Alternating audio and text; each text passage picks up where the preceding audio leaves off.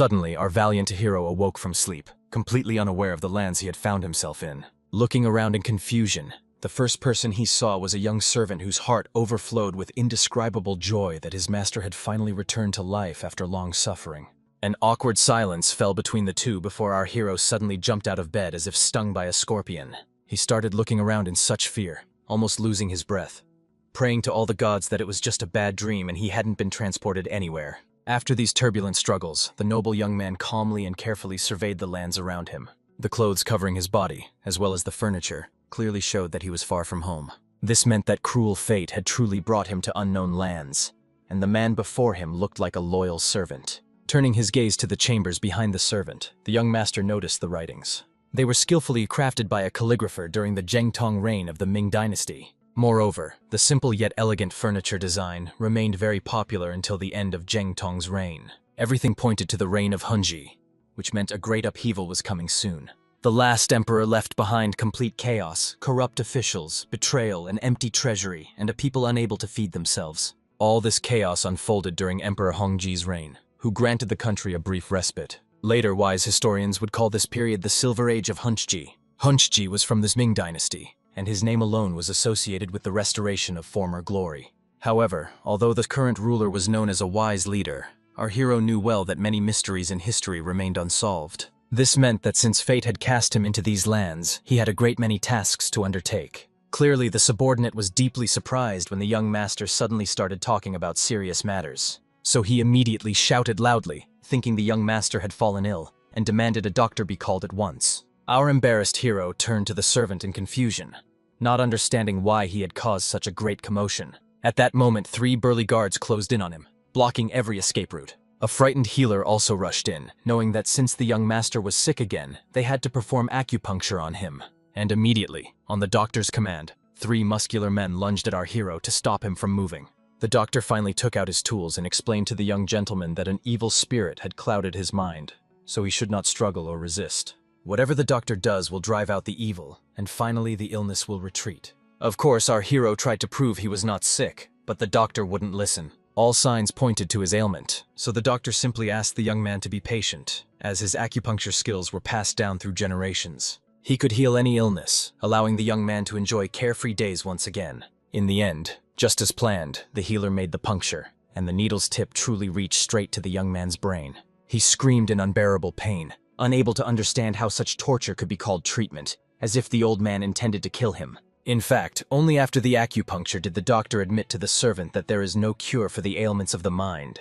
Even he could only temporarily ease the master's suffering. It all depended on the mercy of the heavens. The loyal servant begged the doctor not to give up, as the young man was the master's only heir, and they had to use every means to heal him. And so, in these agonizing attempts at healing, an unbearable month passed. The sufferer's head was completely wrapped in bandages from countless wounds, and he fiercely wanted to kick that cursed old man. After a month of constantly feeling sharp objects on him, the hero finally saw the truth. The true owner of this body is none other than Fan Zifeng, the only son of Da Minan. The noble title of the esteemed Fan family was earned through great battles. Approaching the emperor's throne, the lord personally handed him an iron bowl of rice. But the story of the true owner of this body was much more complicated and tragic. He was the worst among the youth in the capital, a scoundrel of scoundrels, known as a worthless troublemaker and hopeless rake. Finally, our hero realized why everyone thought he had lost his mind when he suddenly spoke like a sane person, because he was supposed to be a complete scoundrel. Therefore, to avoid being seen as mentally ill, he had to act like the true master of his own body. This meant one thing: he was destined to become a villain. At that moment, the maid came to check on the young gentleman's condition. However, our hero showed extreme displeasure at being disturbed so early in the morning. That's why he immediately flew into a rage and yelled at the girl for making noise at dawn. The frightened maid explained to the young master that the morning was already quite late, and even the young man felt a bit guilty for scaring her. But he had to be a real scoundrel. However, there was one quirk in his behavior that he couldn't help but appreciate. He immediately hugged the girl, amazed at how much she had blossomed, and wanted to take a closer look. The servants had no doubt that the young master had changed and finally come to his senses. But hearing the servants' satisfied cheers, the hero attacked the servant, sending him to a place where the mountains are dangerous and the waters even more so. The young man knew well that aside from his good looks, he had nothing truly worthy. The servant insisted he was a good person, but such flattery confused him, especially since the body's former owner had been utterly useless. At that moment, lying on the ground, the servant began to whimper as if in pain. The young man even worried he might have hit him too hard, but it was necessary to convincingly play the local rogue. As it turned out, the servant had been crying tears of indescribable happiness all along. He ran up to the gentleman and laughed with joy that he had regained his strength. The loyal servant was so overjoyed he was nearly moved to tears, and only then did our hero realize that exposing his deception would likely be delayed indefinitely. At that moment, the healer arrived, having heard that the young master was feeling better. For this reason, armed with his needles, he decided to perform preventive healing. But our hero only grew furious at the cursed old man and sent him to the demons along with his therapy. The frightened old man immediately ran away, fully convinced that the young master had healed and had no reason to stay. The servant was glad that even the famous doctor confirmed the young master's recovery, while our hero rejoiced in the happiness that no one would hurt him anymore. And yet he absolutely hated the thought of having to behave like this forever. But since he is a man, he will change how people see him. After all, that was his duty. He immediately told the servant to gather all his belongings and accompany him on his walk. Right away, the faithful servant brought the clothes his master preferred to wear. Soon our hero was dressed in fine silk clothes and ready to stroll through his estate. As soon as the noble young man stepped beyond his chambers, he realized his palace was truly magnificent. It seemed the area covered at least 50 acres, and even on the roof, there was the purest ribbing that took your breath away. This area housed the main ceremonial halls, the backyard, and many other chambers. The only problem was that the place was somewhat dilapidated and plunged into a gloomy darkness. So our hero asked his loyal servant to renovate the house, as he hadn't noticed how outdated the estate had become while he was unwell. But for some unknown reason, this demand terrified the servant. Deng tried to explain as gently as possible to the young gentleman that the renovation was too expensive for them. The young man saw this as a blatant lie, considering their grand estates. It was hard to believe they couldn't afford to keep them in proper order. But as it turned out, though our hero paid it no mind, thousands of acres of their land were fully planted. Despite receiving many praises and awards, they had little money, living solely on gifts from the imperial treasury.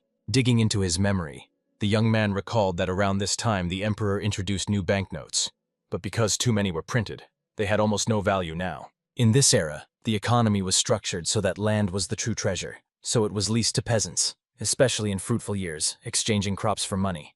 But the costs of running the estate were so high that little money remained. Our hero was deeply saddened that even after moving, he would still have to earn a living on his own. But suddenly he realized there was an easier way to achieve wealth. He remembered the records of the local history of the Tunzhou region. About a month and a half from this date, several ships carrying ebony will sink north of Tunzhou. Although ebony became very popular among the nobility during the reign of Hongji, its prices began to steadily rise. As soon as these ships sink, wood will become extremely scarce on the market. So, if you stock up on this wood now, you can make a good profit from it. And indeed, the idea of stocking up on ebony wood was truly excellent, though even now it remained quite expensive. So he asked the servant to find out how much money they had left at that moment. It turned out they only had a couple hundred flaws. The stunned gentleman realized that in such a situation, he had no choice but to sell off the family lands. Back then, only total spendthrifts would do something like that. At that moment, our hero remembered that the owner of this body was a true moth himself, practically the king of losers. So this kind of behavior was right in character. So he immediately ordered Deng to call their manager and accountant right away, giving them only 10 seconds. And indeed, 10 seconds later, the out-of-breath men arrived, nervously apologizing to the young master and ready to follow his every command. The young man, acting as if nothing had happened, decided to ask these simple folk how much the lands he owned were worth. It turns out the village outside the city covers 730 mu, with mountain areas spanning another 1,000 mu. This was truly great news, so our hero immediately ordered the land brokers to be called at once. His command was clear: sell all the land completely, leaving not a single piece behind. Such a thing could only astonish the manager, the accountant, and even the servant. They all immediately fainted. They even needed a doctor because they were feeling unwell. However, our hero ordered his subordinates to stop fooling around and even warned that anyone who refuses to work will simply be castrated. All three immediately sprang into action, promising the young master to complete all the work, realizing that since he had fully recovered, it was best not to argue with him. Only then did the young man realize that his subordinates worked much harder depending on how strict he was with them. Soon, a stout man named Wen Junyan entered the young gentleman's office, bowed respectfully to the young prince, but our hero knew this courtesy was unnecessary.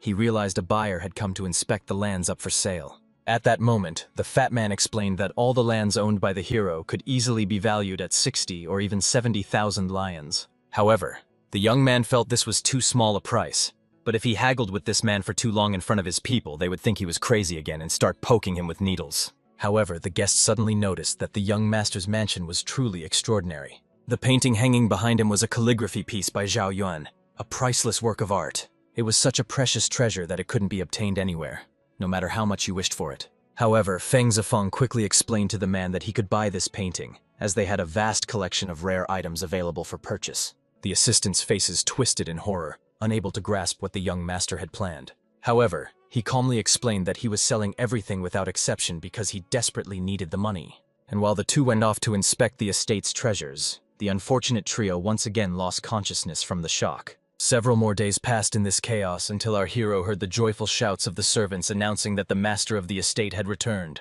This was the father who, upon entering the courtyard, immediately wanted to know how his son Feng Jifeng was feeling. He was clearly serious as he listened to his servant's reports, but as soon as he heard that his son was fine, his face lit up with the kindest smile. He immediately rushed into his son's room, eager to finally embrace his child. However, to his utter shock, when the parent entered the office, he found absolutely nothing there. The frightened man immediately clutched his chest, unable to understand where the priceless paintings and calligraphy had gone, and even fainted.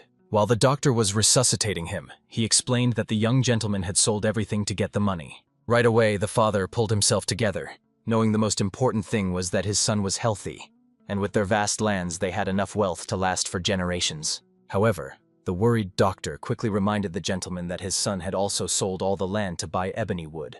The man clutched his heart again, seized by unbearable pain, unable to understand what sins had brought this punishment upon him. Feng Jinglong himself couldn't understand why his father, the general, had such a weak constitution that he fainted at every piece of news. At that moment, the doctor rushed to the man, ready to heal him immediately, but he was so stunned by the news that he just wanted to peacefully accept death. Our hero felt deeply ashamed before his parent, but he had to stay strong. All they needed was to wait for ebony prices to soar, then he would repay every last penny. The action moves to the imperial palace. The young man memorized treatises from memory and recited them to his father, who was responsible for verifying everything. But the more the parent listened, the more the man felt his son had never studied at all. The young prince mumbled that this was all he remembered from the doctrine on identifying traitors after a whole 2 weeks. The lord was deeply disappointed that Master Dian himself taught his heir, yet the heir showed no proper respect for the knowledge. The anxious heir immediately began apologizing to his father, fully accepting his fault. But the enraged ruler only grew more furious, reminding everyone that the young man was a prince and the future heir to the throne. If he doesn't seek wisdom, he won't be able to rule, not even grasping the simplest truths of the universe, so he must get to work immediately. The lord stopped only when he saw the deeply distressed prince, who was on the verge of tears and couldn't even lift his eyes. With a heavy sigh, the ruler realized that this boy had been overly spoiled by his mother. But he must no longer repeat the mistakes of the past. He needed to study diligently. At that moment, glancing at his servant, the lord recalled that the Nanhe district lord had returned after quelling the uprising in the southeast and wished to go to Beijing, but hadn't found the time to set out. The servant hurriedly explained that they had received the sorrowful news. The lord of the Nanhe district had fallen. The ruler was taken completely by surprise and immediately demanded an explanation of what had happened. Then the loyal servant revealed that the lord of Nanhe district had a useless son. As you know, the very scoundrel and villain of the capital was the cause of his downfall. The emperor was clearly furious upon hearing the news, realizing it was the result of poor upbringing. But very soon, Zhao Yu will begin, a kind of exam for the nobility. So the lord has ordered Feng Jifeng to participate. Even if he refuses, he must be tied up and brought by force. Hearing this, the prince couldn't help but laugh out loud, clearly earning a stern rebuke. The ruler decided that Hu Zhao had completely lost control, so he ordered him to rewrite the differences between the traitors 20 times. Immediately, the heir burst into tears, begging his father for mercy and forgiveness for his sins. Around this time, our hero was having a meal with his father, who couldn't stop crying. He asked the boy to hand him a handkerchief, and soon the old man's tears and sniffles made the atmosphere unbearable. Clearly, Feng Zifeng got scared and asked his parent to stop crying and calm down a bit. However, the boy had never spoken to him like that before, which made the father think he was sick again. He immediately started shouting and calling the servants to summon a doctor at once. Our hero grabbed his father by the mouth and ordered the old fool to stop behaving like that and not even think about calling that freak of a doctor, because everything was perfectly fine with him. Only after this did the parent believe his words and calm down. However, the man was troubled by the boy's inability to grow up. Even though the Fan family was blessed by their ancestors, the boy never liked reading, studying, or practicing martial arts since childhood. Of course, as a father, he wasn't bothered by others' gossip. But sometimes, seeing other children taking exams, he was consumed by dark envy. The Jiao Yu is about to begin soon, and as a father, he was concerned about his son's future, hoping he would take part because he deeply wished for his son to live a prosperous life. He explained to the hero that this exam was held for the nobility. Only after passing it did their status become official. Otherwise, such a title would bring nothing but trouble. Clearly, the father deeply wanted his son to face this challenge. However, Feng Jifeng panicked, knowing that even if he were tied up, he would never go there with his limited knowledge, hoping and praying that his father would stand by his side. At that moment, the frightened servant Da Den arrived with a messenger from the imperial palace for the young master. The head of the family immediately learned that the emperor had discovered the young lord's behavioral issues, and therefore demanded he be bound and brought to the exam. And of course, our young man was there alongside the other noble offspring. Before them stood the chief examiner, who greeted the representatives of wealthy families blessed by their ancestors and warned that the current test would be divided into various stages and ranks. The exam's goal is to find exceptional talents with outstanding skills and potential, so he hoped all the young men who came here would fight for their ancestors' honor and earn the golden belt. All the heirs immediately shouted that they were ready to face any obstacles in their way. Suddenly, Feng Zifeng shouted loudly, demanding that his shackles be loosened at last. The examiner immediately ordered the boy who was yelling to come to him at once. But when everyone saw his appearance, they couldn't hold back their laughter. Even Feng Zifan himself felt extremely awkward, as the method used to tie him up was completely unsuitable for transporting a person anywhere. In the end, to stop the boy from further embarrassment, they finally untied him, and only then did he realize how numb his limbs had become. Looking at Feng Zifan, the examiner was furious, seeing him as an absolute nobody. If his father weren't a great man, he'd have been kicked out right then and there. The tester was only angry that the boy's parent, despite all his greatness, failed to raise a worthy heir, and ordered the young man to do anything but disgrace his father's honor before everyone. Clearly, Feng Zifeng was shocked by such rough treatment, but he could do nothing as the exam was about to begin. Unlike all his rivals, our hero was extremely tense sitting at his small study desk. The thing is, as a high-profile criminal, he was even assigned a personal guard. Feng Jifeng immediately realized that this scoundrel had already seen through many people. Outsmarting this old man would be difficult, if not impossible, so he decided to control his words and actions as carefully as possible. Right at this moment, it's time for the first question.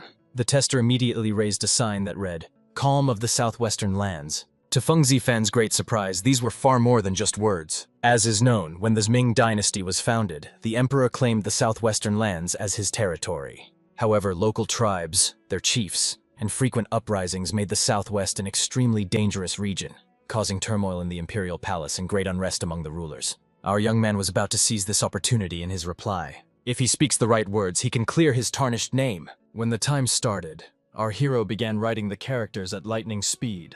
Even the examiner was amazed, as he couldn't believe this guy could write. All the other heirs who came for the trial were just as shocked. What was even more striking was that despite the young man's fiery temper, his handwriting was exquisitely neat. But our hero just smiled to himself, for this was only the beginning.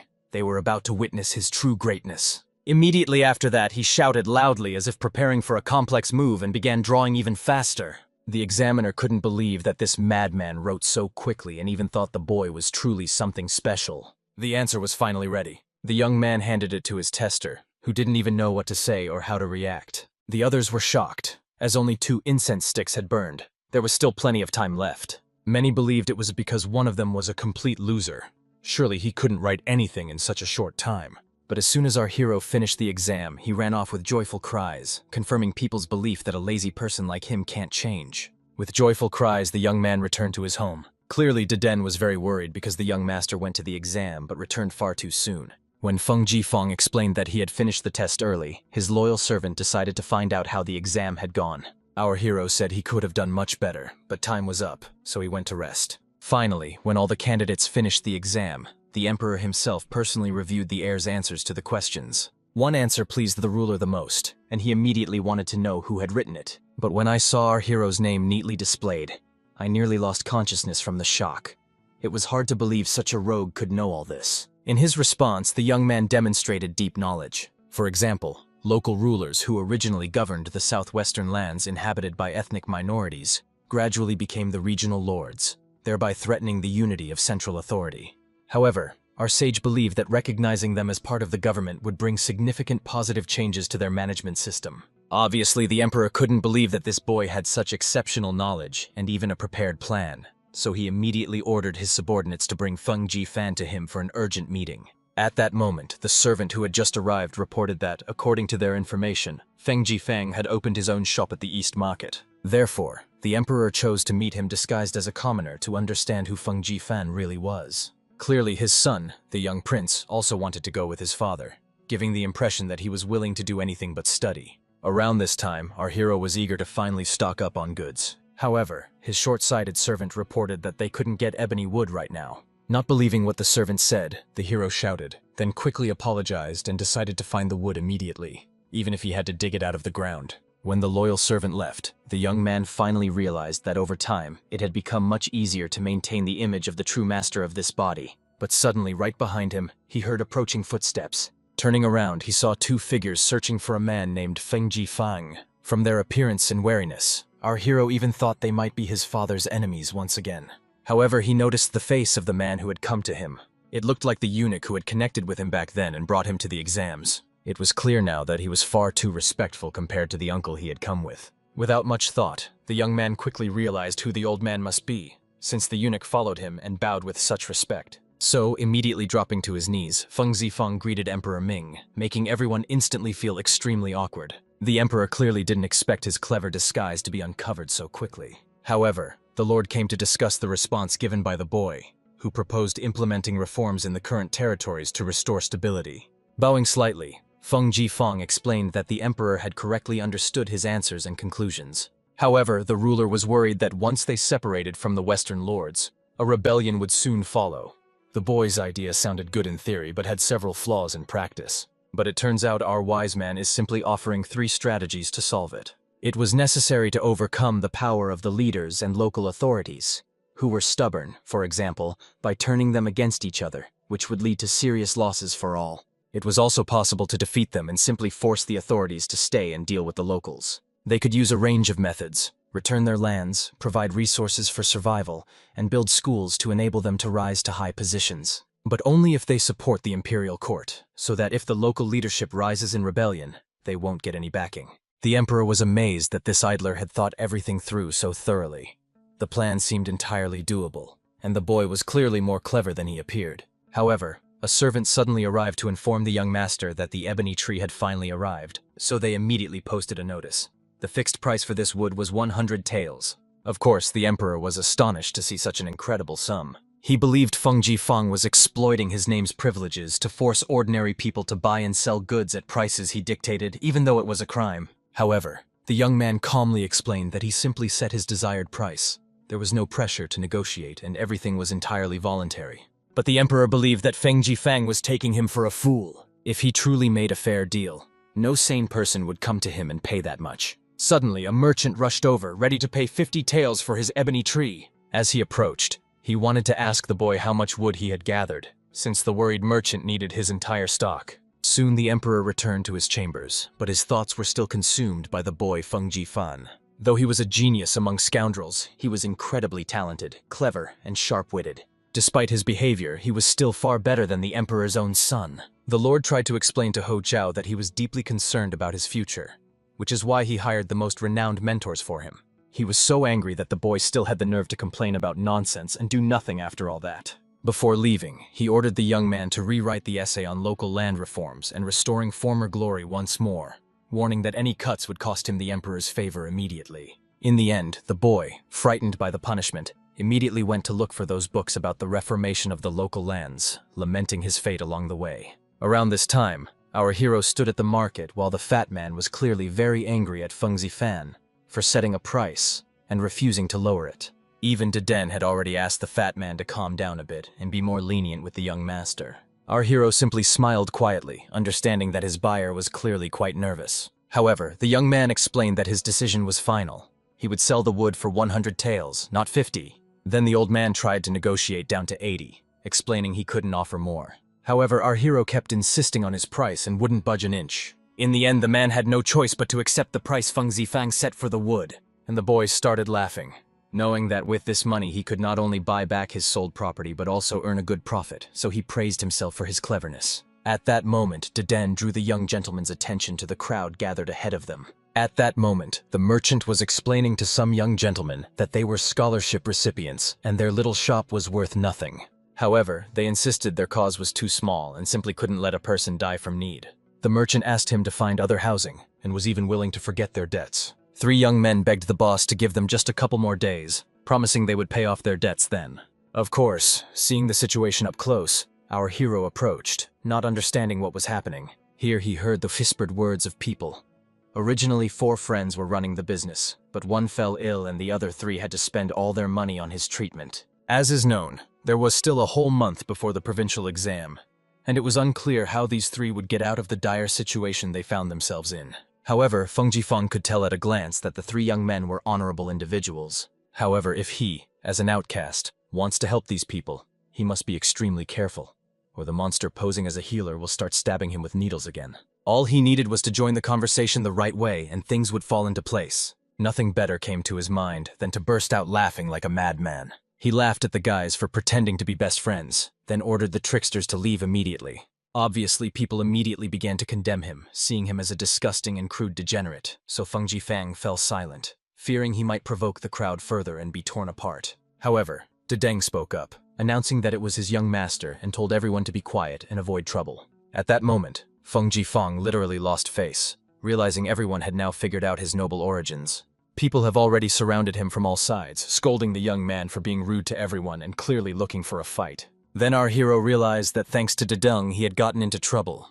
But before he could say anything, his loyal servant stepped in to defend him. Dedeng couldn't believe these people actually dared to openly oppose a nobleman. Obviously, anyone who heard about his origins immediately stepped back, letting the hero pass. He resumed his haughty demeanor and turned his attention to the 3 young men pretending to be educated gentlemen. Bowing respectfully, the young intellectual explained he never intended to pressure the gentleman and asked the visitor to be more courteous. As he got closer, our hero realized the guy in front of him was a complete fool. Pushing him to the limit, he even called all 3 of them mere pretenders. All 3 were utterly shocked.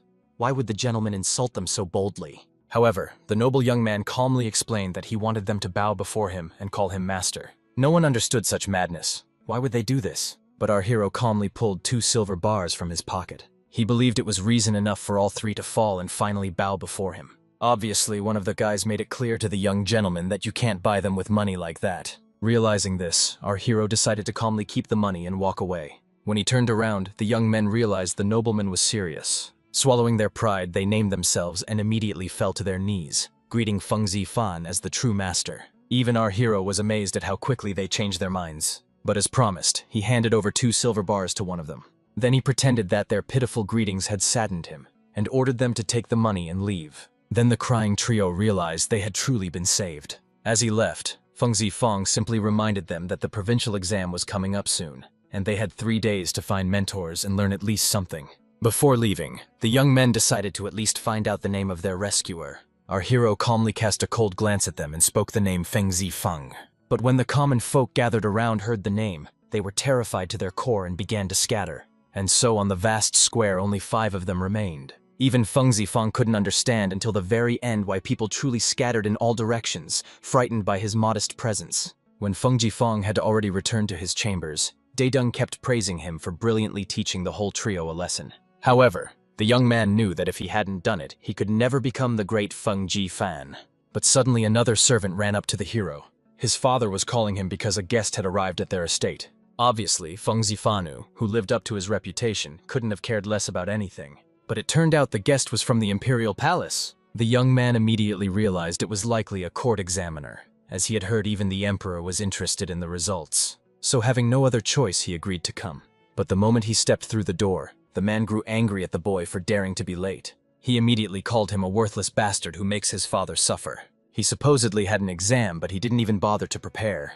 There's no other way to explain how he finished so early. Rising from his seat, the angry man threatened the boy that he would teach him a lesson right away. Then he swooped down on him like a predatory bird. But the moment the elder was about to strike, Feng Jifang ordered him to stop. Lao Zong decided to hear the young man out, wanting to know what he had to say before being executed. Our hero calmly asked his father if he was truly a happy parent to have him as a son. He even shed a tear, so happy to have such a son. Then Feng Jifang explained that since his father was so happy to see him, he felt no pain at all. Right away, Lao Zong ran up to the old man, puzzled why he was spoiling his son so much. If he makes no progress, He will achieve nothing in the future and won't be able to marry, leaving him without a daughter-in-law or grandchildren, dooming his family to an inevitable end.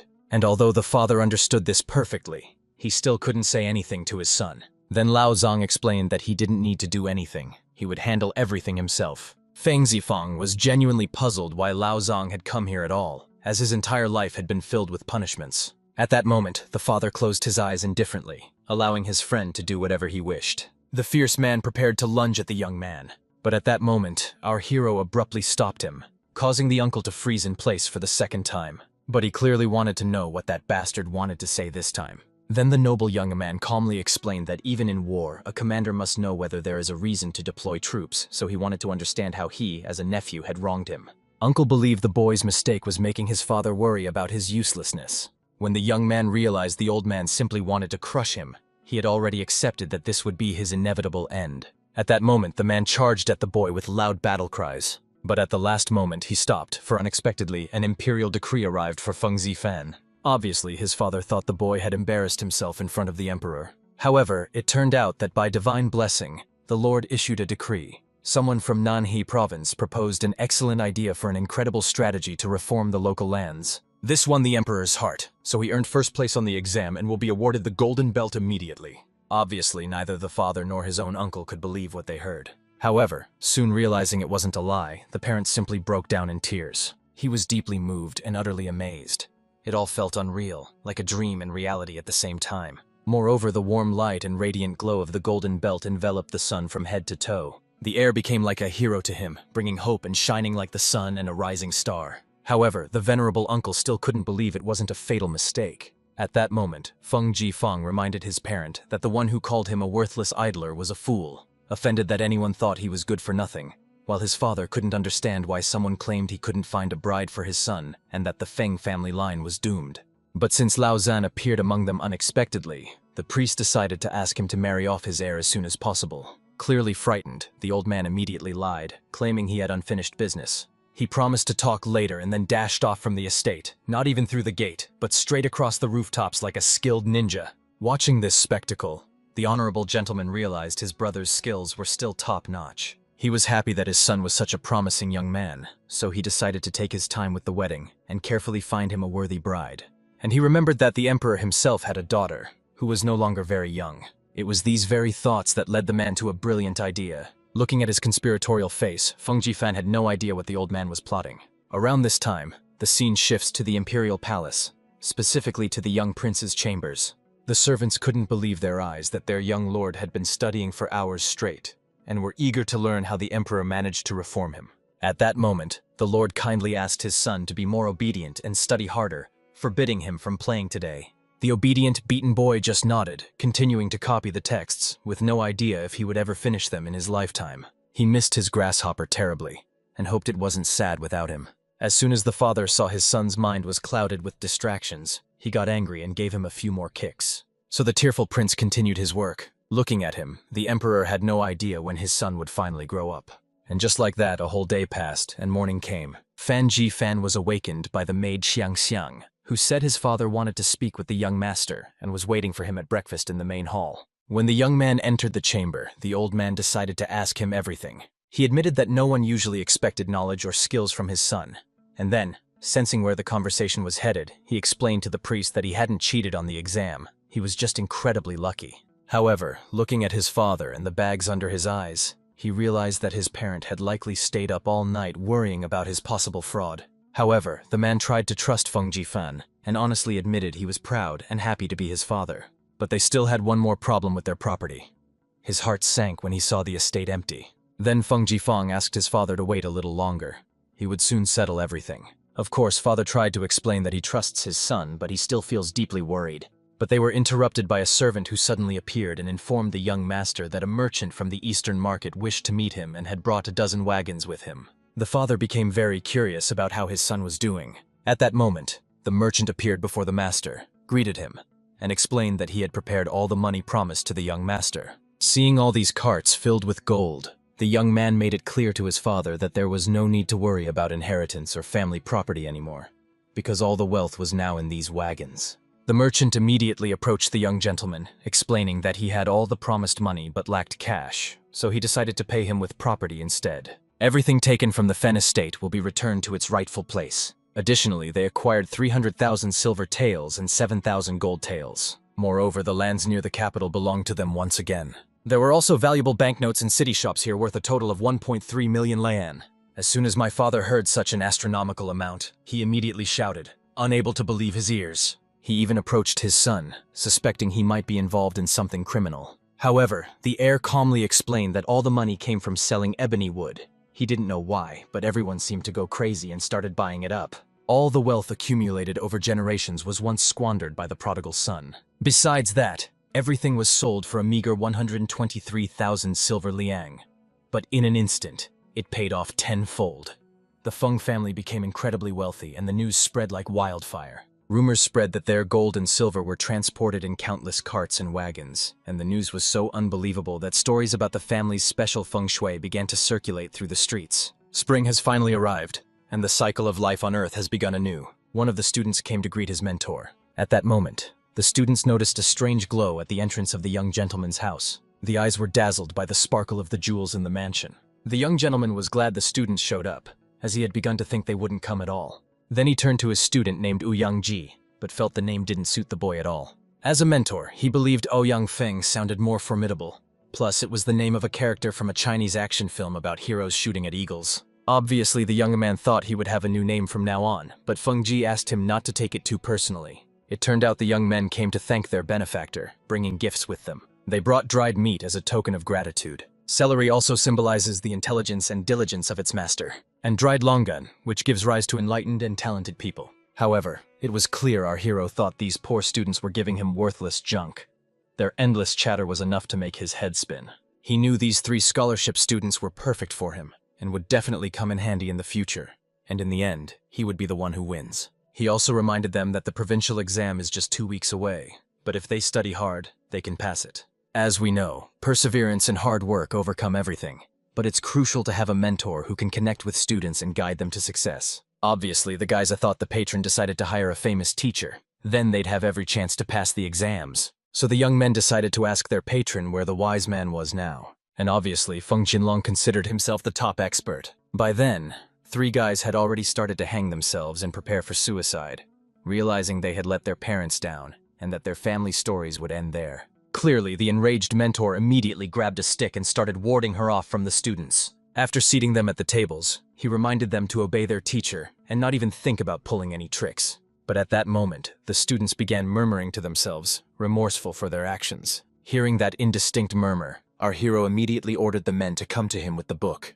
As soon as he saw the cover, he knew it was the Book of Rituals. So, in anger, he immediately smashed it into tiny pieces with his stick. Clearly, the student didn't understand what the teacher was doing. However, he warned him that if he ever showed up again with some childish book, he would tear him to pieces with his stick. The frightened student tried to explain to the teacher that it wasn't a children's book, but essential exam materials. But for snapping back like that, he only got a couple of kicks to the face. Obviously, the other 2 students were horrified, unsure how to react to this. And seeing their frightened looks, the hero landed a few blows to keep them from looking so stunned. Then he calmly explained that tears and punishment from the teacher would only benefit them. They must now work much harder. However, the young men still dared to defy, for their mentor taught them nothing at all. For such bold words, the heroes received another blow from the angry hero, burning with righteous fury because the students failed to grasp his superior teaching method. And then the beaten young man, lying on the cold ground, burst into tears from the torment he endured and deeply longed for his parents. Our hero calmly explained that the Shuntian Prefecture Administration had assigned exam topics, which, if he remembered correctly, were "Don't succumb to the temptation of wealth and status," and "Actions of imperial policy on care." Any modern person could understand this set of topics just by the title, so he simply started asking his students questions, warning them that failing to answer would greatly anger their mentor. After this, he unrolled a scroll before them listing 5 tasks. First, do not succumb to the temptation of wealth and status. Second, signs and symbols rule the world, not words and laws. Third, the actions of imperial policy are about care, and so on. Obviously, the students believed their teacher might have read Confucian classics and could write 8-part essays, which would have helped them a lot. But Feng Jifeng just turned away. He simply didn't know how to do anything like that. And then the poor young men realized they definitely wouldn't pass the exam and burst into tears. Soon the steward standing behind the young master's chamber doors heard loud screams and the sounds of men being beaten. Even he felt sorry for the three, but he didn't know how to help them. As evening fell, the head of the family approached the manager, eager to know how his child had spent the entire day. The concerned manager immediately bowed, explaining that ever since Feng Jifeng imposed his mentorship on the three, he had been gathering them in his chambers to teach them. With a tremor in his voice, he announced that these three young men were talented, state-recognized students who had excelled so much in their studies, they could be appointed officials immediately. The young gentleman was hitting and scolding them one by one, basically acting completely irrational. The manager believed the head of the estate needed to intervene, or the students' futures would be ruined. However, the father only punished the manager with a couple of strikes for such unforgivable words. He calmly explained that, frankly, he didn't care at all what happened to those young men. Everything happening to them now was for the good of the Celestial Empire. Obviously, the manager didn't grasp the subtle point and asked the gentleman to enlighten him. In truth, the father's wisdom was that Feng Zifeng was just toying with these guys, and no one knows what will happen when he steps out again, and how many others will have to suffer because of this. Therefore, for the sake of the world's value and preservation, they had to leave everything as it was. The father, aware of the harm caused, prayed to the gods for the boy's safety as he left, hoping they would pass the provincial exam. Soon it was time for all three to leave for their exam. The manager stepped out to wish the young men good luck and pray they would win gold medals. Moreover, the manager apologized to them for everything that happened to the three of them in the estate. However, it seemed the young men held no grudge, but deep down they knew they wouldn't be winning any gold medals with the coach they had in their final days. Then they calmly explained to the coachman that they were in a bit of a hurry and asked him to speed up slightly. Of course, words were unnecessary, so before speeding up, the driver simply asked the men to hold on tight. Then they took off at full speed. Because of this, the shaking in their palanquin was truly incredible. The young men inside were literally trembling like jelly, and it didn't stop until they reached the exam center. Upon arrival, they still had to wait in a long line of others eager to take the challenge. Finally, the examiner saw a young man who looked unwell and asked him to introduce himself. Well done, he raised his hand and introduced himself. A student from Boadin Prefecture named Ouyangji. But before he could finish the sentence, the poor young man began to feel sick from all the hardships of the journey he had barely survived. Looking at this poor little guy, the examiner realized he was the student who had somehow argued with Mr. Feng Zifan. So all he could do was wish the young man good luck on the upcoming exam. The young man, already turning pale from rising nausea, simply thanked the man for his words and headed to the trial. Soon, as everyone gathered in the hall, the drumbeat sounded, signaling the start of the exam, and that everyone needed to take their seats. Immediately, all the students in the hall grabbed their wrists, while our guy hoped he could give his all and that things wouldn't turn out too badly. The examiner immediately pulled out a sign with the first topic written on it: Actions of Imperial Policy on Care. And only then did the young man finally realize that this was the very topic the teacher had made him cram. One day he brought him his answer sheet for the question asked. The mentor was surprised that he finished writing so quickly and decided to take a look. But the nonsense written there was so bad he almost knocked the guy out and sent him back to redo it. His friends had no idea why the teacher kept making them rewrite this topic over and over. However, Feng Jifeng warned them to stop arguing with him and keep answering, writing down every response they can think of. Better yet, he would dictate them. Only now did the young man realize that the teacher had actually been helping them. They had repeated this question countless times. No matter how far you are from the topic, if you keep working at it, success is inevitable. So he cried, promising his teacher he would never let him down. And there stood our hero on his rooftop, watching the direction his students had gone. He simply wished them luck, for now the success of the trio depended solely on them. At that moment, Dedeng urgently begged the gentleman to come down, promising that if he did, no one would prick him with needles, but he refused to trust these tricksters. The exam soon ended, and the results arrived at the Imperial Palace. It was ordered that Cheng Wanjian would oversee the provincial exam, and he complied with the directive. The emperor also praised Ai Qin for his hard work on the ranking, and asked to be given the list so he could review it and publish the results. The examiner decided to explain that he had recently received news. A few days ago, the Imperial Guard submitted a report about Feng Zifan, a young master from the Nanhe estate. However, the report was rejected, but he wanted to tell the emperor that he had committed a crime, capturing 3 students and forcing them to bow to him as if he were their master. They knew how hard the training was, and because of this wicked boy's mischief, the trio faced a grim fate ahead. Of course, the emperor couldn't believe it, but he ordered Feng Jifan to be immediately arrested, and the magistrate's investigative bureau to be notified to thoroughly investigate the matter.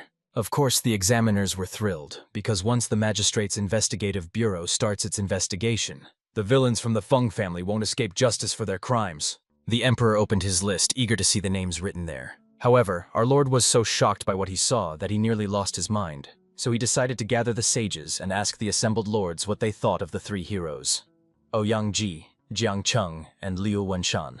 The same examiner reported that all three were scholarship students who fell into the hands of that very scoundrel, Feng Zifan. The emperor couldn't believe it and shouted out in an inhuman voice. The thing was, these young men took first, second, and third place respectively in that provincial exam. Even the other examiners cried out in disbelief at his words. Such a thing simply couldn't be possible. The emperor thought he was dreaming, unable to explain the latest marvel connected to our hero. But at that moment, the examiner boldly stepped forward and slapped him sharply, making it clear that this was no dream. Only then did the frightened ruler remember that he had just signed a decree about Feng Jifan. As it turned out, that ill-fated decree was supposed to be in the reception area right now. Therefore, the emperor, horrified and losing face, immediately ordered everyone to stop this decree and halt all procedures. At the same time, all the lists were posted for the students. The young men could hardly believe their luck when they saw they had taken the top 3 prizes. Our hero also came to check their grades and was pleasantly surprised to see his wonderful students take the top 3 spots, praising them wholeheartedly. And the young ones cried out, showering their mentor with heartfelt thanks. The other students couldn't believe what a seemingly obsessed person like Feng Jifan could possibly teach the top 3 exam students. They were sure their ancestors had helped them, otherwise it was just a complete mystery. Around this time, a young man in golden robes arrived and personally greeted the lord from the Nanhe estate, Lao Zan. Obviously, Lao Zan immediately assumed that since this young man came to them, Feng Zifang must have done something wrong. And indeed, the guy reported that about an hour and a half ago, a crowd gathered near the old Fan family mansion. To be precise, they are all rushing to their family tomb, and the authorities fear that riots may break out. Obviously, even the father couldn't believe that these 3 students took the top 3 prize spots. Lao Kong realized it was no surprise the crowd gathered at their family graves. They probably believe there's some special blessed energy there. Afterwards, Lao Zhang asked his brother to find out if there was still some space left in their family tomb for his ancestors. However, this question reminded the head of the family of what he needed to do right now. Therefore, he asked the visitor to convey his thanks to the department for the valuable information, and promised to find strong young men today to keep the thieves from disturbing the Fan family's ancestors day and night. Then the father, as if nothing had happened, hugged the 2 men and suggested they talk about his wonderful son, who was also an incredibly talented mentor. At this moment, the events shift to the imperial court. The emperor sat alone, still deep in thought, realizing just how gifted the young man was. For the first time, he gave a brilliant answer about restoring the former glory of the local lands. And now even 3 of his students took the top 3 spots in the challenge. However, according to others, he was a complete madman. But even so, he was no match for the prince. When the father looked at his son, the boy was completely lost in his own dreams, not thinking about anything serious. The emperor was clearly deeply disappointed. He hired every renowned master for his son, each a Confucian of their time, yet in the end achieved absolutely nothing. Suddenly, a flash of insight struck him. He realized that Feng Zifan was the perfect person to train his child and guide him on the right path. So he immediately called the servants and ordered everything to be prepared for him to leave the palace. Traveling to Lower Nun, he disguised as ordinary townspeople. And obviously, Prince Hujiao immediately asked to go along with his father. And the emperor barely held back from sending that foolish boy away right then and there, in front of the servants. Soon, the events moved straight to Nanhe province. When a knock came at the gate, the servant opened it in surprise, not knowing who had arrived. The guest explained that when the emperor heard the young lord had a mental illness, he sent the imperial doctor and asked to inform the servant that they had come to visit Feng Jifan. Clearly, from this conversation, the servant concluded that the imperial doctor himself had arrived. So with loud cries, he ran off to warn everyone that the tormenting doctor had arrived. Obviously, even the manager raised the alarm, knowing trouble was coming. Remembering what happened last time they brought in a doctor, the young gentleman caused complete chaos, running across the rooftops without any fear of falling. The young master was in the backyard, so the steward immediately knew he had to do everything to keep the boy safe. So they sent their 2 strongest servants to detain the nobleman. Then the manager called 2 more servants to escort the visitors to the young master. He also sent a servant to 3 outstanding scholars, as they were students of the young master and could be asked to help calm him down. Everyone witnessed complete chaos erupt throughout the estate, as people scattered to keep the young master from learning the news or escaping by jumping across the rooftops. Even the emperor felt as if the servants had completely forgotten about the guests who had arrived at the estate amid all the chaos. In the end, they stayed put until everything was settled. But soon Hu Zhao lost his temper, not knowing how much longer they had to wait to get noticed. However, the emperor calmly asked them to wait a little longer, believing they would be greeted very soon. So much time had passed, it seemed the guests were ready to be covered in cobwebs from age. And the angry emperor decided that since no one came for them, no one ever would. So they would go themselves to where that wayward youth was. At that moment, the young gentleman lay on the hill for the dead, while his servant knelt crying, suggesting the master simply avoid meeting the doctor to spare him extra worry. De Deng was crying because, although he was Feng Jifan's personal servant, it seemed they were the only ones unaware that his mental illness was still untreated. Therefore, the servant anxiously urged the young master to take care of himself. As the imperial doctor had already said, needles would be used, meaning Feng Jifan must not overexert himself. The disciples also came, bowing down and praying for their teacher to accept the help of the renowned healer. And obviously our hero had no idea what everyone there was doing. He was only acting that way to scare them. However, their whining and screams began to irritate him, but he still stayed lying on the table, waiting to see what would happen next. Soon the emperor entered the courtyard to finally understand what Feng Jifang was actually doing. However, he was literally left speechless by what he saw. The hero lay on the mortuary table while everyone around him wept, unable to understand how the young master could be so cruel to himself. Clearly, everyone at that moment thought the young man had died. However, the emperor, pretending to be the imperial doctor, immediately declared that even death was nothing to him. He could bring the young man back to life because he could not let him die. Obviously, Feng Zifang jumped up immediately, not understanding what was happening. Everything was going completely against his plan. And then it turned out that Feng Zifan's death was just a misunderstanding. But this only made the emperor angrier at the boy who dared to scare them like that. Looking at the noble features of this man's face, Feng Zifang immediately realized he knew him. And then he realized with horror that the Son of Heaven himself had come to him disguised as a healer. At that moment, the emperor, as if nothing had happened, asked Feng Jifan where his chambers were so he could provide him with medical care. Only then did our hero realize how embarrassed he was. The Lord himself had come to speak with him. So he decided to turn it into a joke and escort him to his chambers. However, as the young man was blocked, the manager approached him, understanding it was just a performance, but begging him to keep his promise and accept the doctor's treatment. But the angry hero kicked him to stop pretending to be a caring servant. Then he escorted the entire delegation of the imperial physician to his chambers. Behind closed doors, the Lord admitted he had heard the youth had taken in 3 apprentices, and was eager to learn how they made the top 3 in the provincial trial. All our hero could do was pray that the emperor came here not because he suspected him of deceit. Then he calmly explained that he had randomly chosen the most common topics with the students, and one of them came up on the exam. The emperor couldn't believe that the guy who was randomly coaching the others had used his knowledge to catapult them into the top 3, and his husband's glare showed that Feng Jifan's answer had infuriated him. He just had to gather his courage and figure out how to get out of this situation unscathed. At this moment, the ruler demanded that Feng Zifang tell him everything truthfully, or he would punish him severely. And then our hero clearly understood that if he didn't give the husband a satisfactory answer right now, he would be in serious trouble. And at that moment, Prince Hozhao kept laughing at the situation unfolding before his eyes. The young man immediately realized that the laughing boy was a prince, but he had no idea why he kept gloating over him. In the end, he bowed, apologized, and explained that the method he used to train the trio was ridiculously simple. This was the art of hand-to-hand combat. Obviously, hearing something like that, the emperor and the prince could hardly believe their ears, but they still demanded to hear all the details. He calmly said that there's a wisdom. If you spare the rod, you risk losing the child.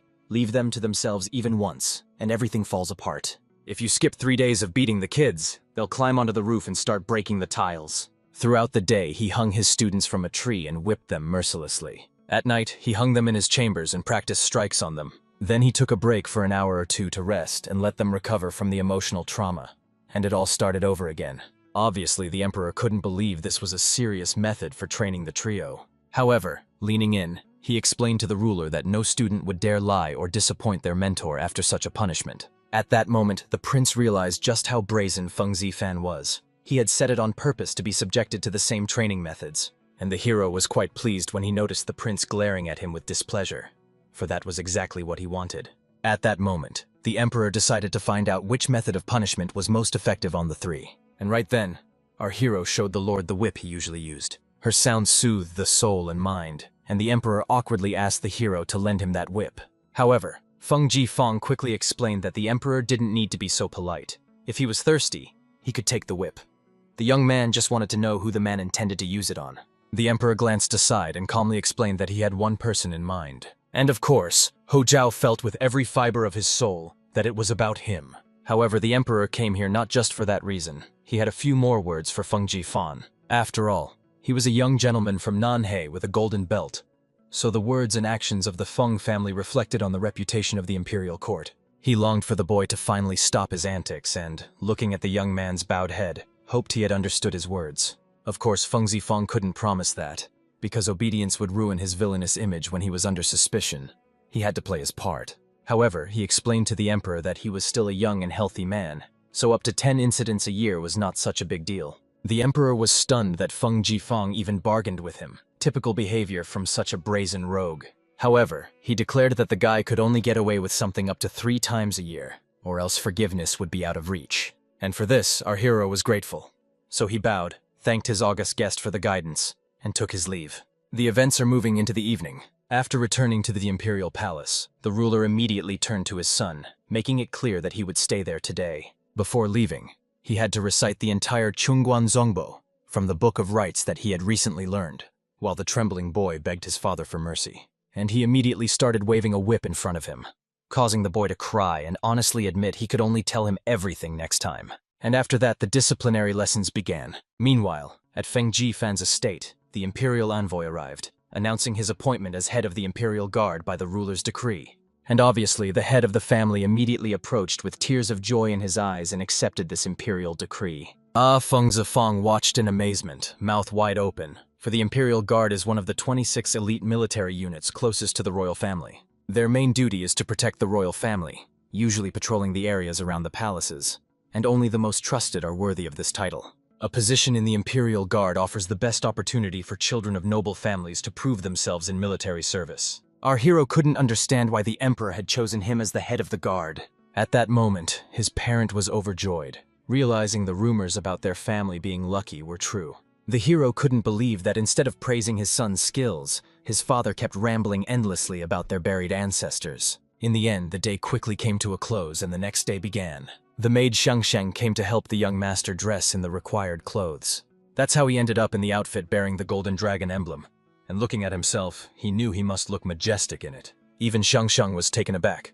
The young master truly looked quite majestic, so it was time for the young man to leave. He asked the servants not to cause any trouble while he was away and to be courteous to his students. But before he could finish his instructions, the eunuch came for him, reminding the young master that he was already late and needed to hurry into the carriage. Only then did our hero remember that he had completely forgotten to ask where exactly they were headed.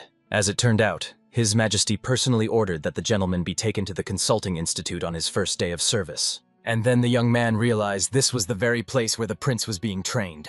It turns out they were told yesterday that His Majesty borrowed a whip from a young lord in Nanhe, and when he returned to the palace, the prince was beaten from head to toe. When the queen found out, she was very angry and cried all night. Clearly, Feng Zifang panicked. He knew this institute would become a hellish place, and the blame for beating His Highness the Prince now fell on him. If he went to the Eastern Palace, he probably wouldn't survive. So he calmly explained to the eunuch that he was too young for such work and needed to stay and learn a bit more. However, the eunuch had anticipated this reaction, and immediately ordered the coachman to rush to the destination as fast as possible. In the end, they sped off like lightning, and our hero didn't dare jump out on the move. But until the very end, he couldn't understand where the person who could run at such a crazy speed even came from. He ordered him to stop, and he did so right at the gates of the Consulting Institute. The hero didn't know whether to rejoice or weep now that he was finally here. First, the noble young man cleared his stomach after the hellish shaking he endured on the journey. At that moment, our hero saw Hu Zhao and was literally stunned by the sight of the youth. At that moment, His Royal Highness was beaten and looked nothing like himself, his gaze completely unrecognizable. The prince calmly understood that since he had met Feng Zifan again, luck was not on his side. And then he lunged at the boy, aiming a kick straight at his face. Feng Zifang stood his ground, as if ready to take the incoming blow. And Hao Zhao was even glad that this pathetic little human didn't even try to run away.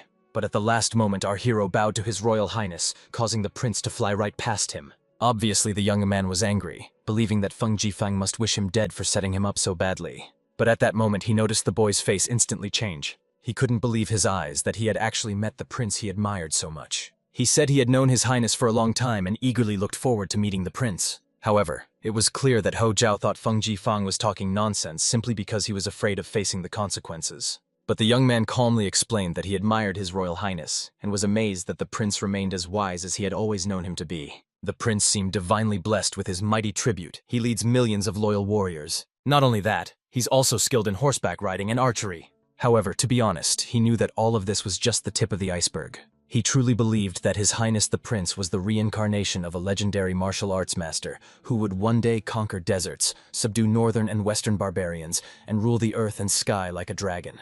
Obviously, Hojao was stunned that Feng Jifeng truly thought that way about him. However, noticing the guy changing the subject before they resolved the main issue, he grabbed Feng Zifan and shouted loudly. Because of him, the prince was hurt and still furious, so if he doesn't knock some sense into the guy right now, his anger will never fade. At that moment, Feng Zifeng pulled out a stack of bills from his pocket. He wanted to gift a modest sum of 10,000 liang for their first meeting. Although he knew it was little, he hoped the prince would accept his respectful regard. Clearly, the prince was amazed by such generosity, since his father controlled his finances and he only received 100 liang a month. This man was clearly too generous. He should have called him Big Brother for that. When he asked again if the young man was really ready to give him all that money, he was stunned by the answer. Bowing even lower, Feng Jifeng explained that as a humble man, he saw money as a temporary burden. Righteousness always came first, and his relationship with the prince was worth more than any gold. And looking at the guy, the prince even began to wonder if he had truly changed. He had no idea that the bent-over hero was giggling, hiding his face. The thing is, he thoroughly studied everything about the Ming dynasty and Hojao, so now he can finally get this boy in his grip. At this very moment, everyone was wondering what the prince would do to the villain Feng Zifan, who had dared to humiliate him. Rumors spread that he was pelted with stones and beaten with sticks, and everyone was eager to see him get his comeuppance. But imagine the shock of the servants when they saw Feng Jifeng and Hojao walking hand in hand, laughing joyfully. Clearly, no one could understand what had happened in such a short time. The prince addressed Feng Jifan as a brother and was very courteous to him. At that moment, the prince invited his little brother to ride his prize steed. Clearly, Feng Zifeng was quite upset. He knew Hojao would just embarrass him if he agreed to ride the horse, so our hero decided to come up with an excuse. Just in time, a eunuch arrived and told the prince he shouldn't ride today because it was too early. He had to attend a lecture at the institute, and if His Majesty the Emperor found out he skipped it, there would be trouble. In the end, the prince had no choice but to promise Feng Jifeng a ride right after the lecture. And our hero was truly glad to have such good luck this time. But there was still one question. Would he have to ride with the prince afterward? He needed to come up with something fast. Meanwhile, 4 disciples continued discussing Feng Jifeng, hoping the prince would reward him accordingly. They laughed happily until one of them froze, seeing the very Feng Zifeng they had been talking about standing next to his friend. Then he quietly whispered in his comrade's ear to watch his words. In the end, he fled in terror. Clearly, none of them expected Feng Jifeng to show up here. The atmosphere was like a horror movie. However, the young man from Nanhei ordered the 4 to calm down immediately and demanded they bring paper, wood, and a knife, without being late. At that very moment, their silhouettes seemed to vanish into thin air as they set off to carry out Feng Jifen's order. Finally, the lecture was over, and Hu Zhao couldn't be happier that everything was done. After that, he turned to the eunuch and asked him to find his brother Feng Zifan, as he planned to invite him for a horseback ride. Finally, the hero entered the room, and the prince immediately suggested they go horseback riding.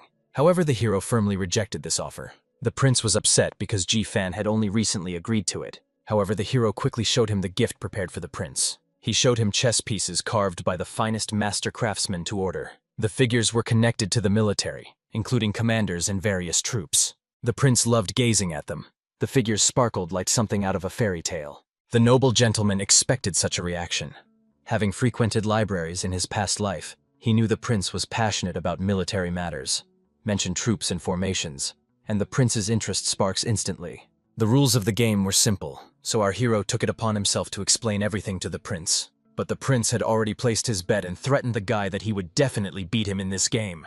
That's how they set off to play. It was late at night, and Feng Zifeng was angry, ready to leave immediately. He tried to shake off His Highness, who clung to his leg begging him to play just one more time for a tiny chance to win before finally going to bed. The next day, the young man returned to the institute. He clearly understood that Hu Zhao was obsessed with this game, and would most likely ask him to play again. However, he never imagined that being the head of the guard would be so carefree that he could play chess every day. When he entered the prince's chambers, he heard loud screams. The prince kept tormenting his servant, who had no idea what was going on in their game, and Feng Zifeng was amazed. Just like in the story, this guy's footwork was on point. As soon as Hu Zhao saw Feng Jifan, he smiled and invited his brother to sit down, eager to try out his new foolproof strategy. Of course, the eunuch tried to explain to the prince that it was too early to rest, as he needed to attend the lecture or the sage would be angry. But the prince insisted he wouldn't go anywhere and even suggested lying that he was just sick. Feng Jifeng realized this boy was a complete fool who needed to change,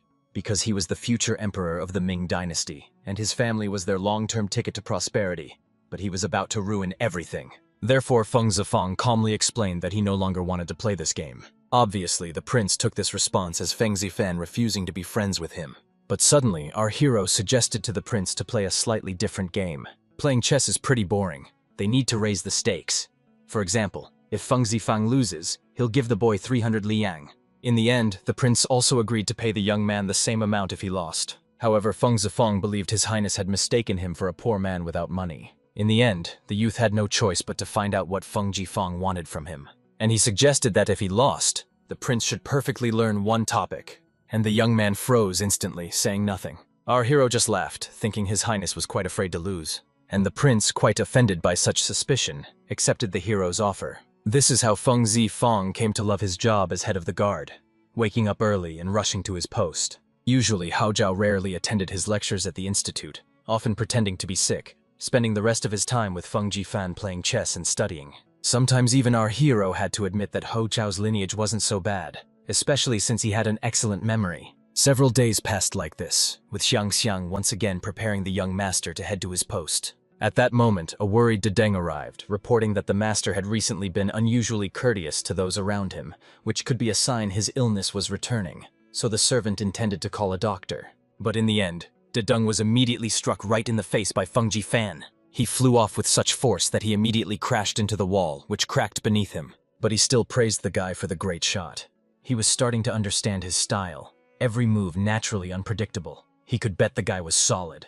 Deeming all these people fools, our hero decided to join the service as soon as possible, ordering the doctor to be dealt with immediately. But the suddenly appearing father asked his son not to be so angry. Besides, he had heard that his son took 50,000 silver liang from the treasury a few days ago, and hoped his son still had some money left. But it turned out the young man gave His Highness about 30,000 lian for pocket money, and even lost a bit playing chess with him. So the boy calmly explained that all this money had already been lost. Obviously, the parent couldn't believe what they heard and was about to faint. In the end, the man fell to the ground, realizing his son had slipped back into the prodigal son's ways, and now they were truly doomed. His offspring had no idea that the money he spent was meant for an important event. By this time, Feng Zifan had finally arrived at the imperial palace. And right then, the prince, seeing him, invited the young man to play chess since he had stayed up all night waiting. However, our hero knew it was still too early, and today they would have to postpone the games because the wise Yan was already waiting for him at his lecture at the institute.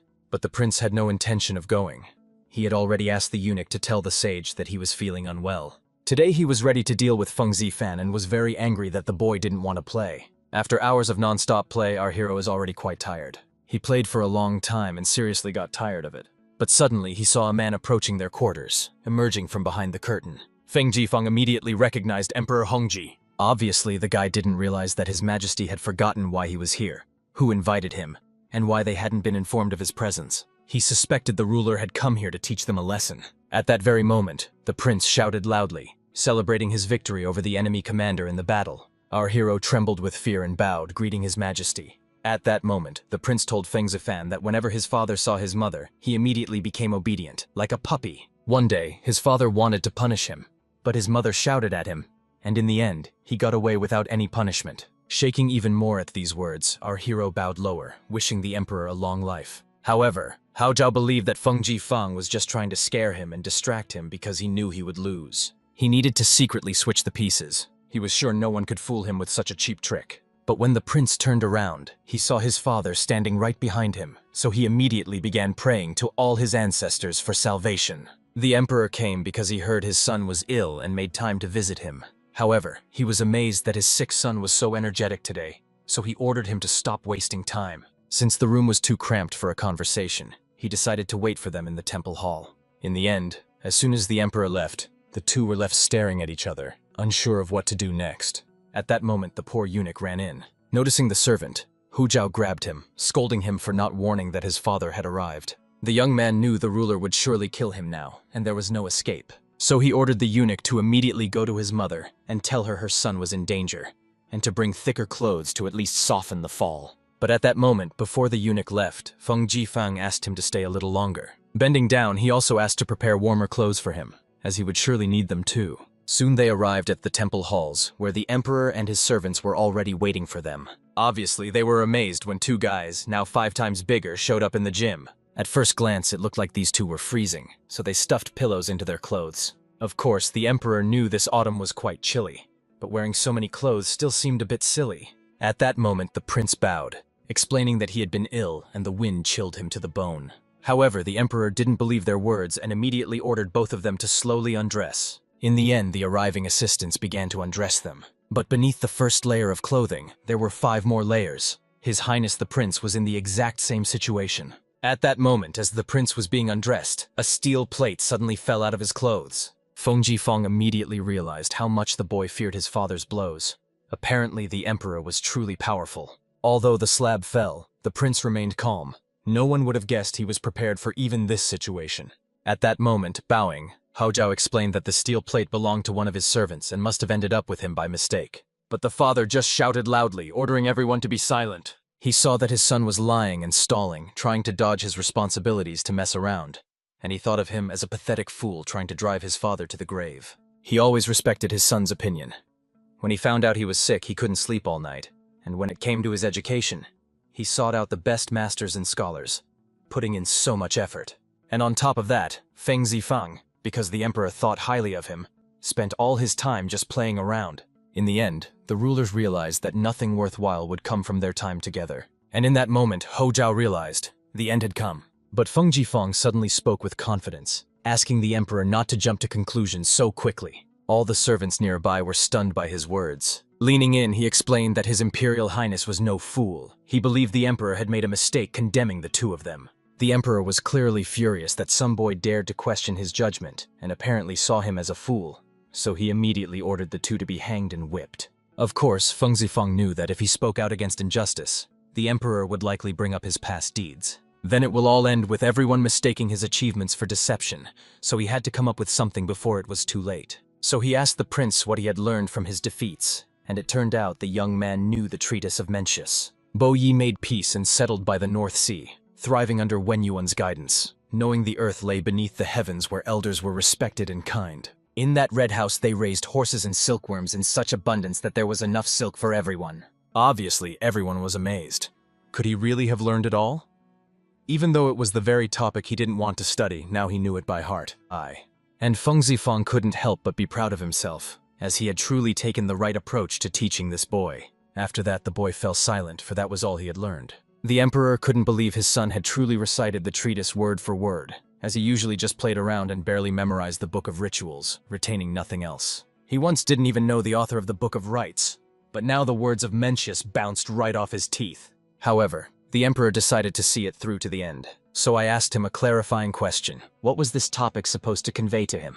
However, the prince calmly explained that this topic was necessary simply to clarify the problem of food and clothing shortages. Only then did the emperor realize the boy hadn't just memorized everything, but truly understood the subject. Even the wise man couldn't believe it and thought the prince had truly become a different person.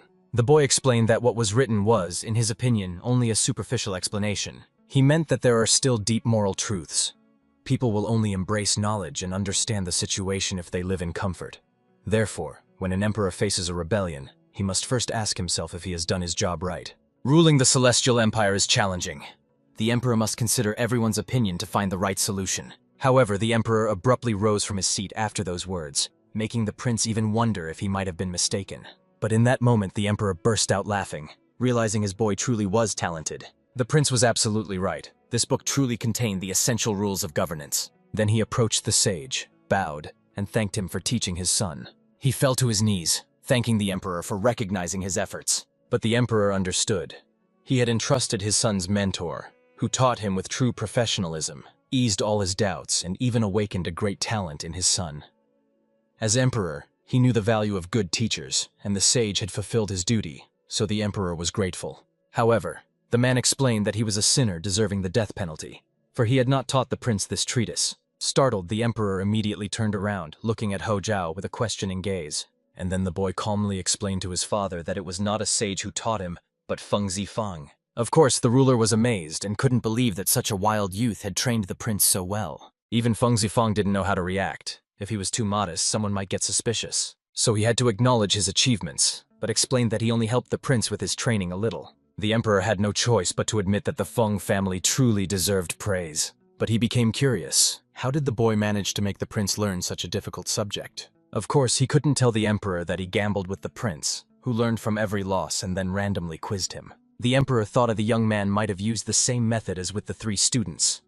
Physical force. But obviously Feng Zifang wouldn't dare lay a hand on the prince. At that moment, Ho Chao cried, confessing to his father that he had truly endured many hardships. And clearly Feng Zifang had no idea what kind of troubles this scholarly youth was even talking about. The emperor immediately grew angry, reminding Feng Zifang that violence against the imperial family was a crime.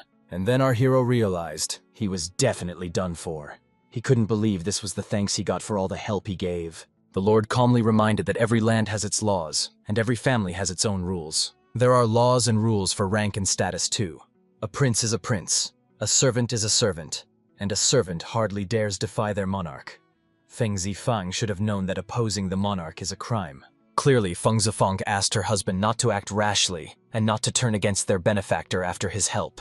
At this moment, even the wise knew that Feng Zifang was truly young, and the emperor should not be cruel. The prince also knew his father was very angry, and Feng Zifang was truly finished. He tried to stand up for his friend, but the emperor harshly ordered him to be silent. The sage understood that the emperor was expressing his displeasure, but if he was seriously accusing Feng Zifang of treason, then he was surely doomed.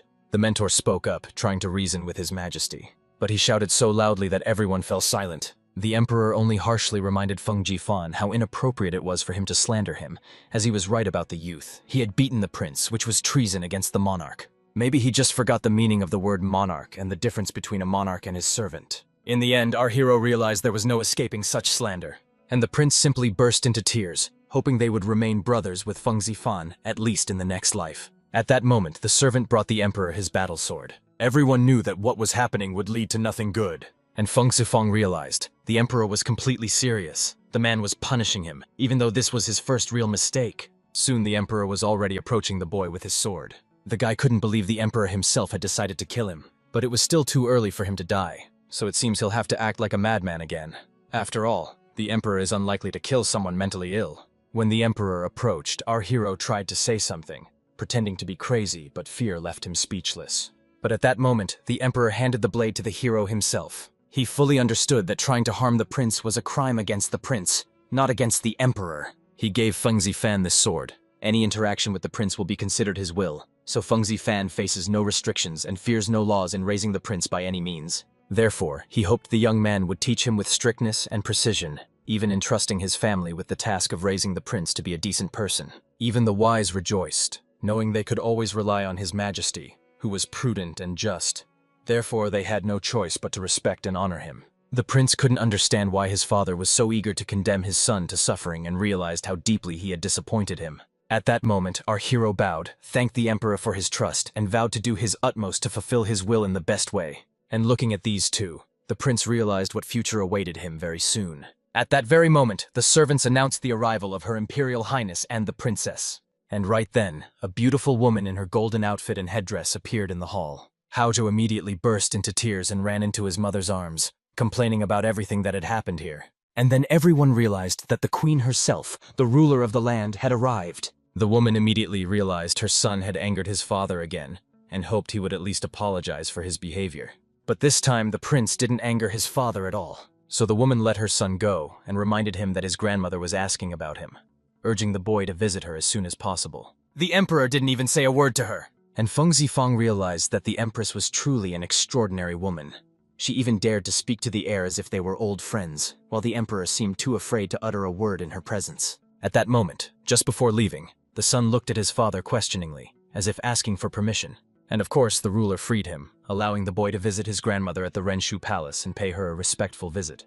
The boy immediately smiled happily, bowed again, and went to check on his mother. And our hero realized that this woman deserved to be the emperor's wife, as she devoted great care to protecting her child, which was truly admirable. At that moment, the hero fixed his gaze on the lady accompanying Her Majesty the Empress. Just by the look of her elegant outfit, it was clear she was the young princess of the palace. He looked at her as if hypnotized, which clearly embarrassed the lady. However, she quickly thought him rude for staring at her like that. But in that moment, despite the questioning looks, our hero walked straight up to the princess. Bowing, he greeted her, but noticed her royal highness looked quite pale. So he urged her to take better care of her health. And obviously the girl thought this guy was crazy, not understanding what he was even saying. The thing was, there was only one record in the history books about the emperor's daughter. She passed away before reaching adulthood. Records stated she suffered from severe headaches and died from a high fever. And modern experts believe the princess's illness was likely a simple viral infection. Right now, all he could do for her was simply ask her to take better care of her health. And the princess felt the young man was completely out of his mind. How dare he say such a thing to her? Even Hao Zhao knew that no matter how influential Feng Jifang was, even he couldn't treat his sister that way. Even the empress was outraged, unable to understand where such an audacious man had come from. But when Hu Zhao saw her anger, he immediately asked his mom to stop being upset. Then he calmly explained that the young man had recently suffered from a brain disorder. Then the empress took pity on him, realizing the young man was simply mad. Approaching him, she also asked Feng Zifang to take care of his health, as mental illnesses are a very serious matter. After saying their goodbyes, they left together with their entourage. Everyone was eager to get away from the hero as quickly as possible. They had heard brain diseases could be contagious, so they treated him like a leper. However, Feng Jifang knew that being seen as crazy wasn't so bad. No one cares about a fool, and no one plots against him. In the end, after handling all his business, he was able to return home peacefully. But as soon as he arrived, he immediately saw something was terribly wrong. His father was sobbing uncontrollably. All because the guys from Shonen and Jianchang showed up, which was really bad. They used the royal family's name with ill intent, deceived the husband, and swindled him out of 30,000 silver taels. They insisted he must come to the queen's palace and act as a matchmaker for their daughter. They even insisted it was his duty as a father, and as a result, he owed them 30,000, which they swindled from him. Only then did Feng Jifang realize that his father had been worried about his marriage all along, and he kept crying. His head and chest ached badly whenever he thought about his foolishness. However, as he passed by, our hero reminded everyone that these were just minor trifles. He asked his father to stop crying in front of everyone. It's not fitting for the head of the family.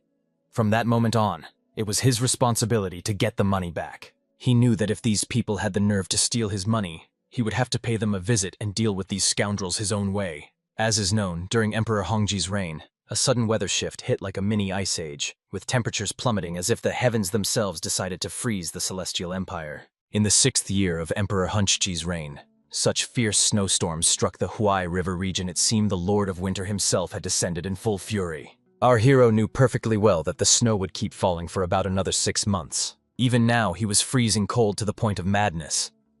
Under such conditions, growing crops became nearly impossible, and hunger among the common people was one of the main reasons for the attack on the Ming dynasty. At that moment, Jifan's loyal servant Deng arrived. He brought the coals that the manager had given him. The price of coal skyrocketed to the sky. 1 jin cost 40 copper coins.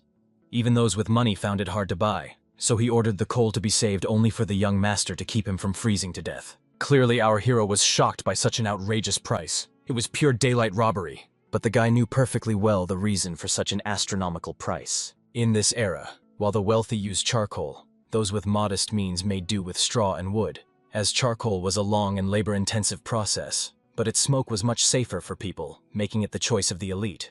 Cheap firewood burns easily, but produces thick smoke that makes breathing hard and is unhealthy, so poor people have to work hard to gather it. Also, as far as he knew, no one was using anthracite at that time. It contains very few impurities and, like fossil coal, consists of relatively pure carbon. It burns cleanly with little flame or smoke and lasts a long time, making it excellent fuel for heating. If the guy understood correctly, the main source of anthracite is located in Shanxi province, just 1 day's journey from the capital. And suddenly he realized, no one yet suspects this source. To him it was an incredible opportunity, as if the gods themselves had granted him a chance to get rich. He decided to question Da Deng about everything he knew, especially eager for him to immediately find out who owned the Western Mountain. The mountain belonged to the estates of Shonen and Jianchang. Everyone in the capital knew this. And suddenly our hero realized that this wasn't the first time since his rebirth that he had heard the names of those scoundrels from the Zhang family. He knew that if he wanted to buy this land, they would definitely demand an exorbitant price. They had already cheated his father out of 30,000 silver taels. But this mountain was a treasure, rich in minerals both on the surface and deep within. Millions of homes need fuel to stay warm. making the owner of this mountain the true keeper of the Horn of Plenty. He ordered Dedeng to go to the manager and collect the money. Soon the servant of these two reported that a young man wished to meet with them. As soon as they heard about it, they couldn't believe their ears. And when they found out he was from Nanhei, they ordered him to be driven away immediately. They were quite upset that the old man kept coming back to demand his money, constantly trying to prove they had won it unfairly. However, the servant calmly explained that this was not the Lord of Nanhei, but his son, the infamous prodigal heir. And clearly the two brothers were quite curious about why the young gentleman had come to see them. As soon as our hero entered, he immediately bowed before the two of them. He honestly admitted that he had long heard about his great-uncles and finally decided to come and introduce himself to them. Clearly, the men were amazed that the boy came not for his father's money, but with his own purpose. And he calmly explained he was there to buy land from them, specifically one of the mountains. The men couldn't be happier that their nephew came to them with such an offer during this crisis. Clearly, they saw him as nothing more than a small, foolish spender. So they explained to the naive youth that this was good land.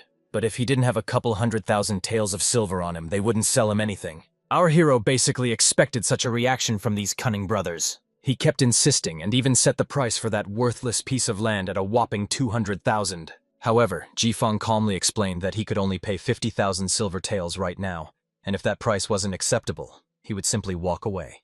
But even so, the man thought Jifeng was a complete madman for planning to pay 50,000 for this wasteland, where nothing could even grow on this mountain. But he explained that at least 100,000 lion was needed, and since he was friends with the boy's father, he was willing to give a 10,000 discount. But the uninterested hero just turned around and walked away. Startled, the man immediately asked his nephew to stay, since they still needed to discuss the price. After all, the land was inherited by him. The thing is, even though the mountains area had a radius of 14 li and was mostly mountains, there were also plenty of trees right at the base, at least 1,000 madamada in total. And all of this would belong to Jifeng for 80,000 taels of silver. He was willing to give him such a discount. Besides, the man decided to find out how much money the young guy actually had on him. However, Jifeng calmly explained that he hadn't brought that much cash with him. Clearly, the uncle was stunned that the boy showed up without any money, planning to buy land. But it turned out he owned fertile lands and had already brought the papers for them, along with a couple of valuable banknotes. In the end, the man was literally stunned by the offer made by this fool. Soon the exchange was complete, and the man happily invited his nephew to visit again. From that moment, they were true friends. As our hero left, he was glad to have finally settled the land, unaware of how deeply his servant was grieving. At first, he was glad that the old habits of the master were returning, and he kept spending money thoughtlessly.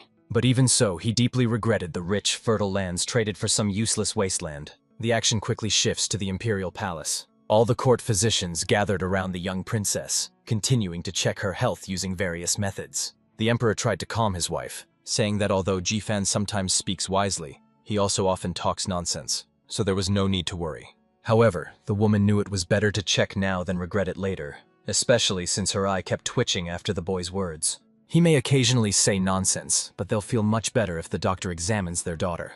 At that moment, the doctor reported that Her Royal Highness's health was in perfect condition. And clearly, the Empress wanted to make sure everything was truly fine and no further checks were needed.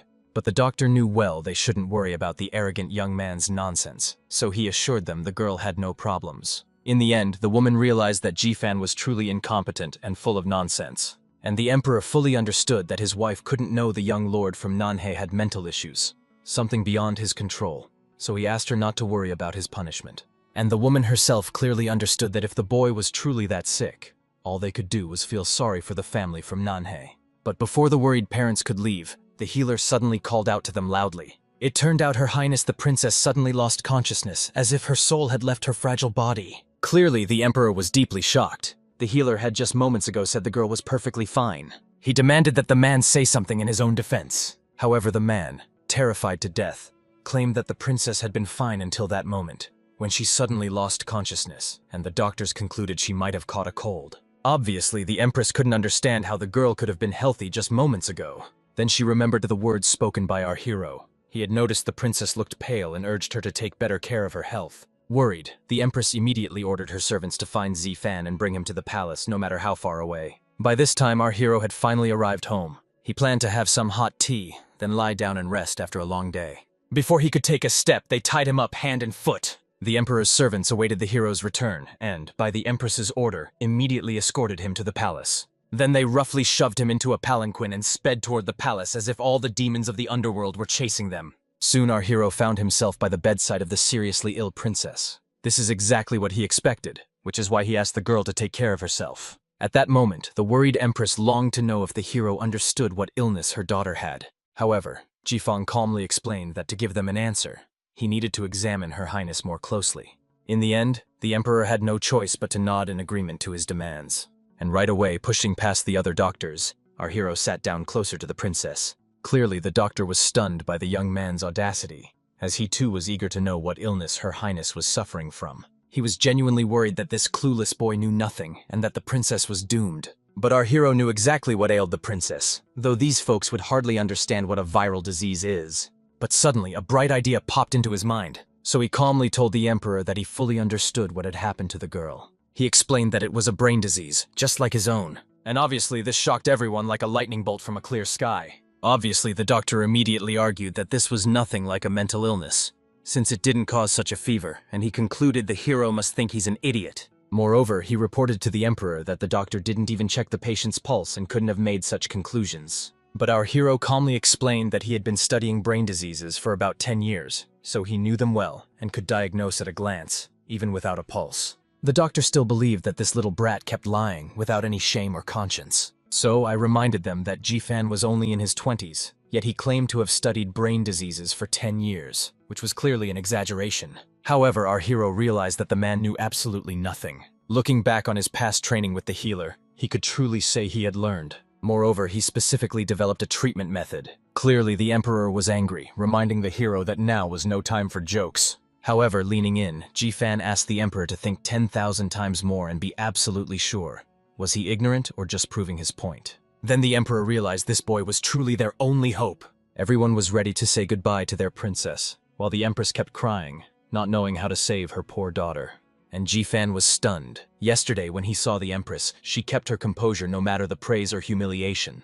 But when it came to the child, she completely lost control. With no other choice, our hero immediately asked for paper and ink to write out the prescription. Since the palace had all the necessary resources, they could easily obtain the medicine that could help the girl. Soon, after writing everything down on the sheet, he handed it to the healer. However, looking at the ingredients, the man had no idea how to make medicine from that list. However, our hero was clueless himself and suggested the man handle it all on his own. Clearly, the doctor was outraged. Unable to understand why the guy fancied himself a doctor, he was an absolute disgrace to the medical world. The emperor, looking at the angry old man, was filled with despair. However, as he approached the man, the young lord of Nanhe asked him to trust him, assuring he was completely serious now and had written a recipe to cure the illness.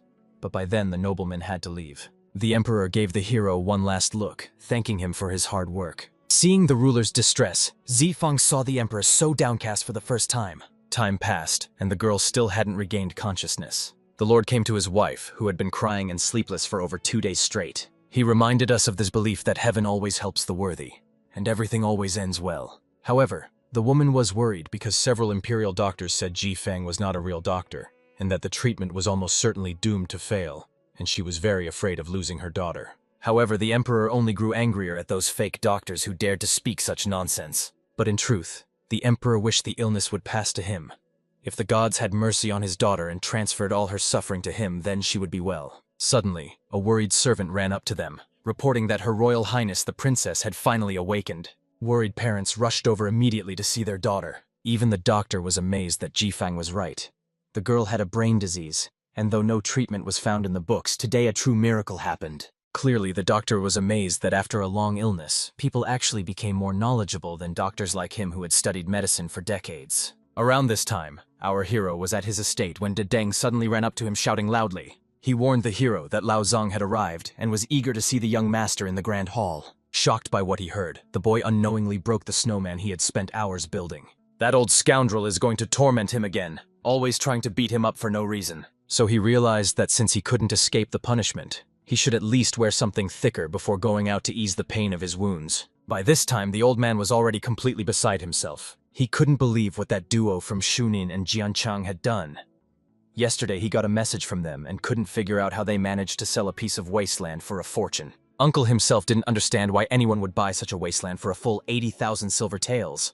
He couldn't see the point of it. Lao Kong also didn't understand why their family agreed to such an absurd exchange, and was sure his nephew was behind it. But the father knew it no longer mattered, because what's done is done, and land can always be traded, even if it's just a small wasteland. However, Lao Zong only grew angrier at his brother's words. He clearly knows little about these brothers. They long ago told everyone there was nothing there, so no one bought it. But then this worthless brat showed up, coming specifically for that land. The father couldn't say anything, but the son earned this money himself. Even if he hadn't, he still has every right to manage it. But Lao Zan declared that if things continued this way, he should have prepared for it in advance. He asked the man to hurry and find him a wife and daughter-in-law. Any woman would do. However, the father could not act that way, knowing his son now served in the royal guard and had a truly brilliant future ahead. Lao Zong grew even angrier and urged his brother to finally use his mind. Their emperor was the noblest and most merciful ruler, while his offspring was the biggest laughingstock and complete failure in the capital. The emperor would never let this fool rise through the ranks, nor would he likely find a worthy spouse. After those harsh words, the unfortunate man broke down in tears as Lao Zhang kept blaming him for failing to raise his son. But the valiant uncle saw no trace of fault in his brother. Then he grew even angrier, not understanding why Ji Fan still hadn't bothered to show up, suspecting the scoundrel might have gone into hiding as soon as he heard the news of his arrival. Lao Zong was furious that this scoundrel made him come all the way here, but didn't even bother to show up in person, so the fierce uncle threatened to break every bone in his body the moment he appeared before him. Meanwhile, our hero listened from outside, unable to bring himself to enter. They said that in his youth, Lao Zong was a true genius in horseback riding and archery, as well as a fierce master of Chinese martial arts, like an erupting volcano. That's why Zifeng fully understood that stepping into the house was essentially signing his own death warrant. But while the young coward was hiding, Lao Zong peeked out the door and instantly realized that Ji Fang had been here all along. The young man quickly greeted the stern man and immediately decided to flee, claiming he had very important work to do. The furious uncle immediately attacked to show his nephew what skills he had. Then he grabbed the scoundrel, eager to hear his final words. At that moment, Ji Fang was truly ready to say goodbye to the beautiful world. But at this critical moment, a worried servant of Dedeng rushed in to report that His Majesty the Emperor and the August Empress had arrived here with a large entourage. Lao Zong didn't understand what his nephew had done, and Ji Fang was just as horrified. As soon as their majesties entered, they were surprised to see a member of the Zhang family there and assumed he had come to visit his brother. Lao Zong himself was deeply saddened, as the emperor had never before visited his humble estate. At that moment, the provincial governor rushed over to ask the emperor what had happened. Then the two bowed and respectfully greeted their majesties. Our hero bowed just the same, greeting the distinguished guests. But the August Empress immediately approached the young man, helped him up, and asked him not to be so formal, since they had come specifically to see him. Lao Zong opened his mouth in astonishment, unable to believe the Empress had called that scoundrel by name. A noblewoman came to apologize for disturbing the young doctor that day. But with the princess's life at stake, she wanted to personally thank him for his miraculous healing. However, our hero just awkwardly scratched the back of his head, explaining that he hadn't done anything extraordinary, just fulfilled his duty. Of course, everyone was shocked that the young man spoke to the Empress that way. He was clearly asking for trouble, while his father couldn't believe his son had actually saved the princess's life, and couldn't imagine when it had happened. At that moment, the Empress asked everyone else in the chambers to rise from their knees and stop being so formal. She also thanked Lord Nanhan for raising such a wonderful child. The man was deeply grateful to the Empress for her praise, as although his son was a bit rough, he was still a kind child, so the father apologized for his son's behavior. But the Empress saw no reason to apologize.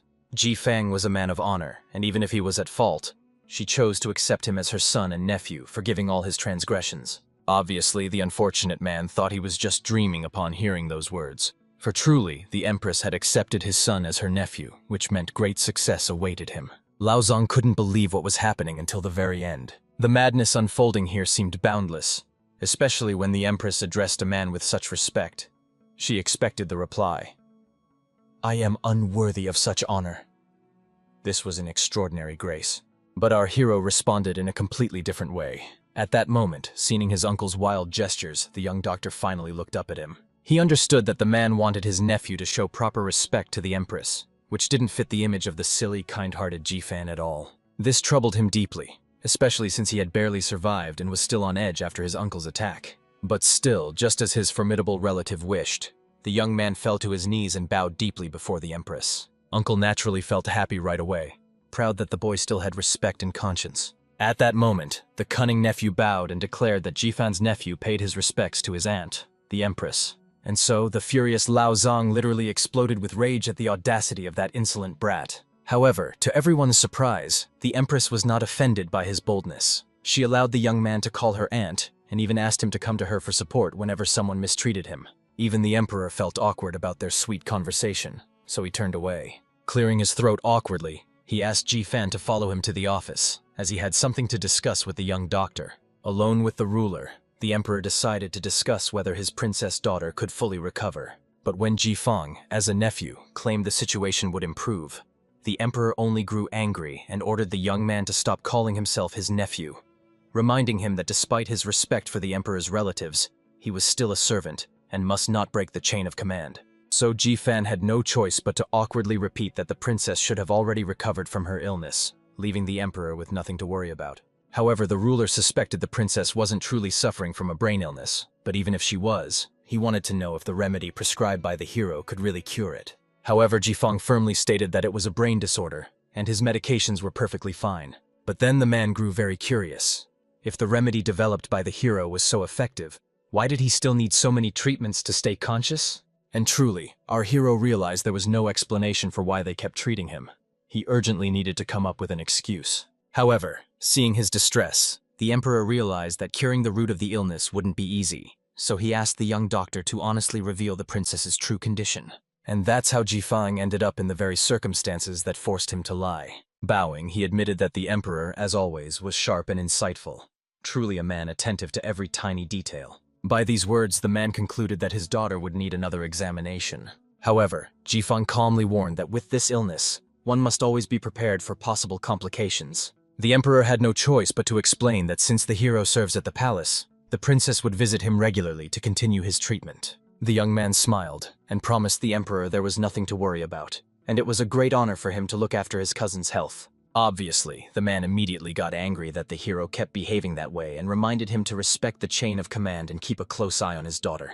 And so the young man had to apologize once again and assure her that it was a great honor for him to treat her Royal Highness's ailment. However, the emperor was very curious to know the signs that the illness was coming back. The situation was quite amusing. If the emperor saw his nephew acting reckless and straightforward, it meant he was healthy. But if he suddenly becomes more focused and thoughtful, it means the illness has returned. In short, if the princess starts acting differently, it means the symptoms of her illness are showing again.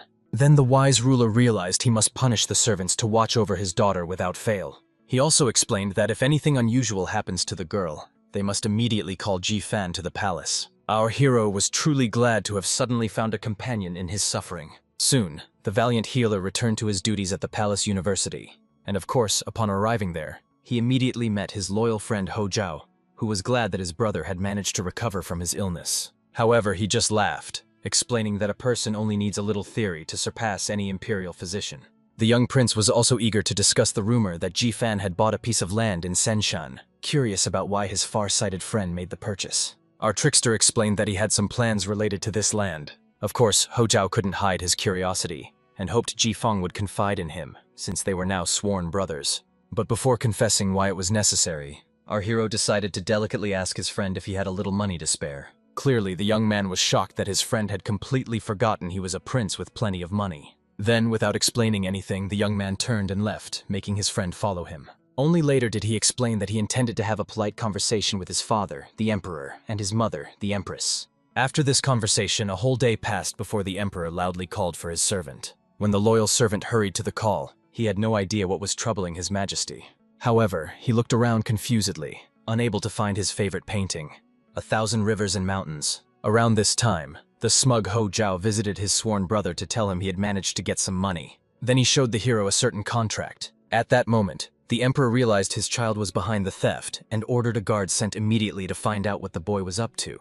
But no one was to know about the surveillance. Clearly frightened, the servant immediately bowed and, trembling, rushed to carry out the order. While the emperor continued to fume at his foolish son, the scout soon returned with news that the prince had taken not only 1,000 rivers and mountains, but also a pair of gold-inlaid ivory incense holders and Tang Dynasty jade frescoes of dragons and phoenixes. The emperor was so furious he nearly lost consciousness and immediately ordered his servant to stop the report. Around this time, Ho Zhao told Ji-fan that he had to sell all these jewels to a merchant from the eastern market. Our hero immediately realized that this was the very merchant to whom he had sold all his ebony wood. However, he had no idea where the man found the courage to acquire the emperor's property. It turned out the merchant initially didn't want to buy anything, but proved to be a weakling who couldn't refuse the prince. Then Jifeng remembered how merchants once forced him to buy something and realized the prince was truly a scoundrel. But the most important thing was that Hojao was now fully ready to pull off their joint scheme with his sworn brother. Then our hero explained that he had acquired an empty mountain. They needed to excavate it, so the first step was to hire workers, and they also had to buy the land around Senshan, which he had already arranged with the owner a few days earlier. However, Hojao couldn't understand why they needed to dig up that mountain. Then Jifeng explained that fierce cold weather had arrived, and people needed coal. If they mined and sold it, they could profit from it. However, the boy realized he had never heard about coal deposits in this area before. Then our clever man explained he had heard rumors of coal in the mountain, and since the weather was so cold that people would freeze to death without it, he also planned to install stoves at the mountain's base. Moreover, the capital's people were very particular about money, so this was a great opportunity to earn, and with his talented brother joining him, they could make a fortune. Moreover, while the cold lasted, everyone needed coal, and since coal in Senshan was near the surface, it was easy and cheap to mine, so they could easily earn some extra money. Hao Zhao understood that Jifeng was a true friend who shared this idea with him. However, deep down our hero knew that if this plan failed, the prince would be the scapegoat. In the end, Jifeng announced his intention to buy up land, and the landowners near Senshan rushed for potential profit, knowing the prodigal son from Nanhe province didn't like to haggle. So now our hero no longer had to search for owners. They came to him themselves, begging to sell, and Jifan also had a couple of friends who were open to the idea. Soon the emperor learned that his son had spent all the money from selling the imperial treasures, started trading with Jifan, and bought a bunch of wastelands. He ordered his servants to intervene immediately so these two fools wouldn't get away with it. At that moment, our hero knew the cold would only get worse, and if the snow fell, the river would freeze over completely, making their task much harder. However, Hao Zhao knew they wouldn't finish in time, so he decided to discuss with Jifan what he planned to do once he got rich. After that, he wanted to invest money and earn even more, so everyone in the empire would admire it. The prince suspected as much, for two great minds thought alike. He had exactly the same plans. However, since they were starting a case, they needed a catchy name and decided to consult on the best choice. Hao Chao's idea was to name it Zhongguo Coal Trade, which was actually a pretty good name. It sounded truly imperial. In the end, they quickly agreed on the name. However, it was necessary to discuss who among them would handle the trading or if a professional was needed for that. And suddenly they both realized they had the perfect person for the job. So they decided to meet with that very merchant. Clearly, Jifan was quite pleased that the man had come to him. At that moment, the merchant began to weep, begging Jifan for mercy, unable to bear such a burden. A few days ago, His Highness the Prince forced him to buy treasures from the Imperial Palace for 200,000 taels of silver. No one else would have agreed, as it's like digging your own grave. However, Jifang asked the merchant not to cry over such a small amount, as he had a proposal to trade together, so they could increase their profits and both succeed. Clearly, the merchant was stunned by the offer and decided to find out more. Then our trickster explained that he wanted to trade coal. At that moment, after those words, the man fell silent, processing the information. But soon he burst into tears, reminding the young master that people had always died from the toxic fumes spreading everywhere from coal, and it shouldn't be sold.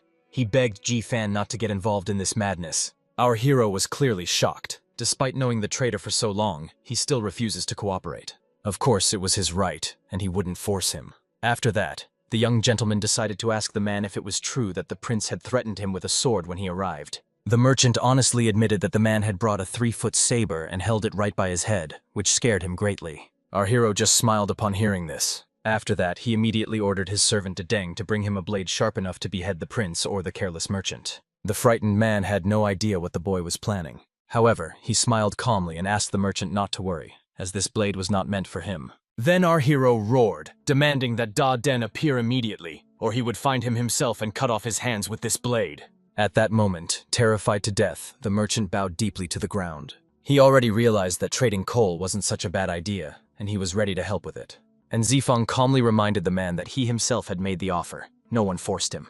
At this time, a study was located somewhere in the Imperial Palace. Though not very prominent, it was the center of all under heaven, where the ministers, the most educated citizens, worked. They were controlled by the emperor himself, followed by the vice-chancellor, and so on. They authored the most important reports for the throne, which were then sent to the emperor for review. Among them were the 3 top aides to the vice-chancellor, who held the status and power of the prime minister. They helped the emperor bring prosperity and greatness to the empire. In short, they were the 3 big bosses, and at one point, the trio gathered to discuss everything. They also gathered around a small fire to keep warm. To their great surprise, the anthracite sent by His Highness the Prince was simply exquisite. At first they were afraid, thinking the prince intended to harm them since coal was considered poisonous. But then they realized he probably didn't hate his mentors enough to want to kill them. The coal he sent burned for a long time without smoke or choking fumes. It was truly a miracle. It could also burn for a long time without causing harm, which was very convenient for heating. They also heard from Lao Kang that it was quite affordable, a true blessing for the common people. No one would suffer through harsh winter cold anymore. Moreover, these ministers heard that Ji-fan was guiding the prince in his affairs. They didn't realize just how significant his influence was. The guy had no idea he was noticed by the top 3 bosses, while our hero was out with Hao Zhao, who said the emperor would give a speech to the whole family after the feast, so he needed to be there. Moreover, the emperor wanted to see Ji-fan there, so Hao Zhao invited him, but our hero already realized that being summoned to the court with the prince was not a good sign. However, since he was invited, he had no choice but to accept. As soon as the emperor saw the young man, he immediately explained that he found his essay quite useful when reading it for the exam. However, he now had doubts about its practicality, and our hero was quite surprised when the emperor began seeking his advice on various matters. The whole issue was that since Ji-fan had recently started working with the prince, the emperor had to keep him in check to prevent him from getting arrogant. Therefore, the emperor reported that his plan for the provincial exam would most likely be deemed impractical. Bowing respectfully, Ji-fan asked His Majesty to explain his thoughts on the matter. And then the emperor made it clear that although the plans seemed incredibly effective, implementing them would be quite challenging. They will act like a powerful medicine that changes local customs and restores their former glory. But the problem is it will upset regional rulers, making the situation worse. And Ji-fan understood that the man's concerns were completely justified. Moreover, if he remembered correctly, another uprising was set to occur soon, right in the provinces of Guizhou and Guangxi this year.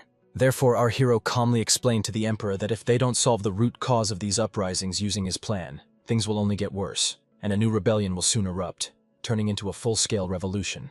Obviously, the officials nearby thought Ji-fan had completely lost his mind, as he had literally insulted official Quan Yue without showing him any respect. Quan Yue served the emperor as governor of Shandong and Henan provinces, maintaining an unblemished career. He was highly educated and a role model for all scholars in the empire. Even the emperor was outraged by the impudent man's behavior. He tried to pressure him, but it only made him more defiant. At that moment, our hero realized they were talking about the very same famous nobleman, though as far as he knew, the rebels were supposed to hang and beat him to death in the future. So, bowing but blushing, the young gentleman admitted that Quan Yue was truly a great man, wise enough to manage Shandong. Of course, Ji-fan had heard much about him, but with his own strict methods, governing the southwestern provinces would be quite challenging.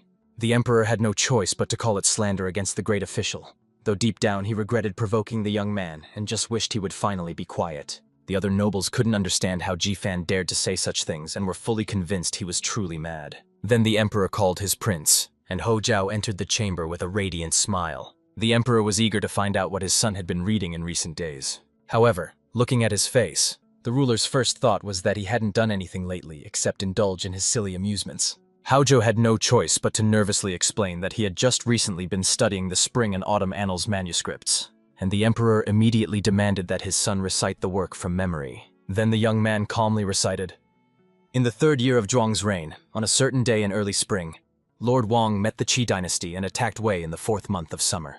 After such a brief quote, the young man fell silent, and the emperor glanced at his son with displeasure. Looking at the prince's uncertain expression, it was clear this was the only thing the boy had managed to learn. That's why the emperor flew into a rage, not understanding what his child had been doing all this time.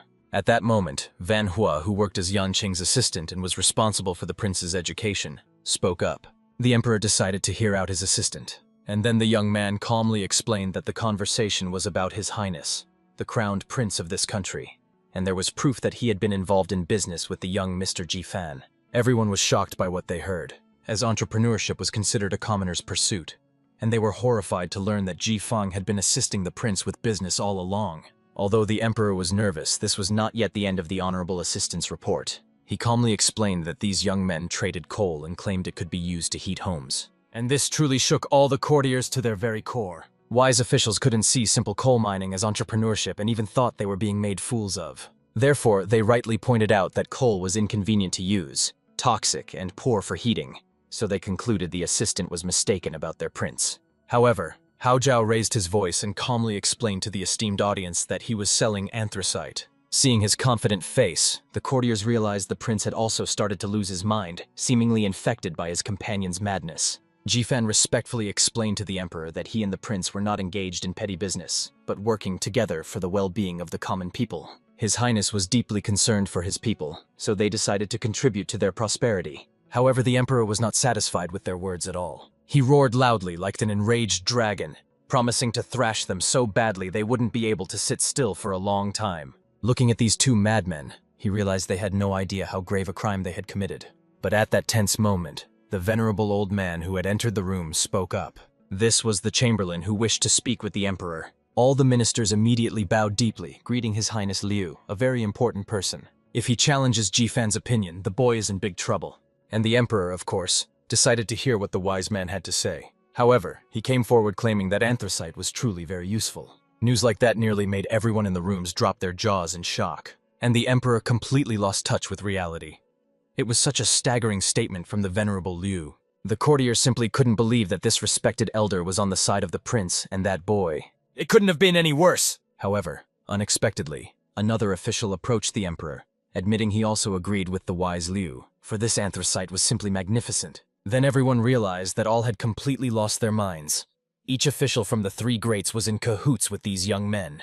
Another noble declared that the boys accomplished a deed of incredible importance. Their anthracite solved many troubles, and their great feat will grant people a peaceful life forever, which was priceless. In the end, no one knew what to say. Every official stood up for the young men. At that moment, Jifang and Hozhao couldn't stop rejoicing that their sins had finally been forgiven. The emperor couldn't believe that all three of his trusted advisors had somehow made the mistake of praising these rascals. So he decided to ask the Honorable Liu what exactly he meant. Then, with a deep bow, the elder calmly explained the entire situation. Not only the capital, but also the lands from Beijing to the Yellow River, including the provinces of Hainan and Shandong, were often covered in snow. The price of charcoal kept rising, firewood was scarce for ordinary people, and countless died from the cold. He knew well that their emperor was honest and kind-hearted, so the wise elder wanted to find out if the emperor was aware that people were freezing and starving with no hope of rescue. But when the emperor said nothing, the wise Liu calmly concluded that even the cleverest hostess cannot feed her family without rice. But now His Royal Highness Prince and worthy Jifan has truly come up with a brilliant idea with this wonderful coal. Even he, an old and seasoned veteran in these matters, compared it to charcoal. And the new one proved to be long-lasting, odorless, smokeless, safe, and capable of saving from the harsh cold.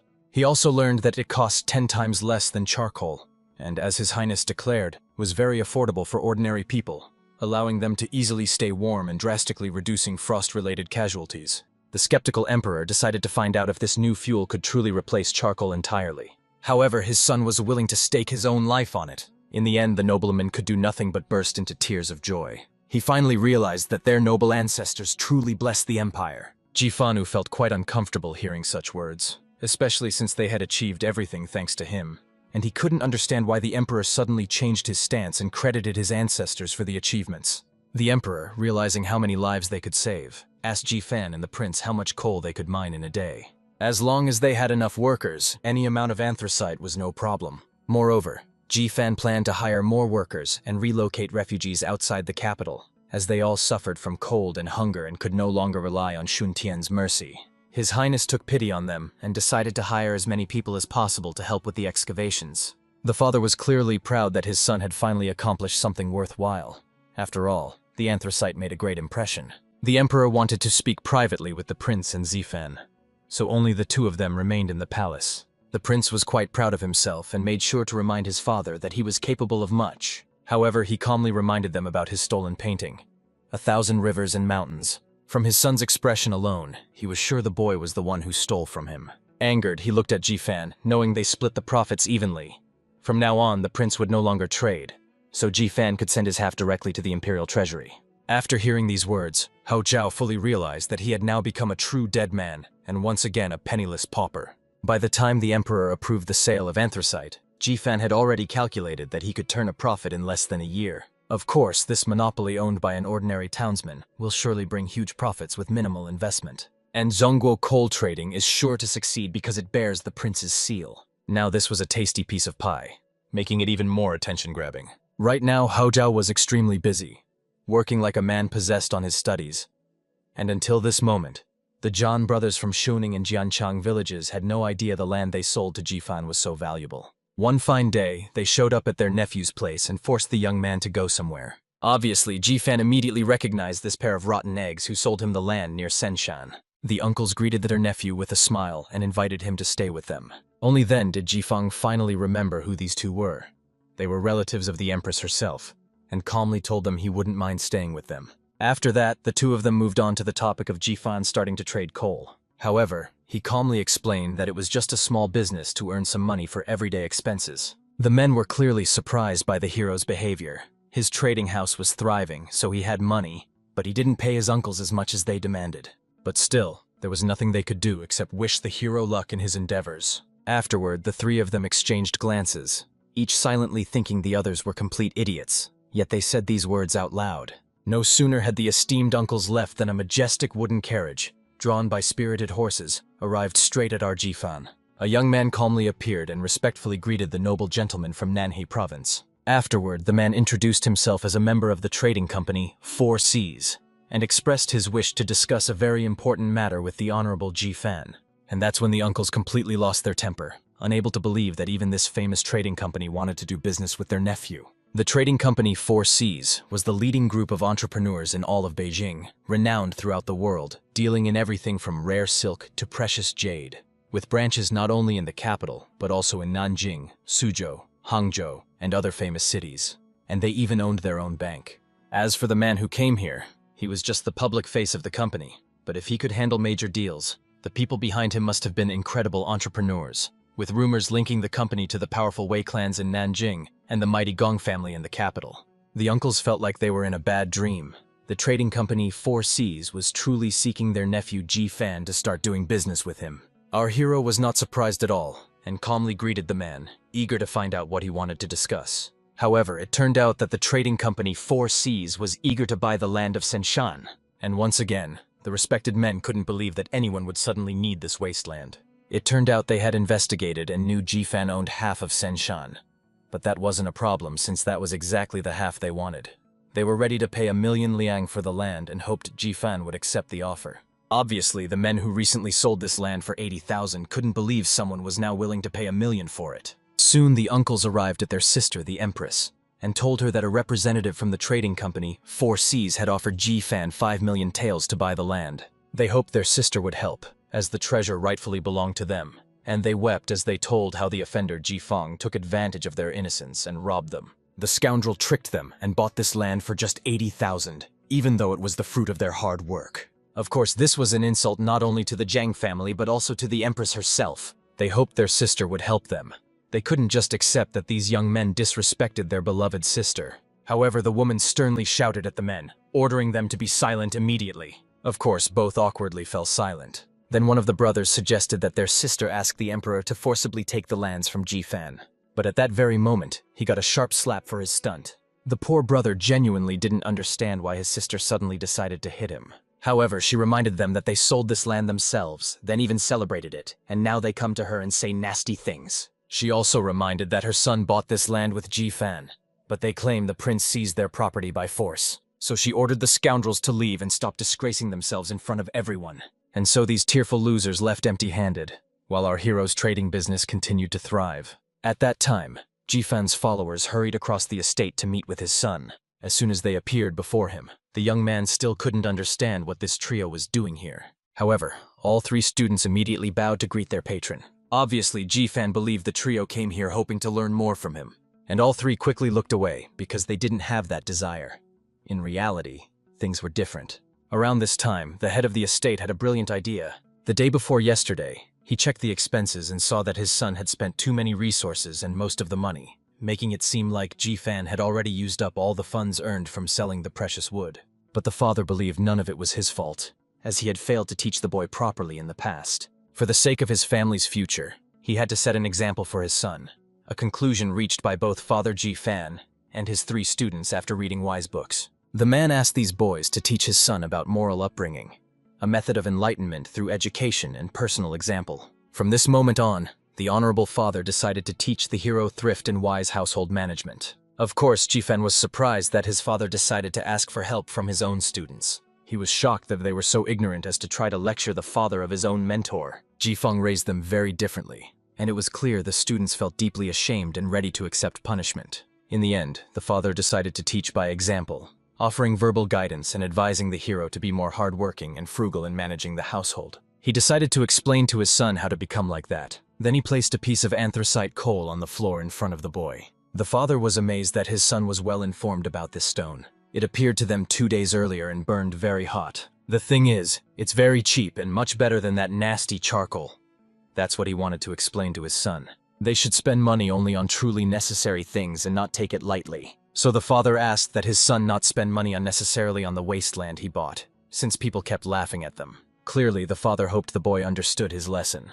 But our hero didn't understand a thing, because the lesson using anthracite actually seemed ridiculous. So he had to explain that this stone was actually mined in Senshan, and he had plenty of it. But if his father was still spending money on him, then he must have had serious mental issues. Obviously, the honorable man couldn't understand why he needed to know that coal was mined in Senshan, but suddenly remembered that his son had acquired these lands for their family. This literally. Soon, our hero returned to the university grounds to meet Ho Jiao. And right then, he found out he had been accused of a crime. Feeling the injustice, the young man decided to find out who was upset and why this time. It turned out the imperial censor accused Ji-fan of insulting a minister, and even documented all his offenses, sparking widespread chaos. However, Ji-fan could confidently say this was pure slander.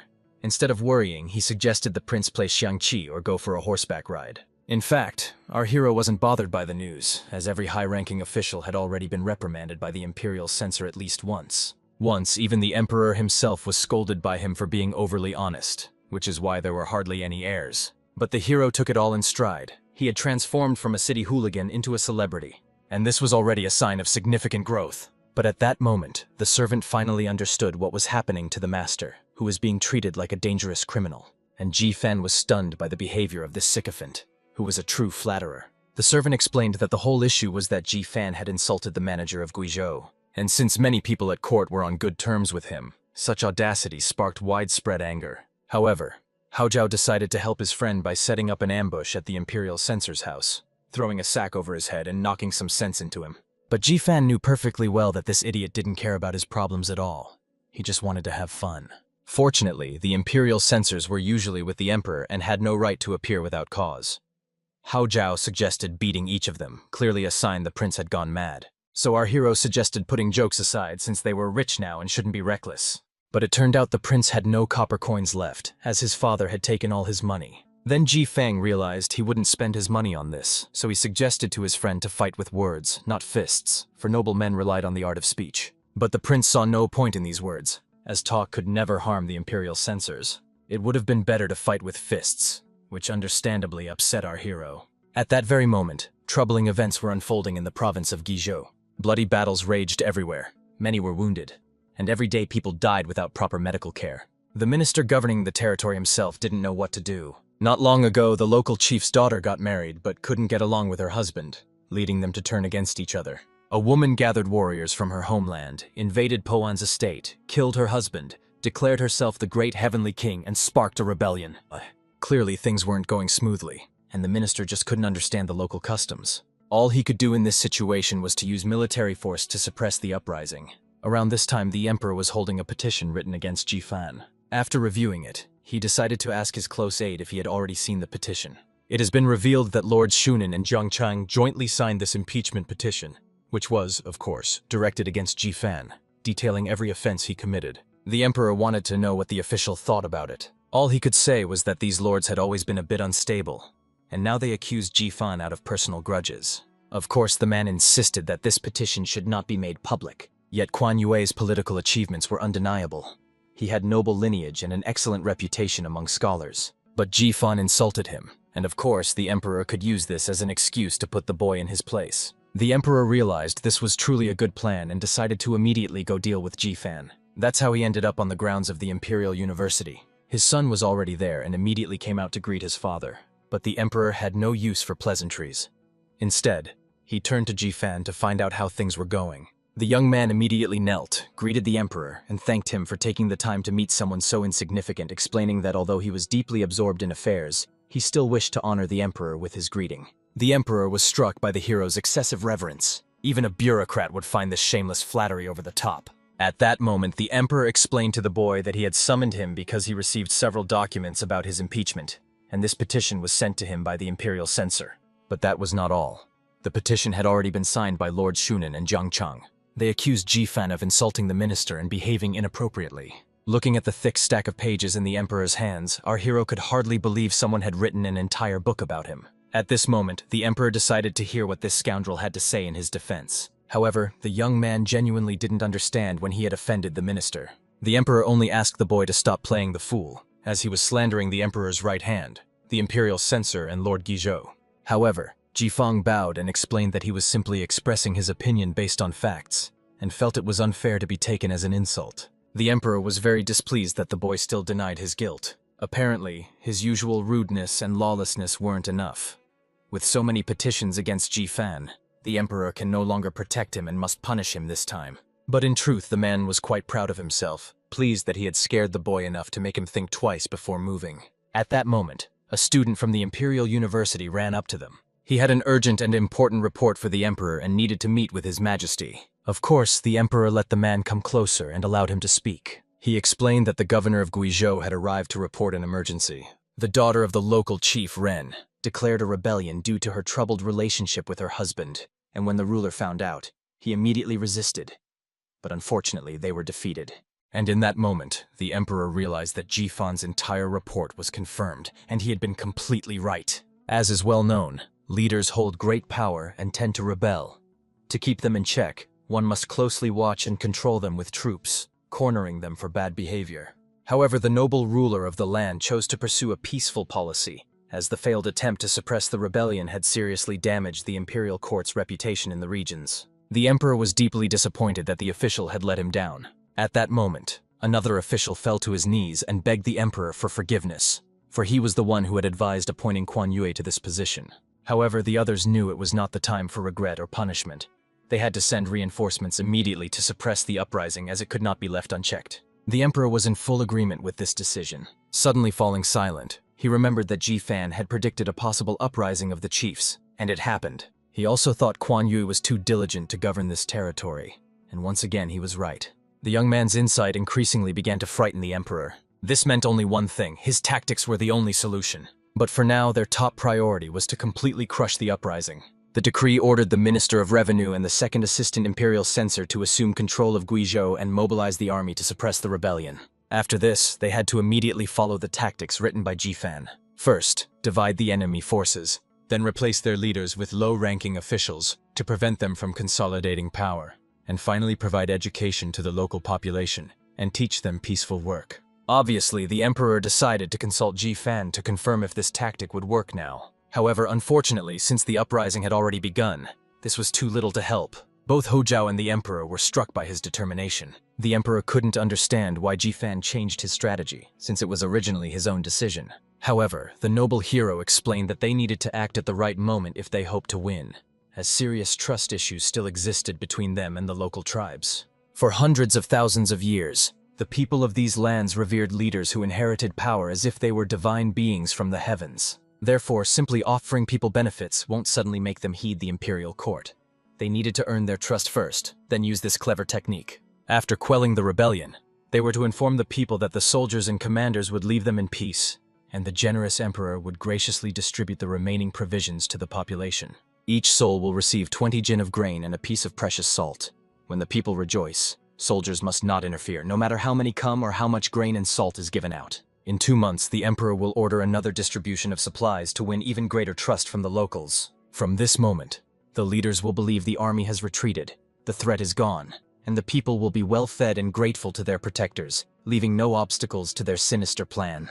For they had to be suppressed along with the sense of trust. The emperor would show them he understands the hardships of the common worker's life. They will arrange the transfer of large amounts of fertile land owned by the chiefs. In gratitude for their kindness and wisdom in reading, the emperor will appoint them to honorable government positions, allowing them to be sent far from their homeland. Thus, the conflict between the old leaders and the new rulers will hold no meaning for the local people. For why would they risk supporting a rebellion when they could enjoy the benefits of imperial greatness? It was the only way to ensure long-term peace and stability. Thus, the ruler will strike decisively like a sharp sword, and success is sure to follow. Clearly, the young man's sharp mind and strategic talents inspired awe in all the officials. The prince felt immense pride. Just as expected, his named brother's plan was truly brilliant. Though a bit of a show-off, he deserved everyone's admiration. Clearly, after gathering all the court officials, the emperor wanted to know their thoughts on the plan presented by Feng Jifan.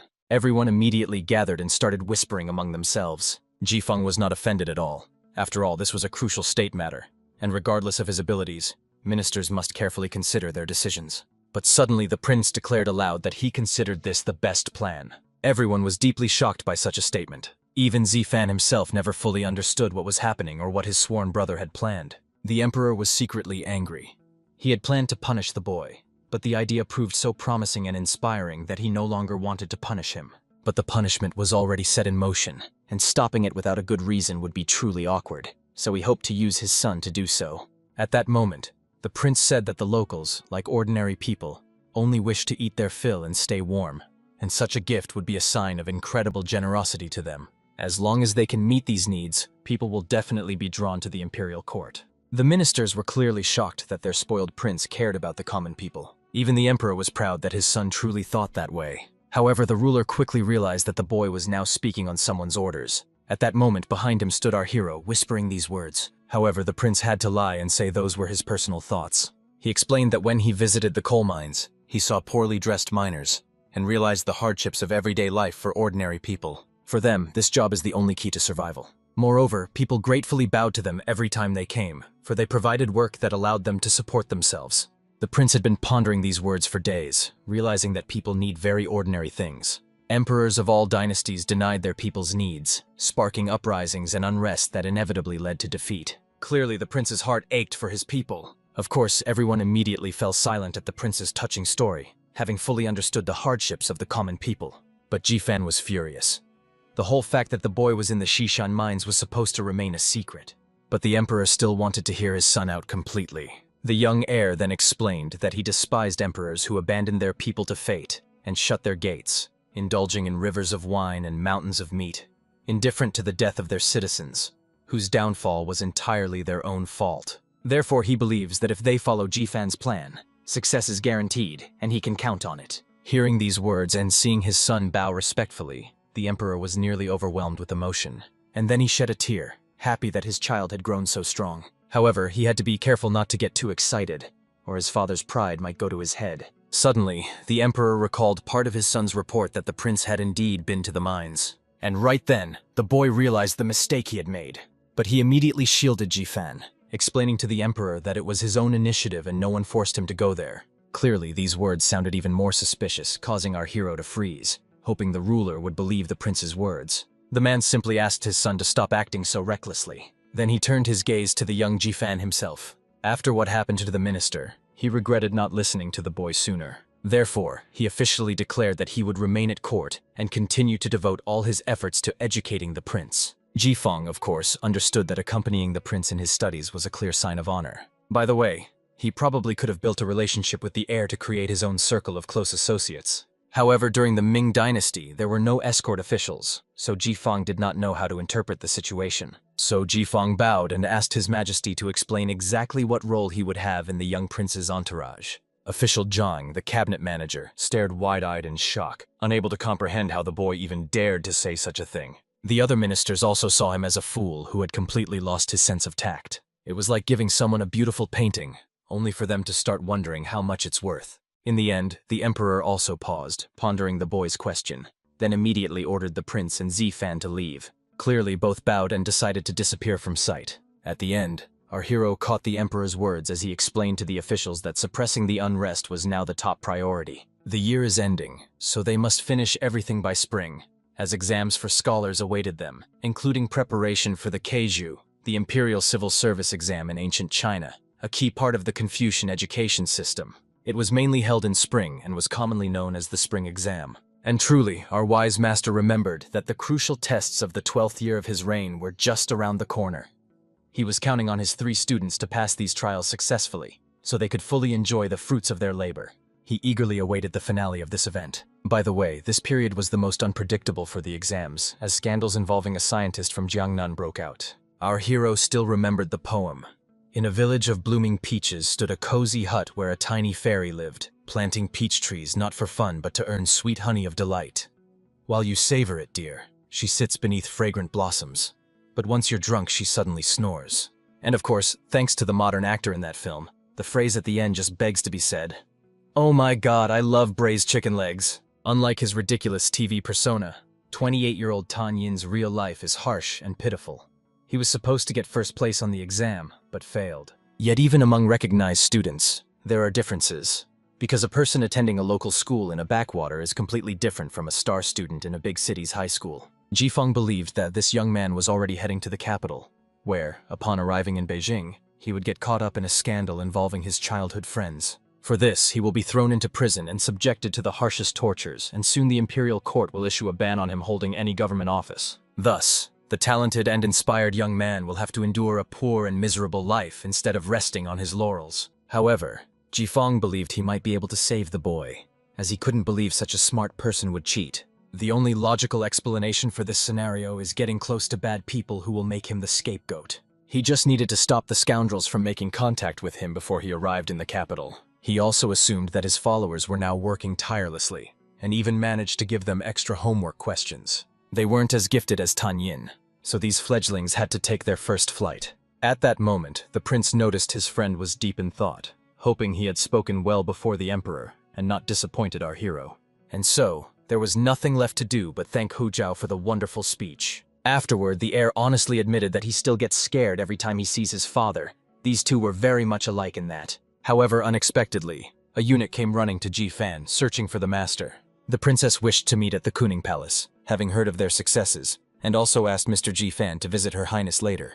And then our hero realized he had completely forgotten. He was responsible for her health. The events have moved to the very Kunming Palace. Jifeng and Hao Zhao arrived, and the prince immediately brightened upon seeing his mother waiting for him. The boy immediately burst into tears and ran into the woman's arms because he missed her so much. At that moment, the empress immediately greeted Zifan, who remained standing at the entrance. And right away, brushing the prince aside, our hero greeted his aunt, praising her for being as beautiful as a picture. He almost thought a real princess was sitting there. The woman just laughed, clearly flattered by such praise. At that moment, Jifan saw his two uncles greeting him. Our hero, looking at them, clearly understood that it was because of these two peasants that he had to endure impeachment. So he greeted them calmly, but without obvious respect or enthusiasm. But he didn't forget to remind the uncles that because of their actions, he faced persecution and nearly lost his job. Clearly, both were surprised that Jifan knew about it. They assumed His Majesty the Emperor had tried to settle the matter and exile the young man, yet he was still in office. Then Jifeng calmly explained to the two fools that their emperor was merciful and just. He chose not to punish him, but sent him to study alongside the crown prince. Men seeking revenge never saw this turn of events coming. Even the empress was surprised, but pleased that the emperor appointed Ji-fan as her son's study companion. In the end, the accusations made by her brothers seemed baseless and malicious. She believed the young man had done something extraordinary, proving his loyalty and earning the emperor's trust. Now he can become a worthy support for the crown prince. Besides, this young man saved her daughter and will now support her second child. The empress was angry that such a man was simply removed because of two foolish relatives of hers. Finally, it was time for them to get a harsh slap from their own sister. So Zifan stepped away briefly while the empress dealt with the brothers. Our hero entered the chamber where the young princess had been resting all this time. Bowing immediately, the young man greeted the young lady who was already waiting for him. She smiled shyly and asked the healer to take care of her health. Only at this moment did our hero freeze. He had never before looked closely at her beautiful face. So he immediately decided to flirt with the girl to find out what they would name their future children.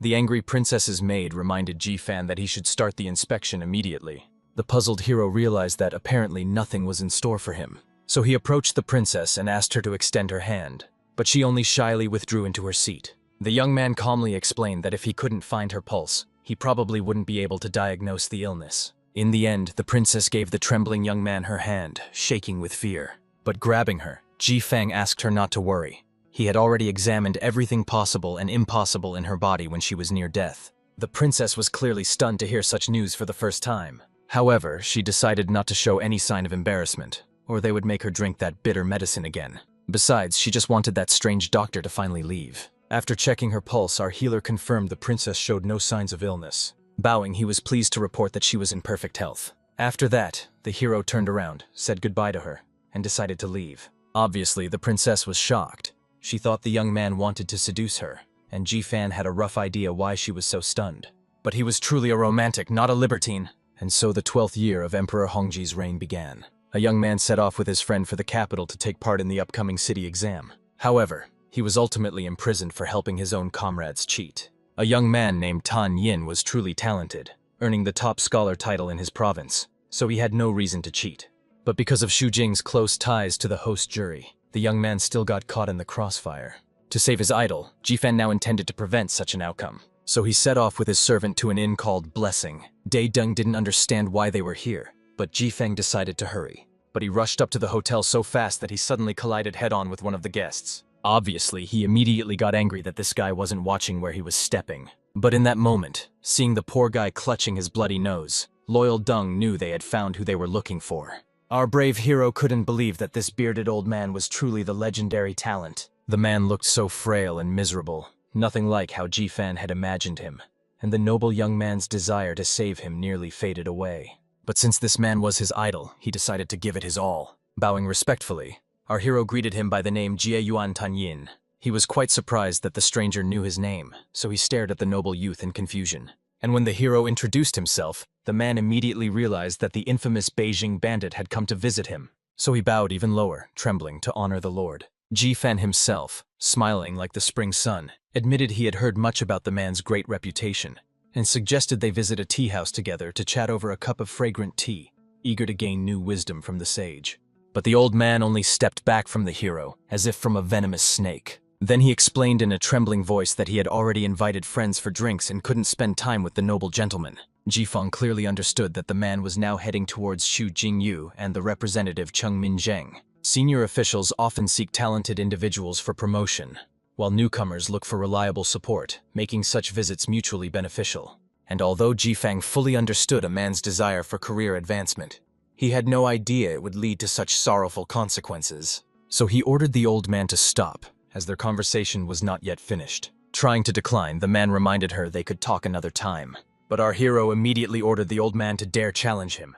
Then they'll see if he can crawl back to his friends with broken legs. The man was deeply shocked that the hero threatened him just for insisting on leaving, and reminded him that imperial laws equal for all under heaven rule here. However, Ji-feng immediately punished the scoundrel with a powerful blow right to his face. Then, calmly like an autumn breeze, he explained that he was the law here, and he would decide what to do with this man. In truth, Ji-fan felt a bit guilty about his behavior, but he had to help this man, even if the man himself didn't want it. After that, our hero and his loyal Da-dung beat the poor man mercilessly, like executioners in a dungeon, even though Tan Yin didn't understand why he was being punished, since he had never met the hero before and had no conflicts with him. And Ji-fan just laughed, knowing the old man probably wouldn't be able to make it to any meeting with his battered face. Soon the man was lying on the cold ground, barely recognizable, as if after a barbarian invasion. Of course, he found everything that happened to him outrageously unfair. Now he understood. He remembered that 3 of Ji-fan's students were also candidates for the upcoming exam. Surely that guy got scared the wise old man would outshine them and came to cause chaos. But after hearing these pitiful accusations, Ji-fan could only laugh nervously. Then he calmly explained to the man that he shouldn't even dare to compare himself to his students in his wildest dreams. However, the old man warned that the hero would not get off lightly for his wicked deed, for he had committed a true crime in the eyes of heaven. Then Ji-fan suggested making a bet with the man. If his followers achieve the best results, then Tang Yin will recognize him as the greatest mentor under heaven. He was ready to agree, but eager to know what he would get if the hero lost. And then the noble young man was ready to twist the necks of every apprentice learning from him. All 3 young men studying felt a chill run through their bodies, as if a premonition of impending danger, like a shadow of death, had appeared. In the end, the man was satisfied with the deal the hero offered him. Ji-fan was quite pleased with himself. He had beaten the old man so badly that it would take at least a month or 2 to recover, preventing him from visiting in such a sorry state, and he was proud to have helped someone in need, even if in a rather unconventional way. But suddenly, a man appeared, outraged that someone dared disturb the peace of the capital and sow discord. He demanded the bandit reveal himself immediately and ordered the guards to prevent his escape.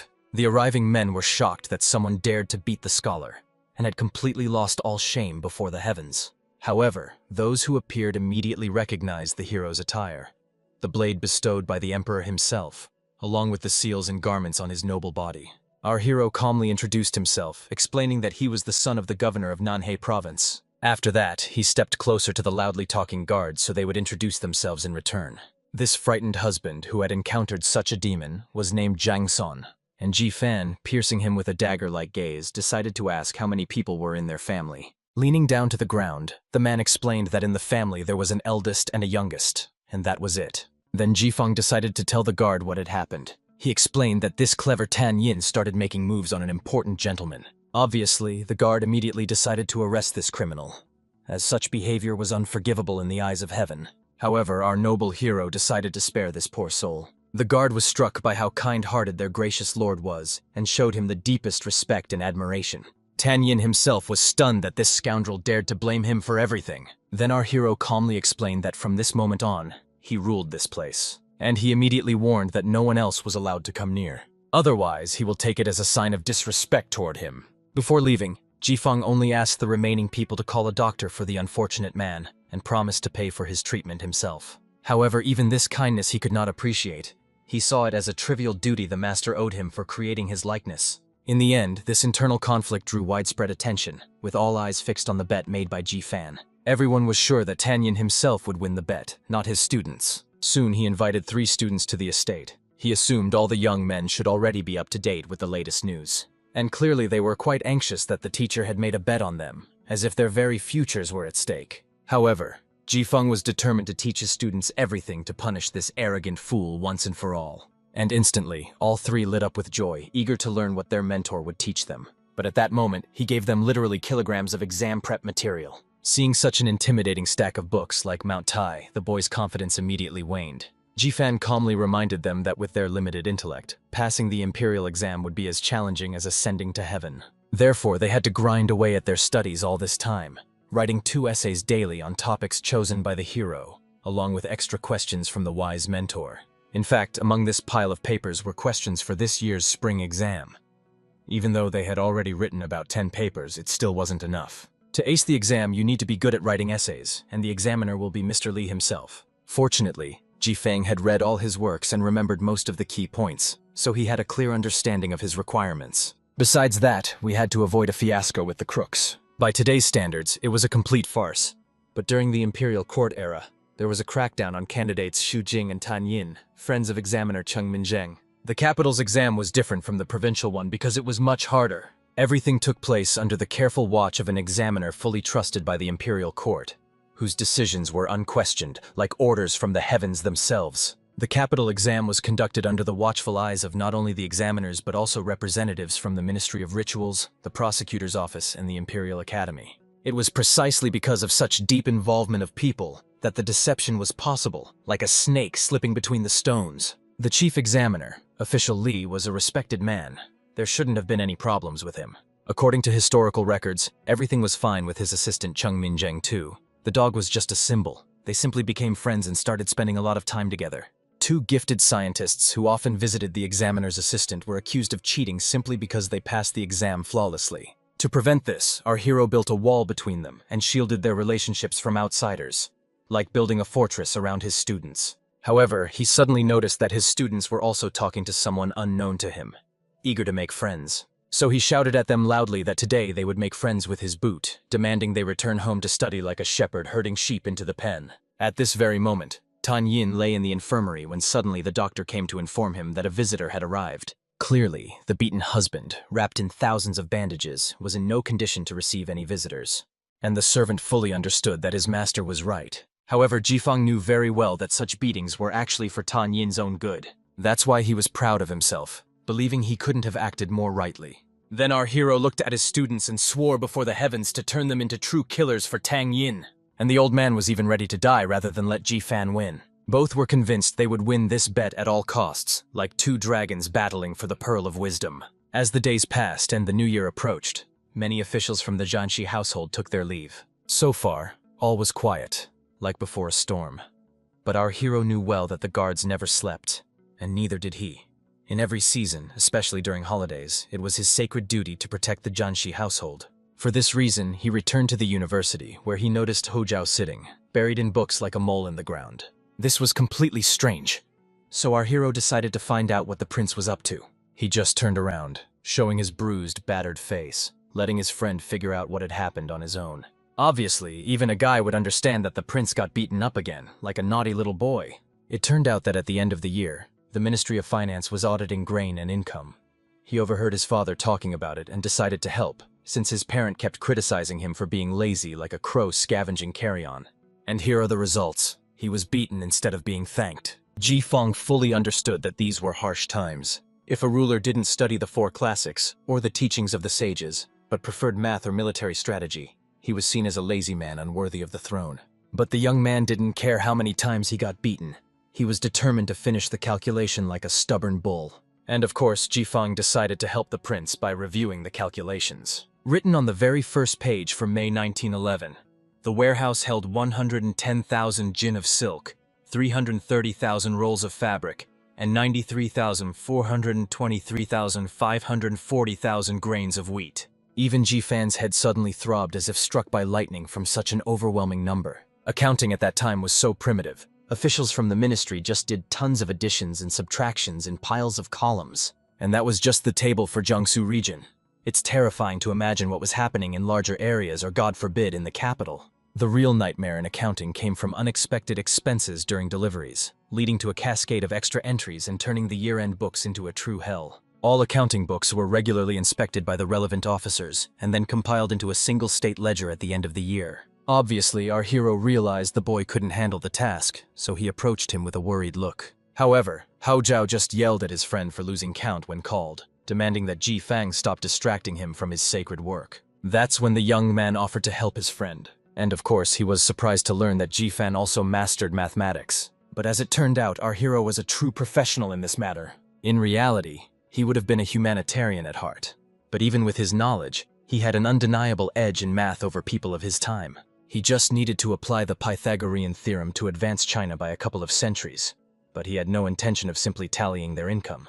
The entire annual budget was sealed in his memory. For as an expert on the Ming dynasty, he was required to know the country's economic figures by heart and remember every last detail. But he couldn't just write down the correct answers right away. He decided to put on a real show. So he immediately began doing multiplication and division in his head, like a magician performing miracles. The prince was truly amazed that his sworn brother also knew math, seeing him as a cool hero straight out of legends. And finally, after 2 days, our hero loudly declared that the task was done. Haozhou couldn't believe it only took him 2 days to deal with that sim demon. However, Ji Fang simply reminded him that he was not as naive as his so-called brother believed. However, Haozhou was worried because this was a matter of utmost importance, affecting the well-being of all under heaven, and no mistakes were allowed. While the best minds took 10 to 15 days, Ji Fang simply couldn't keep up. However, Haozhou decided to trust him and prepared a brush to record the correct results. However, our hero couldn't tell the truth or explain that he knew the data for more than just the current year. He knew the figures for the 13th to 15th years of Hongji, and actually all the years from Jiajing to Chongzhen, and could recite any of them from memory. So he calmly decided to start from the very beginning. On the first day of the 7th month of the 11th year of the Hongji era, the imperial court from the capital and other provinces received a profit of 2,754,622 taels of silver, 790,000 jin of silk, 1,639,300 rolls of fabric, 226,200 jin of tea, plus 770,000 shi of grain and 270,000 lien of silver in taxes. Clearly, hearing these exact figures, the prince could hardly believe it, as if it were a miracle. Yet he chose to trust Ji Fan and prove to his father that you don't need to be a genius to do the math. The clerks from the ministry kept toiling over their books like prisoners in a dungeon. In the final days before the new year, the Ministry of Finance was busy tallying the empire's expenses, with everyone working hard and meticulously all this time. Many were glad to have talented experts like Minister Li double-checking the reports with them. The emperor was glad that nothing had happened to them yet, so they could start preparing for the celebration. At that moment, an official arrived and told the emperor that Ji Fan had been beaten by Tan Yin, the scholar who was supposed to come for the trials. The emperor was clearly furious, for although Ji Fan had a difficult temper, he was a very modest young man, and the ruler couldn't believe he dared to strike him like a bold bandit. But the most surprising thing was that even though Tan Yin started the fight, he was left with no unbruised spot on his body. He couldn't even get out of bed, while Ji Fan didn't have a scratch. But that wasn't all the drama, as the two also made a bet on who would do better on the upcoming exam. According to past results, Tan Yin was the best in the province, and 3 students were the top in Shuntian province. It may seem like their knowledge is on the same level, but in reality, Jifan's followers will definitely lose. Students from the south have been leading the way in the Battle of Minds for several years. You could even look at the heads of the ministry, Li Dunyang and Shisha, the best of the best, and they were southerners. Liu Jian, from the northern part of the country, doesn't quite measure up, even though he's considered one of the ministry's top workers. In other words, Tan Yin has to take down the entire Jifan trio with one left hand. Even the emperor thought Jifan had bitten off more than he could chew, but watched with curiosity to see how the conflict would resolve. Just then, his son burst into his father's room shouting loudly. He brought a notebook in which he finally finished calculating the income. However, the parent was quite angry, especially since even the ministry hadn't managed to do it yet. However, the young man calmly explained that Jifeng had helped him with the work. Of course, he couldn't have managed without his help, although Hozhao mostly served as a scribe and masseur. It turns out that to improve the efficiency of annual audits, Jifan also sent his report to the ministry, outlining all the advanced fund management techniques. The essay was titled, "A Method of Credit Financing," but as soon as they saw it, they tore it up, clearly believing that the country's best minds shouldn't waste time on the nonsense of a young novice when serious matters were at hand. However, Hao Zhao told his father that Jifang had stayed up all night counting. He saw everything with his own eyes and was ready to recount everything our hero had told him. But whoever heard this thought it was complete nonsense and couldn't believe the prince was so gullible. After all, the future of the country under heaven couldn't be entrusted to him. The heir calmly explained that he trusted no one as much as Jifan. He was his sworn brother and would never lie to him. Of course, the emperor was surprised by his son's naive faith, but understood it stemmed from a lonely childhood and lack of friends. So he decided to forgive him this time, but asked him to stop acting like a fool. However, Hao Zhao was sure that the only fool here was the emperor who didn't believe his words. Clearly, the father also got angry, realizing his son was so fed up with life that he wanted to die by his own hands. However, Hao Zhao was convinced that it was his father who didn't listen, so he was the only fool. The emperor immediately shouted, reminding his son that Jifan was just sucking up to him, and it was quite obvious. However, Hao Zhao was convinced that Jifang would never lie to him. But the emperor still couldn't understand how this guy managed to finish the calculations in just one day. To do this, he had to be either the Lord God or a magician. Finally, sometime later, the Ministry of Revenue finished their calculations, and the emperor decided to compare the reports from these two organizations. The Ministry of Revenue reported a total of 2,754,625 silver taels, while Jifang counted 3 taels less. However, even then, the difference in calculations was minimal, off by just a few units, not even tens. And then the emperor realized Jifan was truly a reincarnated academic. The prince was overjoyed that his friend had been right all along and reminded his father that he believed in the hero. And if the emperor didn't believe him, he was surely blinded to the truth by old age. The ruler was deeply troubled by his son's behavior and decided to punish him physically. And the child had no choice but to bow, apologize for their behavior, and acknowledge the father as the fairest and wisest ruler. But even so, the fact remained, Jifan was damn smart. The man even worried that he might become a threat and overthrow the prince from the throne. In the end, heavy thoughts took root in the emperor's mind. Then he called Minister Li to talk to him about his fears. As soon as they met, the emperor decided to find out what the man thought of the young Jifan. However, he believed it was a worthy sword in the hands of the crown. Moreover, his royal majesty is still young and naive. When the throne rightfully comes to him, the need for such a sword will be undeniable. Hao Zhao was quite a rascal, but he was sharp-witted. The minister was confident that the ruler could rest assured about the future of his empire if the prince had such an advisor. And of course, the emperor never expected to hear such praise from Minister Li. However, the minister warned that a sword, like any weapon, can also harm its wielder. Many great rulers have fallen victim to a deadly strike from their most trusted blades. However, that's unlikely to happen with Jifan. The most dangerous swords are those wielded by people with both intelligence and power. Rulers don't need gifted people to easily delegate power to, but over time the gifted can gain more power than the ruler themselves. This happened to Wen Men, who was an advisor to the emperor and much beloved by the people. Until one day he seized the throne of the Han dynasty. But on the other hand, Jifan wasn't all there mentally. His bad reputation and nasty temper, according to those around him, meant no one would dare mess with him even if he wanted to rebel. The holiday has finally arrived, and the cities, including the capital, are decorated with beautiful bright lanterns. Unexpectedly, a visitor decided to enter the tavern, even though it was closing because everything had been sold out. It turns out the Fan family bought all the food for the miners in the Shan mines, so they asked customers to find another place for dinner. At that moment, the workers were enjoying delicious food in the heart of the celebration. They were incredibly grateful to their master, who was simply an amazing person. At that very moment, the manager called them to hand out their wages. And as the coins poured into their hands, everyone gratefully wept for such generous payment. In the end, high city officials spat at the mention of Jifan, but down here in the mines, the workers practically worshipped his name. For without his help, they would have long since died of hunger and cold. With her kindness on the eve of the new year, Jifang brought smiles back to their faces and hope to their hearts. Then the miners emerged from the shafts and saw a bright fireworks display lighting up the city. Everyone was amazed because the fireworks were even bigger than last year's. And this was also thanks to our hero, who bought them literally a whole mountain of fireworks burning brighter than the stars. But while he was enjoying the fireworks, he suddenly saw Dadung start praying. It turned out he was hoping for the god's blessing to grant him a beautiful wife and strong sons. And Jifan was amazed at how modest the desires of ordinary people were. But in the end, he decided to join in and make a New Year's wish too. He also wanted to quickly find a beautiful wife and imagined how wonderful it would be to marry a princess. And at that very moment, the princess sneezed as if someone had just remembered her. And then she made a wish to be spared from all illnesses, and for Jifang to be spared along with them.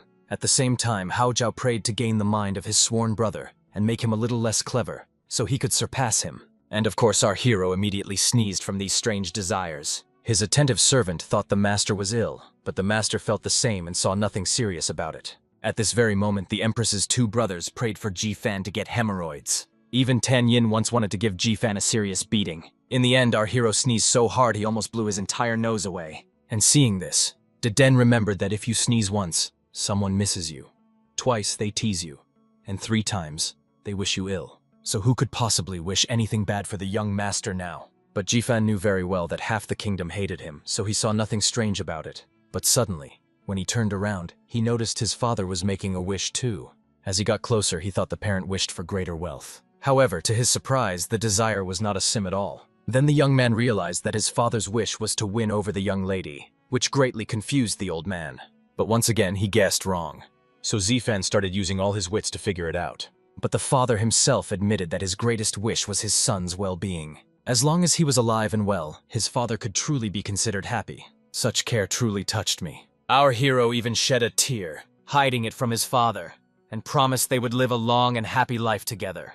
It was known that Liu Jin lived in the palace, a once-pardoned criminal who became a eunuch and servant in the emperor's chambers. This clever courtier lived comfortably thanks to his close ties with the crowned prince. And though he held a low position, he was destined to become a true villain in the future. Gaining the emperor's trust, the cunning eunuch planned to slowly but surely eliminate all rivals at court to seize power.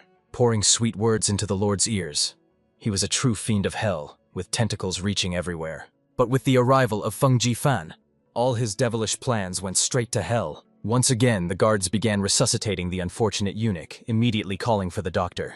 And he just sobbed uncontrollably, not knowing why he was suffering so much. Even Hou Zhao felt pity for this poor fellow. Our brave Feng Zifan calmly realized he had probably messed up the recipe by adding too much gunpowder, so he needed to fix the proportions. Of course, the noble gentleman requested that next time Jifan have someone else light the fuse. However, our hero specifically needed help from this eunuch. The prince thought it was completely unreasonable to subject only one person to such trials, but Feng Jifang could call him experienced, because if he asked a novice, they might get burned or, worse, injured. Soon the prince visited the eunuch to check on him, worried about his well-being. He admitted that he was in perfect health and deeply grateful to his highness for his care. The crowned figure asked if he was feeling unwell, and if so, whether he could continue working. And that was definitely not the reaction our clever servant expected. In the end, when the eunuch held the wick once again, it was thrown aside, and Jifan was not angry that the formula had failed again. He still needed to run a few more tests. The prince kindly approached the servant again to check on his well-being. However, when he cried, the crowned figure quickly confirmed the man was alive, so the trials continued. Soon, after many failures, the unfortunate servant fell to his knees before the prince, unable to endure such torment any longer. Feng Jifang felt true satisfaction. It was quite gratifying to take down all those scoundrels. At that moment, the eunuch tried to run, but our hero blocked his way, knowing that as long as he could crawl, he could help experience the fireworks at least one more time. Meanwhile, as the exam drew closer, more and more people began to wonder who would win, Tan Yin or the student from Nanhei province. After the news spread like wildfire, gambling houses began opening bets one after another. Most bets were placed on Tan Ying's victory. Our hero, seeing his students, urged them to do their best on the exam, for they must live up to their mentor. Feng Zifeng hoped they would be very diligent. All they could do was cry and vow to honor their teacher. At that moment, our hero also told the youths that the heir had bet 50,000 silver ingots on their victory. If none of them can outplay Tan Yin, the prince will lose many resources, and the wayward students will lose their legs. Clearly, this was a pretty strong motivation. However, Jifeng promised his students not to worry too much, as he would leave His Highness no chance. And right then, all three of them sighed with relief. Only then did Feng Jifeng reveal that as their mentor, he had personally bet 200,000 silver ingots on their victory, and if they lost, he would break their legs himself. Meanwhile, the events shifted to the inn, where the recovered Tan Yin finally emerged. However, to his surprise, he froze and didn't take a step. The young man stood in the yard. The whole reason was that many people came to wish him luck on his upcoming exam. Many believed that the nobleman would surely defeat Feng Zifan's 3 disciples. Besides, northerners will never win against southerners. They all bet money on his victory, some even stealing from their spouses to back his triumph. The man was deeply moved but chose not to cry to preserve his dignity. He knew the exams were about to start, so he headed to the exam center with the other students. When everyone arrived at the location, the exams began. Feng Zifan's students sat nervously at their desks. The topic hadn't even been announced, yet the boys couldn't stop trembling. But they decided to be a bit more confident, or all their training would be wasted. At that moment, Tan Yin sat confidently, knowing he would ace any topic. The young man had to prove to Feng Zifan how capable he was, and wanted him to fall to his knees, begging for mercy. Soon the drums sounded, signaling the start of the exam. The topic was announced, but all 3 of Jifan's students recoiled in horror as soon as they saw it. Tan Yin just smiled, realizing the topic was truly complex and quite different from the previous ones. She will definitely make many think, but this is exactly what he will like. The young man knew that Feng Zifan should not expect victory. Finally, when the exam ended, people gathered to welcome those who had completed the test. As soon as they saw Tan Yin was one of the first to finish, they immediately began praising him for completing the exam. Everyone was quite curious about how difficult it was, and how the man thought he had passed it. A good friend of Tan Yin's, as well as a genius from the capital who had brought him to visit the minister, came by to determine Tan Yin's involvement in the publication of the imperial exam results. But obviously Tan Yin was unaware of the serious problem looming over him. So I calmly explained that he did quite well on the exam. People of that time valued modesty, so their not bad could only mean a solid first place, which is why everyone began to praise the man. Moreover, many had bet their last money on his win and were immensely grateful to him, as he brought them immeasurable wealth. Around this time, our hero's father was fuming. He believed that visiting scientists were the biggest jerks. He knew well how hard his son's students tried, yet he still continued to despise them. On the other hand, there was Tan Yin, and the father didn't believe he was that exceptional, thinking he was probably no different from the other 3 young lads. Even Feng Zifang was amazed that his parents still believed his students could win. However, he believed Jifang was worrying too much since Dad had taken care of everything and earned some money to help him. As it turned out, he also bet on Tan Ying's victory. This could not help but wound the young hero to the core. But my father calmly reminded me that my son keeps asking him to be more resourceful. But our hero no longer listened to his words. All he wished for was to be killed, for even his own parent didn't believe in him. The emperor was also eager to learn the exam results. He was eager to know the skill level of Tan Yin, the one their legendary Feng Jifeng had made a bet with. The examiner who read his essay could say it was written very skillfully. Before the exam, the man locked himself at home, studied hard, and seemed truly inspired to succeed. Judging by their reactions, the emperor was 80 or 90% sure that Tan Yin won, which would be a good way to humble Feng Zifan. Of course, the 3 students of Jifan soon finished the exam as well. But when these youths left the testing halls, they saw the crowd praising their rival, and their hearts were deeply wounded. One of them had already found a rope to hang himself from unbearable shame. The long-awaited day of exam results is finally here. The musicians stood playing solemn melodies praising the coming victor. At the same time, a whole crowd of townspeople gathered around Tan Yin, confident in his unquestionable victory. Our valiant scientist understood that his opponent had not shown up. Apparently, realizing his defeat, he dared not face public judgment. To the shock of everyone gathered, Feng Zifang himself appeared, shouting loudly to clear the way. Of course, everyone found it amazing that someone would choose to personally watch themselves get torn to shreds. Even our hero's students felt their mentor appeared overly confident. However, as a teacher, he was bound to attract that kind of attention. Finally, at this solemn moment, the guards asked everyone to be silent, for it was time to announce the results. And right then, the students prayed to the gods just to see their names on the lists.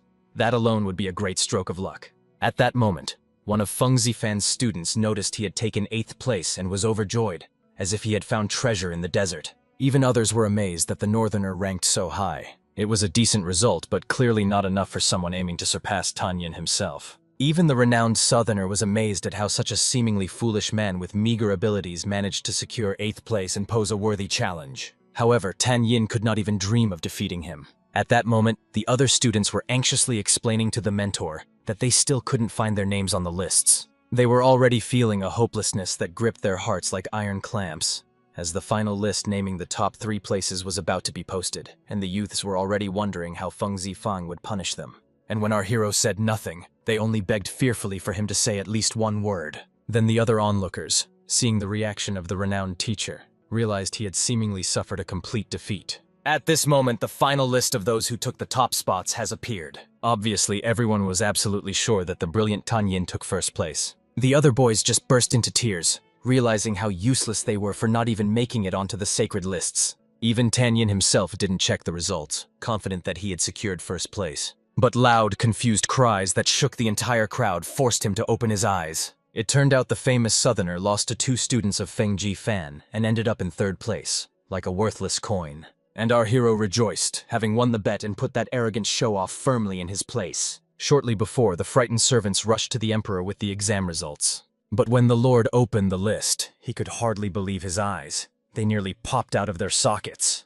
It turned out that the students of their chief court villain scored higher than Tan Yin himself. However, it seemed simply impossible, like rain on a clear day. The others froze, realizing that Tan Yin had indeed been defeated, suddenly understanding that all their bets were completely lost, and that was the end for them. At the same time, those who trusted and bet on our hero rejoiced, believing their debts would finally end and they could live freely, like birds breaking out of a cage. The students could hardly believe they had won prizes. They were just happy they wouldn't lose their legs. The student who took first place actually thought it was some kind of mistake that his name appeared on these sacred lists. However, our hero calmly embraced the students, understanding that what had happened was nothing surprising. They covered every possible topic multiple times that could appear on this exam. Moreover, his students worked tirelessly day and night, and it was their dedication that earned them their well-deserved places. The students were deeply moved by these words. Only the one who took 8th place stayed far away from everyone else, and he knew he had likely deeply disappointed his mentor and was unworthy of the love that burned his soul more bitterly than wormwood.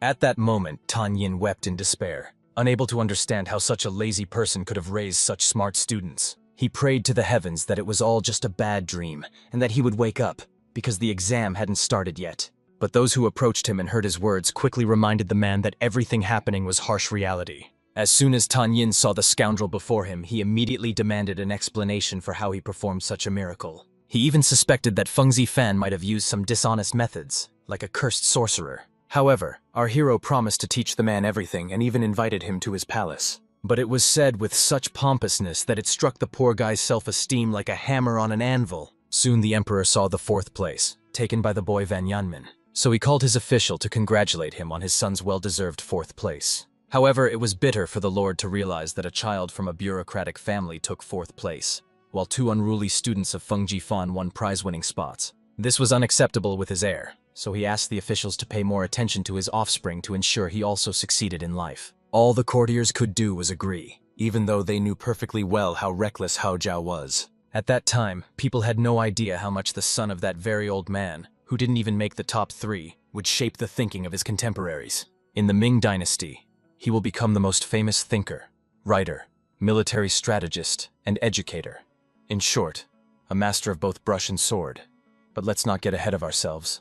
Right now, this young man is just a typical exam candidate. He recalled the scene he witnessed, how Feng Jifan punished his careless student for placing only 8th and bringing him shame. The boy clearly remembered this method of punishment, and as he grew older, it would be used everywhere like sacred scripture. Shortly after the walk, the young man returned home, where his parent was already waiting for him. Seeing the young man, the old man decided to ask how he had ended up there. But the son came to his father asking to be introduced to Feng Jifan. However, he didn't know how to approach it himself, so he wanted his parent to help him. Clearly, such news could not help but wound the soul of the frail old man, who trembled like a trembling aspen leaf. However, the son calmly explained that he had long been watching Feng Zifan's students, a bunch of lowly worms obsessed with passing the exam.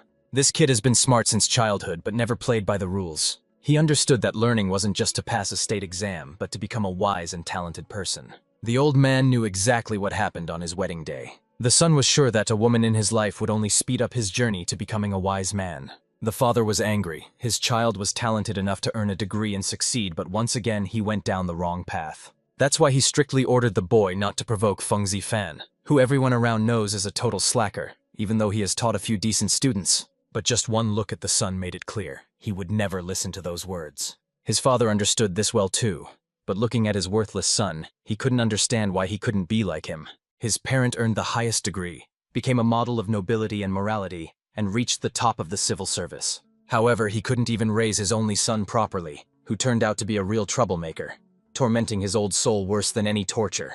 The scene shifts to the inn, where Tan Yin sat drowning himself in alcohol to the point of oblivion. The poor guy just couldn't pull himself together. He couldn't believe he actually lost to Feng Jifan's students, like in a terrible nightmare. Rumors of his defeat spread through the entire city like a deadly plague. He suspected that Feng Zifan's victory was because some of the most worthy geniuses agreed to become teachers to this troublemaker. In that case, he had no chance of winning and just wanted to die peacefully to avoid further dishonoring his name. However, unexpectedly, his brother came to check on the unfortunate Tan Ying. He told him not to worry because he wouldn't let him just sit idly by. His brother couldn't bear to watch his humiliation, so he brought along people who believed in him completely. He was not only a member of the ruling dynasty but also a voice for the common people craving justice, and they vowed to fight the hooligan Feng Jifan to the end. Clearly, after these words, those present literally saw Tan Yin as a saint. He couldn't stop crying, overwhelmed with gratitude filling his soul. But at that very moment, the Imperial Guards appeared. Of course, they had finally found the criminal. They tied him up and announced that he was suspected of bribing an exam board member, so he was being arrested and would be taken in to begin legal proceedings. Those who answered his call suddenly remembered urgent matters and scattered quickly like cockroaches. Tan Yin was clearly quite surprised by what he saw. My brother was always overly confident and even passed the imperial exams, but now he's being accused of bribery. He thought his brother might have gotten too close to the examiner and was immediately held accountable, but no one cared about the truth now. These accusations were enough to make even the dead confess, and suddenly Tan Yin realized, if he hadn't lost to Feng Jifan, he might have been taken away today too. And then not only he, but his entire family would be shamed, hitting rock bottom in life. He just realized that Feng Zifang was not his enemy, but his true savior. So he immediately went to the estate in Nanhe province to meet with the lord. The manager immediately came out to open the door for the unexpected guest. But he was truly shocked when he saw that it was Tan Yin who had come to visit them. He knelt with all his belongings, waiting for someone to open the door for him. And right then, the astonished manager shouted across the yard that Mr. Tan Yin had arrived. Feng Jifang didn't expect this turn of events, so he greeted the man. However, he unexpectedly acknowledged Jifan as his master and bowed before him. At that moment, our hero invited the man inside to warm up after the frost. Falling to his knees, Tan Yin begged his mentor for help. His friend had been caught cheating on the imperial exam. That's why he wanted Feng Zifang to help him. And the young man was amazed. Just moments ago, the man had appeared, and now he was already asking for something like this. Even he, a privileged man of high status, knew which problems were best avoided. The manager tried to explain to the man that this was an unreasonable demand. Cheating on the imperial exam is a serious crime. Even Feng Jifang could have suffered for it. However, hope rested solely on this young man. In the end, Jifang couldn't bear to see him suffer and decided to help his student's unfortunate friend.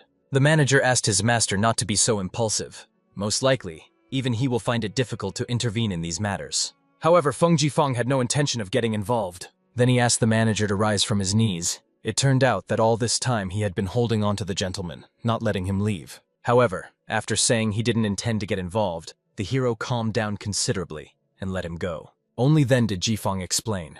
It was clear the emperor had been misled, so they would go and confront him directly, no matter the cost.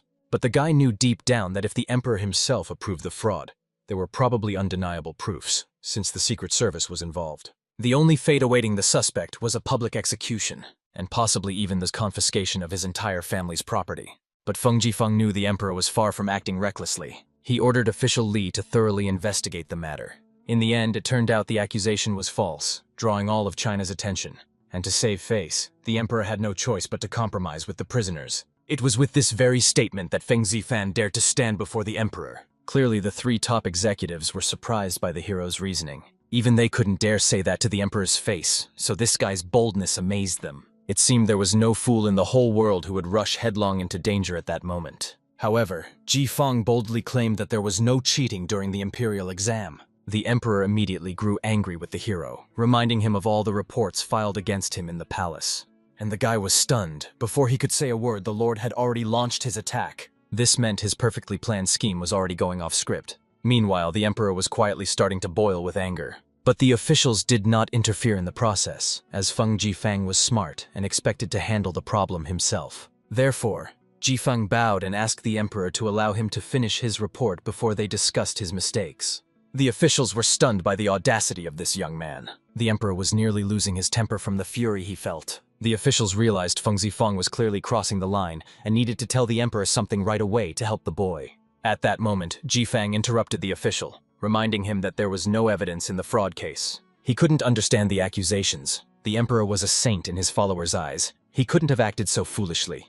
And in that moment, the official realized that, despite his status, he couldn't help the boy prove his innocence. Well, at least the boy's bravery deserved praise. So the officials have already started deciding who will arrange his funeral and where to order his coffin. The emperor was furious, like an enraged dragon, unable to understand how this scoundrel dared to come to the palace and point out his mistakes. He realized that if he let Feng Zifan off the hook now, he would come back another day and start acting up again. Of course, our hero carefully raised his hand and tried to justify himself and ease the situation. However, the emperor didn't even want to listen to him. He immediately ordered the guards to approach and escort this insolent man out of the hall. However, the hero declared that even in death, he would never accept His Majesty's decision as right. Before his execution, he wanted to finish one unfinished business. Clearly, the emperor was completely convinced that this scoundrel had no respect for him at all. However, the official asked the gracious lord to at least let the boy finish his speech. Under the watchful eyes of his subordinates, the emperor had to give in and let him finish speaking. And Jifan calmly reminded him that the crown prince would often make mistakes that His Majesty might not like. But Feng Jifan repeatedly told him that making mistakes is normal. There's nothing special about it. As long as one is aware of their faults, they can always correct them and be an excellent prince and son. The emperor had no idea why Jifan decided to drag his son into this conversation. The other officials understood that Feng Zifan's instructions were as unpredictable as his temper. But today he was much more reserved. At that moment, Jifeng explained that his father was always attentive to every detail at court. He worked hard every day, doing everything he could without ever thinking about being lazy. One day, this noble man fell ill, but still had to report to the palace. Young Feng Jifeng, not understanding his sacrifice, later asked why he risked his life for the imperial court like a moth drawn to flame. Even the emperor couldn't argue. This scoundrel's father was truly a flawless servant, and he believed his only flaw was spoiling his son. He even felt sorry for the nobleman when he found out what the lord had done to his boy. The other officials were eager to hear how the boy's father answered the question. It turned out the old man said the emperor must be loyal to the end, but even more important is to be a role model for his son, because as they say, a fish rots from the head down. Jifan's father did his best to live a righteous life, hoping his son would one day follow his example, and that the risk would be worth it. Our hero had already started praying to all the gods, hoping the emperor would finally understand his words and what he was trying to convey. And indeed, the old ruler realized that although he was the leader of a vast country, above all, he was a father. If he doesn't set an example for the prince, the heir will never be able to correct his mistakes in the future, because the fate of the entire dynasty depends on him.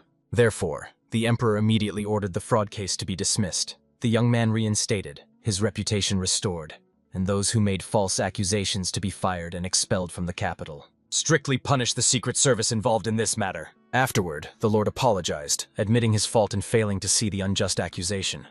Even a British duke admits guilt when negligence leads to a mistake, and it was clear that the officials immediately realized their emperor was wiser than all the rulers under heaven. However, the wise ruler understood that these were just empty words. He simply acknowledged Jifan's correctness, but if it weren't for that bold young man, who knows how this would have ended. Afterward, looking at the boy, he acknowledged that his father was truly an admirable man.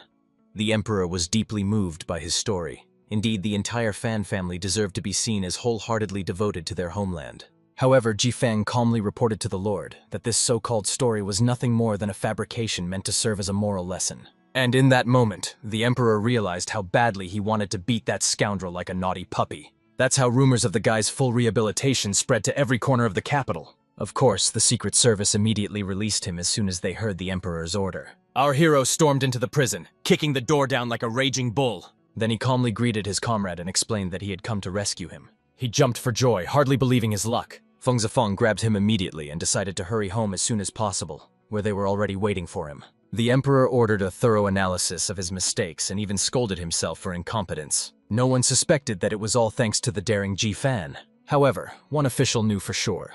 He absolutely couldn't let his son find out, or he'd respect this hero even more. Moreover, Feng Jifan's noble deed changed many people's opinion of him. Even Tan Yin couldn't believe that the mentor actually asked the emperor to spare the young man's life and even scolded the ruler for his ignorance. Such bravery was truly enviable, like the courage of a tiger attacking a dragon, which is why all the students admired their teacher. Our hero heard their words just as he got home, and right away, the grateful students gifted their mentor presents and even asked him to sign their portraits. Tan Yin did not hide his tears as he looked at his rescued brother, then began to thank the heavens for everything. And Jifan was grateful not only for saving his brother, but also for showing the Son of Heaven his mistake, vowing to serve him faithfully like a loyal dog forever. And Feng Zifang clearly saw that Tang Yin, who had been nurtured for so long, was finally ready to return to his roots. By this moment, the noble aristocrat had fallen to his knees before his mentor, and was ready to serve him until death as a token of gratitude for saving his life. However, Jifang refused and suggested the guy find someone else. The whole reason was that he only ranked 9th. Even 8th place wasn't enough to swarm him like an annoying fly trying to become his apprentice. However, the young man reminded them that he came from an academic family.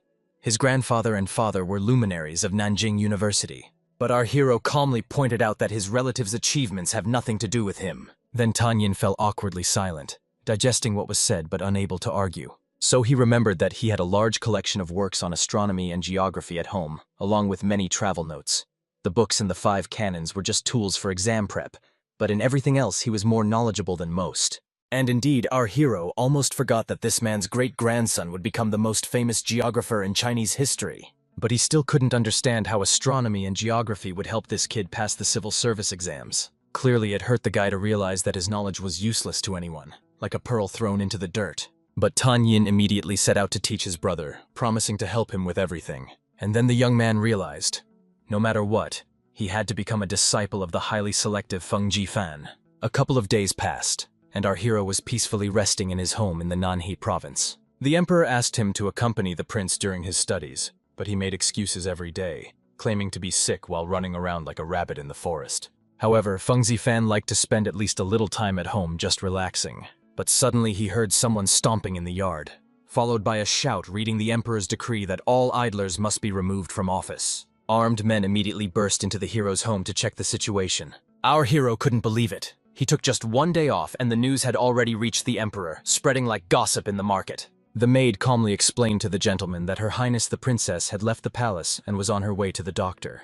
But since they didn't see Jifan there, the emperor took the liberty to issue a decree to contact him directly. In the end, Feng Jifanu had no choice but to go straight to the imperial palace to meet the princess. He was deeply struck by how beautiful the young lady was, like a lotus flower in a mountain lake. Then they sat down at the table so he could check her pulse. Jifeng noticed that the girl's heartbeat was slightly faster. However, seeing the maid's worry, he explained that there was nothing to fear. Only then, once calm, did the princess admit she wanted to discuss something with Feng Zifan. Her brother told her they made a deal and forced the students to worship him as their teacher. She couldn't understand how he could exploit others' misfortune and disgrace them. And our hero realized that this situation would completely shatter his image of the prince, as he never expected such betrayal from him. The princess hoped that Feng Zifang would value his reputation more and become more sincere. Suddenly, everyone heard loud cries pleading with the hero to accept the petitioner as an apprentice. Clearly, the guards didn't recognize the uninvited visitor and immediately drew their swords to protect His Highness and the princess. But it turned out to be the very guy who could no longer be rejected by his desired teacher. He begged to be taken as a student or else he would jump off the roof and die. Our hero was furious that this clumsy monkey would say such a thing. Tan Yin ran up and told his mentor that his friend wholeheartedly wishes to follow him. Even 3 of Jifan's students begged the hero to accept him as a disciple. But to Feng Jifan, everything happening felt like nothing more than a cruel joke, which infuriated him even more than red pepper. He told the kid to get lost, because no matter what, he would never become his apprentice. And anyway, the doors to his house were firmly shut to him. At that moment, the boy completely lost his sense of purpose, and the students realized the plan had completely fallen apart. So all they could do was beg the guy not to do anything foolish. Even Tan Yin asked his brother to calm down, saying they could find another way for the mentor to take the boy as an apprentice. Even the boy realized his jokes had gone too far, but now he couldn't back down, like a tiger cornered. So he had to jump and say goodbye to life. He landed right in the deep snowdrifts, followed by a sharp cry that made blood run cold. Obviously, the maid and the princess immediately screamed in horror, unable to believe what they saw. Our hero couldn't understand why the guy was joking so foolishly. It sounded all too real, like an actual suicide, chilling to the core. As soon as the maid saw the princess's fear, she immediately ordered her servants to head home as quickly as possible. The princess didn't know how to recover. She was heartbroken that the young man wanted to follow the hero until his last moment, yet the hero never deigned to accept him, like a cruel tyrant. In the end, a new day dawned, and Feng Jifan appeared at the imperial palace. He resumed examining the young lady and apologized to the princess for his apprentice interrupting their checkup. Today he came to offer his apologies, and the princess was clearly glad that Jifan had finally accepted this man as his disciple. The thing is, our hero knew he wouldn't survive a second jump like that. But luckily this time he came out unscathed, as if the heavens took pity on the fool. At that moment, the young princess laughed shyly, and Feng Zifang couldn't help but admit he was damn excited by her smile, which struck his heart like a hammer. It was hard to hide. His heart fluttered like a bird in a cage, so he wanted to finish the inspection quickly and get away. But the maid seemed to notice his nervousness and immediately stepped closer, glaring fiercely right at him. Then she reminded the gentleman that a man and a woman shouldn't be alone together for long, so Jifan should leave as soon as possible. Our hero sighed in disappointment, realizing there was nothing he could do. However, Feng Jifan had no choice but to use his cunning technique of love's trembling. In the end, the little hearts flying around the heart simply carried that pesky servant away with them into clouds of bliss. And then Jifang was able to truly confess to the princess that she was incredibly beautiful, like a moon goddess descended to earth. The maid was shocked that such a pompous fool dared to approach their princess. Our hero was quite upset that the nanny scolded him for every word, and didn't even let him finish his thoughts. At that moment, she left to inform the empress, for when it came to her highness's reputation, silence was not an option. But the princess asked her nanny to calm down and not tell her mother anything. She was very worried that Feng Zifan might be punished like a criminal because of this. And the woman burst into tears at her mistress's sweet excitement, even feeling guilty for moving the princess to tears. That old crow no longer had the right to serve such a kind soul, so she was about to hang herself right here. And Jifan clearly didn't understand why everyone was so drawn to suicide in reality. The princess cried again, looking at her maid, apologized for being wrong, but begged to spare Master Feng Zifan and keep it secret from her mother. The maid only grumbled that she should have noticed his rudeness from the start and scolded him, and none of this would have happened. But the princess only became more upset and burst into loud tears at her words. But Feng Zifang couldn't understand how the nanny dared to mistreat the princess herself. For this reason, he asked the woman to take a short walk outside and have a chat. She felt that Jifan was trying to bribe her, but after all, she was a trusted confidant of Her Majesty the Empress, and an important figure in the palace. However, Feng Jifang calmly asked the woman to come closer and let him whisper something in her ear. He calmly admitted that he knew the eunuch Liu Jin had stolen and sold the emperor's belongings, and suspected the nanny had also made a good profit from it. And only by looking at her face, pale as lime, could one tell that Jifan had guessed right. In his past life, he read the dynasty's history and learned that the palace was often robbed. The culprit was a eunuch, but a dozen others were involved too, including the nanny, the empress's trusted confidant, since it would have been reckless not to bribe her from the start.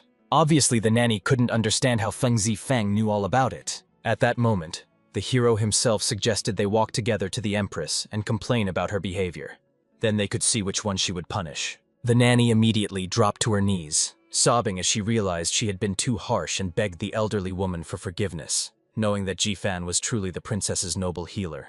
The princess, eavesdropping on their conversation, couldn't understand how Feng Zifan managed to influence the nanny so much that she crawled like a beaten dog. She realized this man was simply incredible and couldn't understand where he had come from. She was even intrigued by this mysterious man, though she never considered him a real person before. Soon, our hero returned to the university, continuing his service. And suddenly, the prince arrived there with his loyal servant. Feng Jifanu already felt that today the sun had risen from the wrong side, as His Highness the Prince decided to study. But in reality, he came to meet the hero. Then, with the sweetest smile, he asked the guy to lend him some money, because he really wanted to buy himself something tasty. But Feng Jifang thought it was a silly joke. After all, his father ruled the entire country.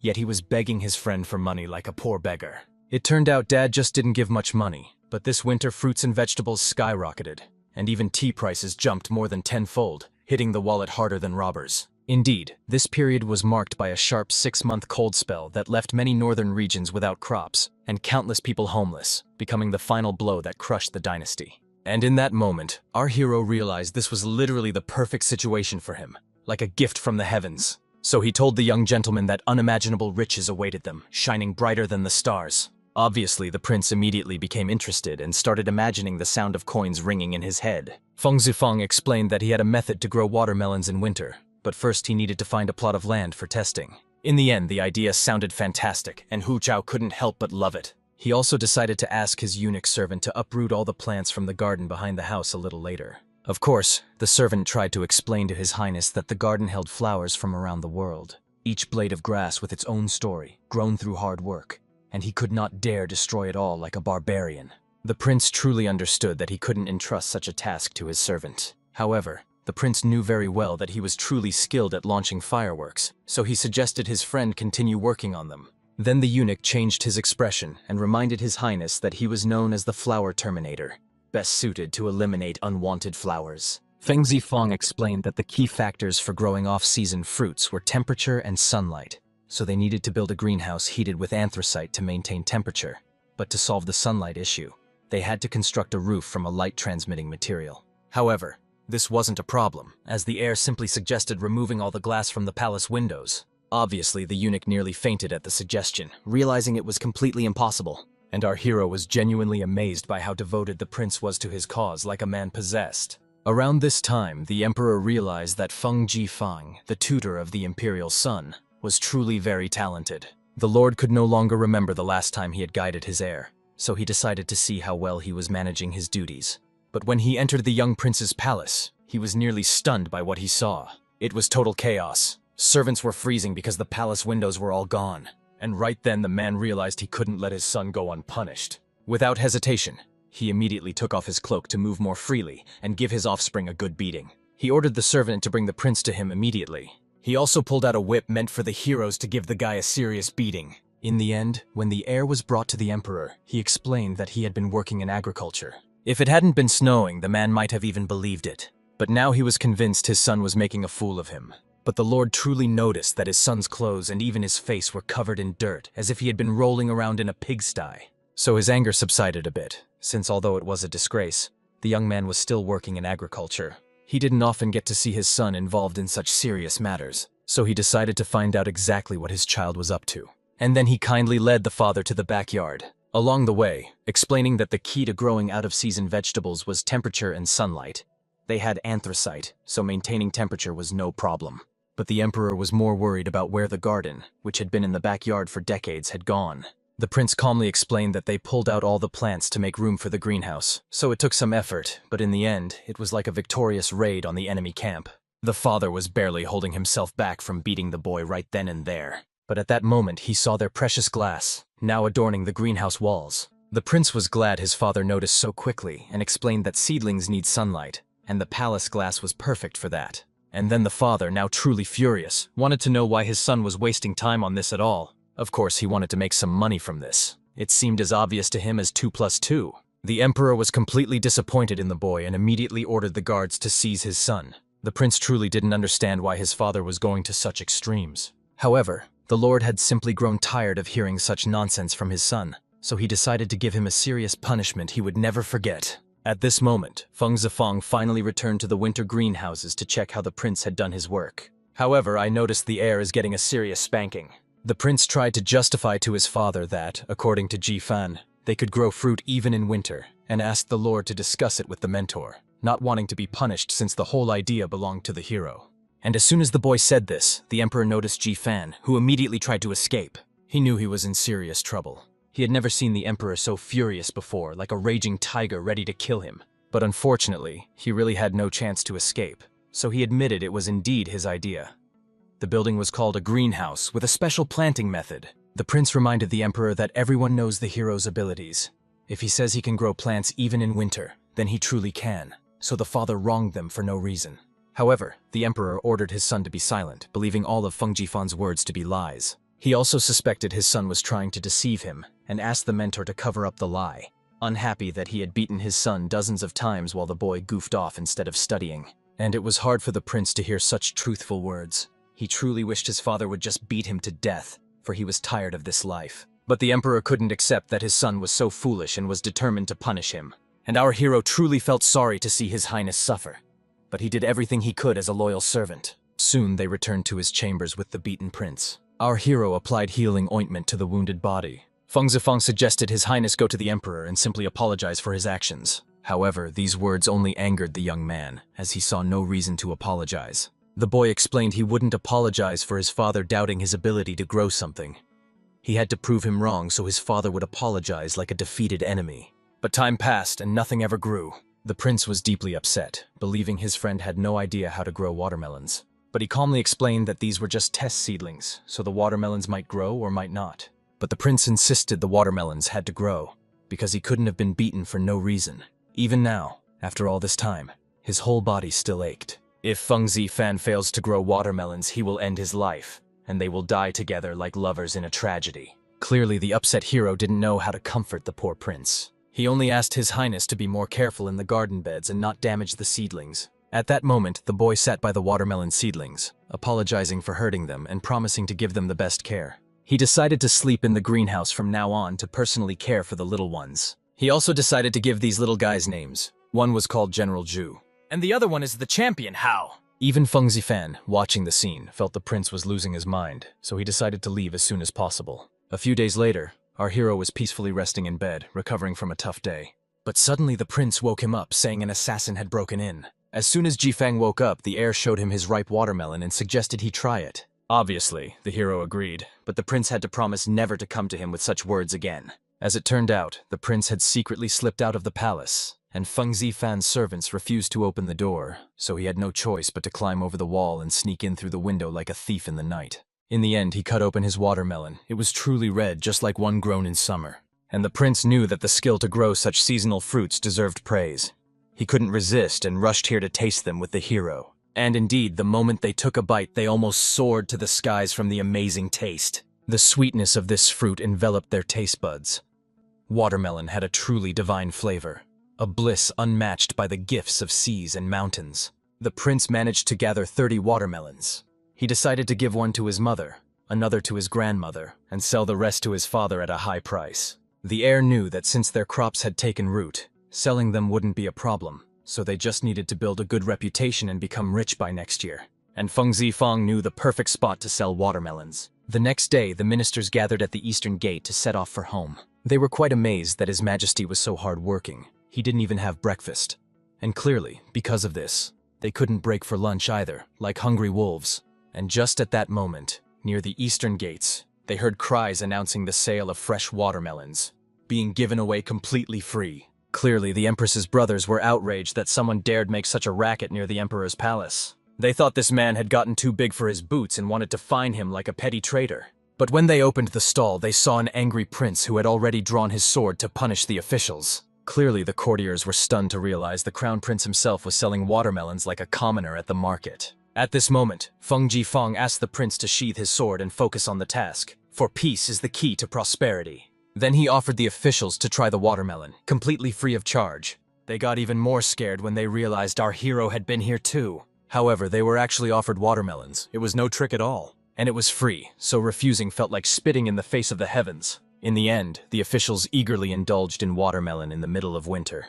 And the prince couldn't believe that these two were so greedy for anything free. They just wanted to strangle them like pesky flies. Finally, the officials enjoyed the most skillfully crafted watermelon. And at that moment, they noticed the Prime Minister's aide approaching. As he got closer, he decided to ask the prince how much such a watermelon cost. However, the heir set the price at 12 taels of silver each, making any bargaining impossible. Officials couldn't believe the watermelon was so expensive. Ordinary people could live on that money for years. But to them, for that price, the watermelons tasted even sweeter, like the nectar of the gods. However, the prince calmly explained that these watermelons were grown right in the palace. Thanks to anthracite, they were able to grow a wide variety of fruits. And right then, two men burst into tears, realizing these lands once belonged to them too. Feng Zifang also explained that this watermelon absorbed the power of the earth. It's not only sweet but also beneficial for the body, nourishing the kidneys and rejuvenating you. He immediately showed the two crying brothers of the Empress as an example of how happy they became after eating this watermelon. But even so, officials knew that selling such watermelons, despite their benefits, was a job for small-time traders.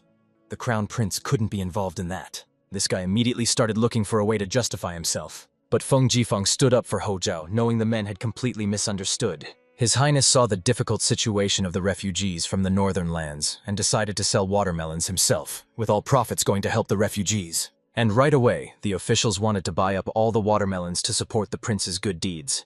Not caring if the watermelons were truly that good. They just wanted to help. And Feng Zifeng fully understood that everything would be generously given to the refugees. But first, it would pass through his hands. Around this time, the minister was pondering what to do to prevent a disaster caused by refugees who couldn't even afford food. But at that moment, his student ran in with wonderful news. Obviously, the minister was curious to find out what had inspired his student so much. And he showed him a watermelon grown in winter, cultivated by the crown prince together with Feng Zifan. The man was clearly surprised that someone managed to grow vegetables and fruits in winter. Therefore, he ordered Mr. Lu and Mr. Li to be summoned to him immediately. After a while, the three ministers gathered together. They tasted the watermelon and unanimously agreed it was truly juicy, like a summer rain. Besides, the ministers heard that the emperor was angry about the prince's idea, but he really managed to raise them. It would be much better if we could grow something else. But the ministers understood this was a matter of national importance and an urgent meeting had to be called. Around this time, the emperor was reading reports and realized that the winter had dragged on and the land was barren. Food production has declined. He didn't know how many poor people could survive this famine ravaging the country like a plague. But at that very moment, the ministers burst into the emperor's presence. They found out that the crown prince and Feng Jifan were growing watermelons and wanted to discuss it. The emperor was deeply troubled to realize that even his subordinates had heard the rumors. He was disappointed that his scoundrel son ignored him and decided to give him a good beating like a naughty puppy. However, the ministers delighted the emperor by confirming that the watermelons had indeed grown, and they even tasted them, finding them very sweet. The emperor believed the ministers were trying to play a joke on him and thought such a thing was impossible, unless it was some kind of magic. Although the ministers didn't know how they managed it, if the landings had been carried out in winter, there would have been no famine, and the man realized he urgently needed to discuss this. Therefore, he ordered the servants to immediately bring the crown prince and Feng Jifan here. And so, soon these two young men found themselves in the emperor's chambers. Immediately, looking at his son, the ruler demanded that he show him the watermelon he had grown. However, Hao Zhao explained that he raised them with great effort.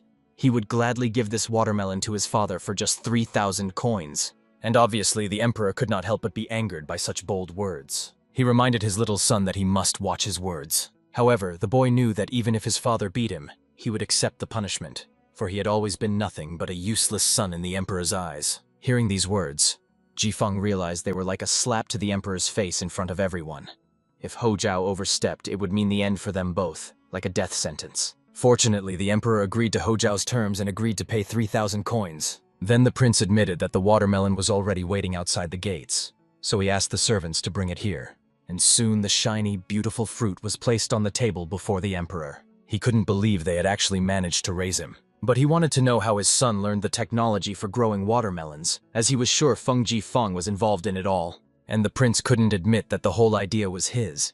It would only confirm his father's fears that he was a foolish heir. Our hero stepped forward to explain to the prince how to land, while the heir, forgetting food and sleep, cared for the watermelons, resulting in a harvest that seemed like a blessing from heaven.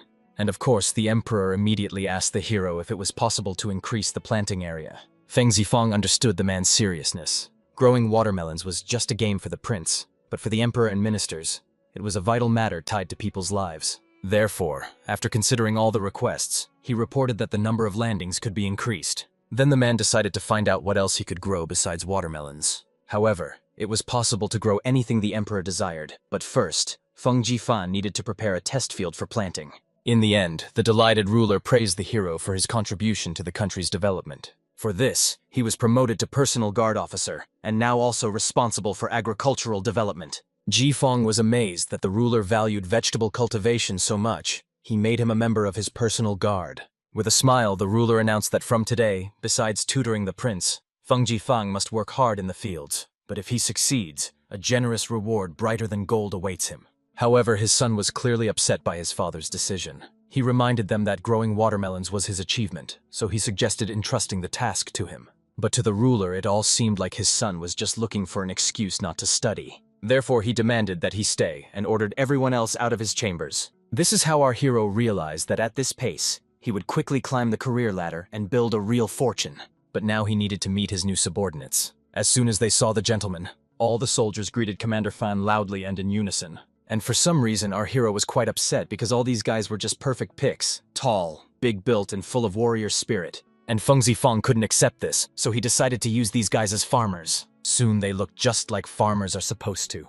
Of course, they still had a lot to learn. However, the guy found literally the perfect candidate to be a farmer. This was a disheveled warrior, carefully watching the master's every move. But suddenly, Jifeng approached him and smeared mud all over his face. The warrior was literally shaking with rage, stunned that his master was smearing all kinds of filth on his face. But Feng Zifeng told the guy to be quiet, because although it was indeed manure, real farmers shouldn't fear dirt and hard work like pampered courtiers. But at that moment, the young man heard one of the officials behind him call out sharply. When he turned around, he saw it was Officer Yin, who was coming straight at him, determined to kill him right then and there. The frightened hero immediately ordered his warriors to stop the incoming threat at once. But the man scattered all those guys in his path like a bowling ball knocking down pins. The frightened hero had no choice but to run to the emperor. Bursting into his chambers, he immediately dropped to his knees and explained that he couldn't handle the assigned task. He believed Mr. Yin was far more capable and smarter than him.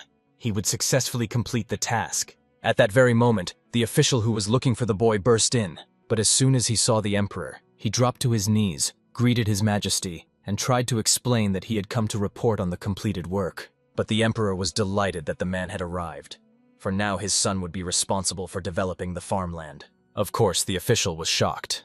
His son had just been transferred from the capital patrol, and he couldn't understand why he was being demoted. But the emperor calmly explained that his son was very talented and had received the proper recommendations for the job.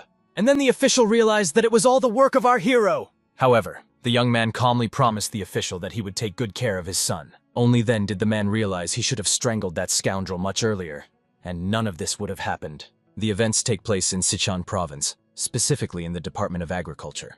Gathering all the farmers, our hero decided to explain the task set before them. However, young Master Yin explained that all they knew was how to cultivate the land, and they didn't understand how they could help.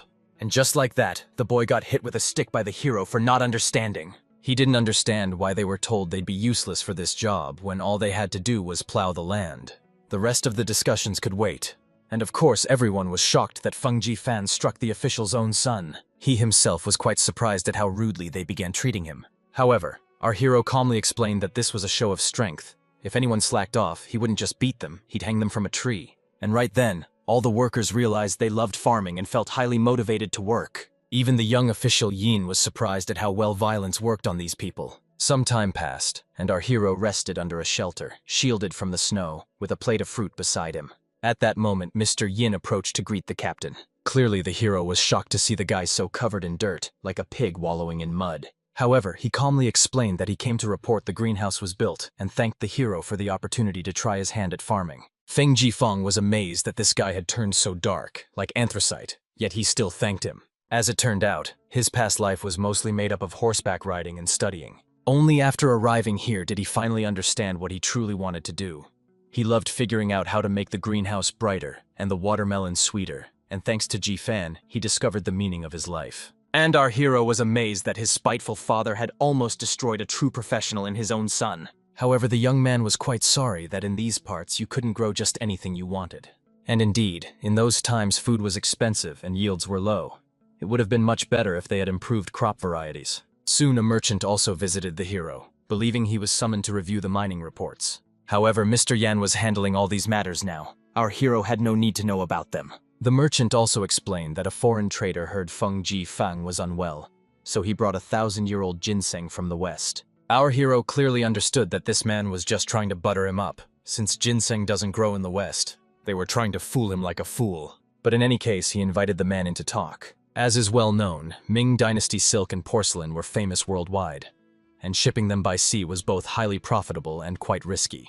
One day, a ship was attacked, forcing the merchant to go ashore in unfamiliar territory with no connections. After questioning those around him, he learned that Feng Jifeng was quite friendly with the merchants. This was his last chance. Apparently, he wanted to bribe him to let him break the law, but Jifan was not the kind of person to allow that. In the end, the man entered and immediately greeted Mr. Feng Zifan, introducing himself. However, his name was too long. Our hero couldn't remember it, so he immediately told the man to stop talking and give him the gift. It turned out the gift was a warming blanket brought from the West, a product of the highest quality. But Feng Jifeng realized the man was mocking him by calling such junk a treasure. The man was shocked that his trick was uncovered so quickly, but he had something else up his sleeve. It was a shining pearl, a legend of the West, one of a kind, glowing like a fallen star.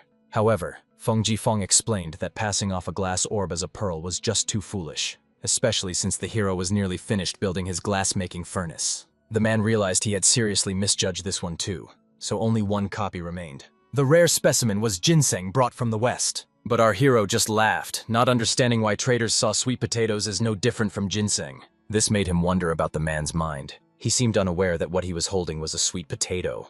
He tried to justify it by saying the ginseng was very old, which is why it grew so large.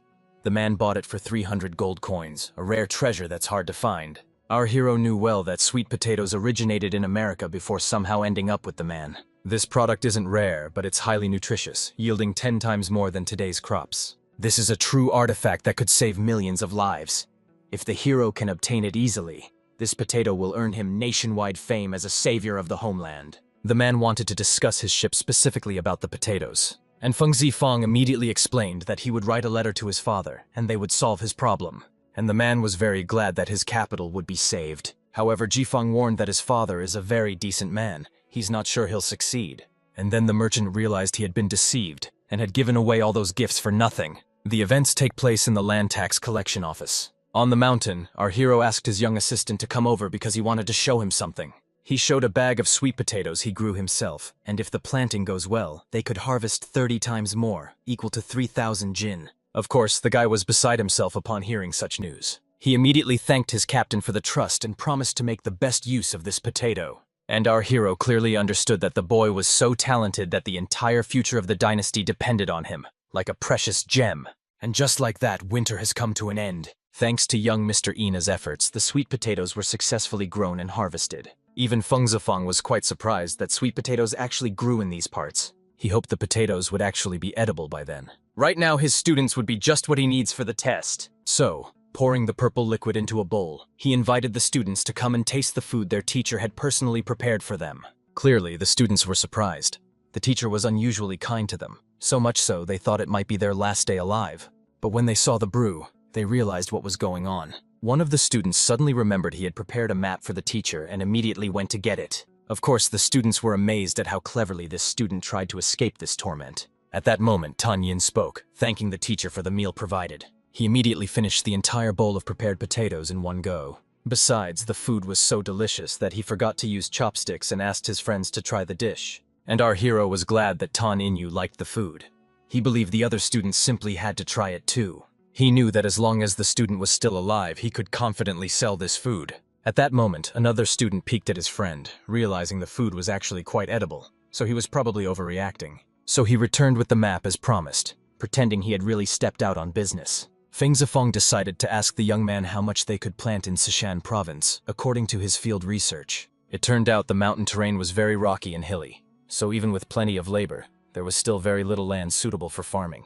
And Ji Fan clearly remembered that a severe drought soon followed. Even planting the entire mountain with potatoes wouldn't end the famine. Moreover, farmers these days are very conservative. They'll never dance to his tune, so he'll have to buy the land. These lands were the main source of food for many people. You can't just buy land for nothing. However, since he managed to seize the Sichuan province, he'll have to try his luck with the Empress. Maybe she'll grant him a bit more land. For this reason, our hero immediately finished all his tasks and headed to the palace. Before the hero could even knock on the door, he heard the Empress's loud screams from inside. She was stunned by the boldness of these brash intruders who didn't know whose land this was but already wanted to claim it. And of course our hero thought the Empress was angry with him personally. At that moment, the Empress scolded her brothers for harming the Zhou family over a piece of land, and reminded them they had beaten the widowed Empress's nephew. Our hero clearly understood that this was the very family respected by emperors of all three dynasties and feared even by Emperor Hongji himself. If it weren't for the Empress's protection, these two would have been dead long ago. But now they've crossed someone even the Empress dares not offend. At that moment, two were sobbing, begging their sister for mercy, and promising it would never happen again. And right then, the Empress kicked those two slackers out. Our hero knew perfectly well that it was better to leave now and not upset the Empress any further. However, she noticed the departing hero and clearly understood that he had heard their conversation. However, contrary to Jifan's expectations, the woman did not get angry with him. It's all because the boy's mind was always full of good ideas. He wanted to figure out how to save his brothers who couldn't live up to the expectations placed on them. The hero himself didn't know how to save these guys, as the furious Empress could destroy the Fan family with a snap of her fingers and he was too young to survive that. Besides, These guys really messed up. Even if the Emperor forgives them, Feng Jifan can't do anything about it. The battle between the Zhang and Zhou families will be a real bloodbath. While the boy remained silent, the Empress realized he had no ideas and apologized, knowing it was all due to her constant indulgence of her brothers. It's precisely because of her foolishness and kindness that they ended up in this situation. At that moment, the nephew arrived at the palace of the widowed Empress. The boy who was beaten explained to Her Majesty that these boys had become so bold they attacked him, challenging His Majesty's authority. The Empress was surprised. Usually, the Zhou family avoided meddling in worldly affairs. But the Zhang brothers clearly didn't understand the rules and needed to be taught a lesson. The servant also reported that, according to rumors, the Empress had already given them a stern warning, and the widow understood that the woman was trying to ease the situation. But that wasn't enough, because this was about the Zhou family. At that moment, her nephew demanded that she find the one responsible and make sure there was enough evidence against them. The thing is, not even the Emperor himself can oppose the Empress's personal order. This time the brothers are finished. The frightened servant reported that Feng Zifang was also with the Empress and said the Zhang brothers suffer from some brain disorder, which is why they recklessly get into fights. When our hero proposed this idea, the Empress challenged it, believing her brothers were perfectly healthy. But Jifan reminded them that these two look really unwell. Based on his experience, their behavior strongly suggests illness. However, the beaten man believed these two were just looking for an excuse to avoid responsibility, and was ready to do whatever it took to tear their estate apart like a hurricane. However, the widowed Empress, upon hearing of the illness, immediately shut down the case. Having lived such a long life, her nephew still never understood how this world works. So the woman explained that they used illness as an argument against themselves. They would lose face if they argued with sick people as if they were mad. In truth, the widowed Empress just wanted to save face. Family quarrels would breed hatred, and fearing for her family's future after her death, she saw easing the conflict as the only right path. After this incident, the widow realized that Feng Zifan was quite an amusing person. The Emperor's family saw him only as a playmate for the prince. But today he resolved a matter that could have ended in bloodshed, which was truly impressive. So the woman immediately turned to her servant. She needed the details. She wanted Jifang to come here for the birthday celebration, because she was eager to meet him in person and find out what kind of person he really was. The scene shifts to the palace of the young Prince Ho Zhao. Feng Jifang came to visit but found him buried in a pile of books, working non-stop. It turned out the reason was that the widowed Empress's birthday was coming up soon, and the heir planned to give her a special gift, his own handwritten theses on the study of Taoism. And since she deeply valued this philosophy, Jifan knew the Empress would be happy to learn how much His Highness loved and respected her. However, the young man calmly admitted he would be very grateful if Feng Zifan could copy the texts for him, as his calligraphy was excellent, and he also asked Zifan to include explanations since Taoist texts are quite difficult to understand. And our hero was amazed that all the prince's respect for the Dowager Empress simply vanished like morning mist. Of course, it was easy for him to help his friend, but he was curious where he found all these interpretations of Taoist writings, since they were either written by amateurs or the ruling party, which was a terrible choice. And the prince didn't even know there were other writings, so he asked the hero to help him choose the best one. It is known that the best interpretation of the early Ming Dynasty sutras is the collection Tao Te Ching. Finally, his knowledge came in handy, because in his past life he aimed to be just a ladies' man, never realizing the true meaning of this spiritual scripture. Soon the gift reached the widowed Empress, who had heard that a family devoted to Taoism had compiled hundreds of different interpretations of the sutras. However, it was the first time she heard such a version and wanted to know where the prince had copied it from. Obviously, the boy was worried that something was wrong with the content of the sutras Jifang had chosen. It turns out that Feng Jifan's writings were based on the teachings of a prominent Taoist from the Ming Dynasty. But due to slow communication back then, this version remains little known today. Although these texts were created in the early years of the Ming Dynasty, no tomb raider ever found the grave where these sutras were kept, so they never fell into the hands of future generations. The bowed servant explained to the widowed Empress that the texts presented here could not be authentic and were not written by the Crown Prince himself, fearing that some dishonest people might have deceived him. Only then did the prince realize that his friend must have copied the wrong explanations of the sutras. But the widowed Empress was very curious to know who had written this description. In the end, the prince had no choice but to blame his eunuch for it all. The man immediately dropped to his knees and explained to the widowed Empress that he was well aware of palace rules and would never copy such sutras at His Highness's request. The Dowager Empress knew her grandson and Feng Jifan were very close, so Ho Zhao likely lied to protect his friend. The obvious conclusion was that this entire plan was Jifan's idea. The Empress knew the Fan family had no complaints about him before, but he dared to insult classical authors and mislead the prince, so they had to deal with the matter. She ordered the heretical texts to be sent to Master Pu from the temple for thorough examination, with instructions to note any deviations, investigate the matter, and report back to the palace officials. If anything violated the canons, action must be taken against the heretic. And then the prince painfully realized he couldn't protect his friend or help him. Somewhere around this time, a hot summer arrived. Under the scorching sun and heat, the prince had been kneeling for 4 hours, barely feeling his legs from his father's punishment like a statue in the desert. At that moment, the servant rushed in to deliver a new order from His Majesty. The boy was already hoping he might be able to rise from his knees. However, he was instructed to move to the place where the sun shines the brightest. And obviously, the prince didn't understand why he was being punished so harshly, as if he were a hardened criminal. The events return once again to the palace of the Empress Dowager. She invited the emperor to explain that her grandson was too young to endure such torture, and advised him to take better care of him and watch over those around him. The emperor couldn't argue with the widow, only explained that because of his youth, he wanted to teach the boy a lesson, and hoped it would help him better understand right from wrong. The woman honestly admitted she couldn't sleep all night after what happened yesterday. She didn't want to harm or kill anyone, but leaving Feng Zifan near the prince was simply impossible. Obviously, the prince believed the widowed empress intended to exile Jifan from the capital, a cruel and harsh punishment. However, the emperor reminded them that although the princess was healthy now, her illness could return at any moment, and she needed Jifan's care and support. The Empress Dowager was quite upset that the emperor acted as if Jifan was the only person in the world who could treat brain diseases. At that moment, the arriving servant asked the lady to speak with Master Pu. It's time for the master to personally report to the emperor how far Feng Jifang has strayed from the norm. As is known, the late emperor was fond of Taoism and alchemy. So many people followed him, though some took the chance to undermine the government. Only Master Pu kept his Taoist heart, choosing to study Taoism in solitude and never conspired with the secular world. After the ruler's death, most followers of Taoism and alchemy were exiled, leaving only Master Pu to lead Northern Taoism and eliminate the remaining rogue forces. That's why this man's status is so high.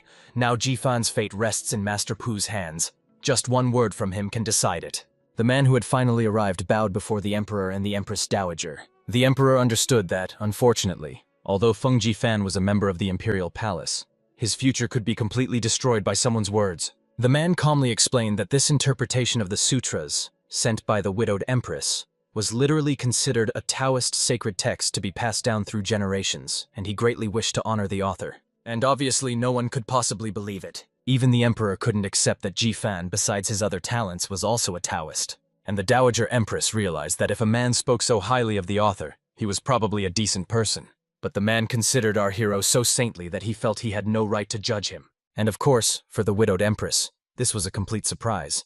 For having spent her life reading sacred texts, she had never discovered this gem. She asked to send her decree inviting Feng Jifan to the palace on the 10th day of the 6th lunar month to join the birthday celebration with the crown prince. Clearly, the emperor was stunned by this news, as only royal family members were allowed in the palace on the birthday. If Jifan shows up now, rumors might start about his ties to their family. And if rumors start about a possible marriage to the princess, not even the emperor can stop them. Around this time, our hero was struck by bad luck. He accidentally gave the prince fake treaties and nearly got exiled. And the widowed empress was truly terrifying, like an enraged tigress. At that moment, the disciple Tang Yin came to inform his teacher that the monastery had sent him many invitations, all from the great master. But our hero flew into a rage, ordering his student to hand over all the invitations so Jifan could tear them up.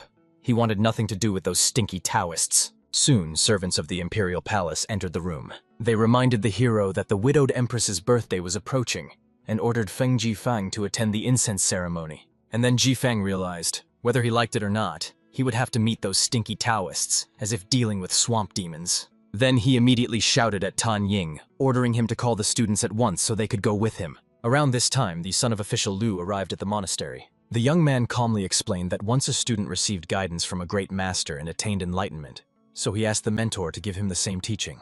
However, the master had been practicing in seclusion for many years, so the guard asked the visitor to leave. In the end, the disappointed young man had no choice but to leave. But suddenly, Feng Jifang appeared near the gate, introduced himself to the guards, and demanded to be let through. Everyone was just waiting for this master, so they let him in along with his entire entourage. And obviously the official's son was stunned. Why was he let in but not the other guy? This seemed simply inexplicable, given the reputation our hero carried behind him. In truth, the great master was amazed by Feng Jifan, who wrote such outstanding treatises. He must be an exceptional person.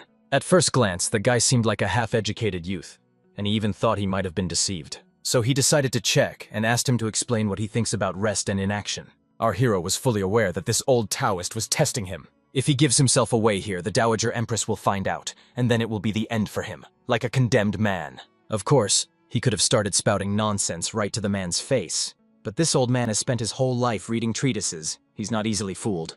And if he makes a mistake, it will be even worse. So he calmly explained that he did not know the answer to this question. He's never studied the Tao and doesn't understand it at all. However, to everyone's surprise, the man just laughed at his words. That was an excellent answer. For keeping secrets from one's comrades was true peace and stillness. Feng Zifang couldn't believe that such an answer actually helped. But it turned out the answer was deep and complex. Ordinary people couldn't grasp it. When other Taoists themselves don't understand something, they don't hide it or pretend. They answer honestly. That's the true meaning of peace and non-action.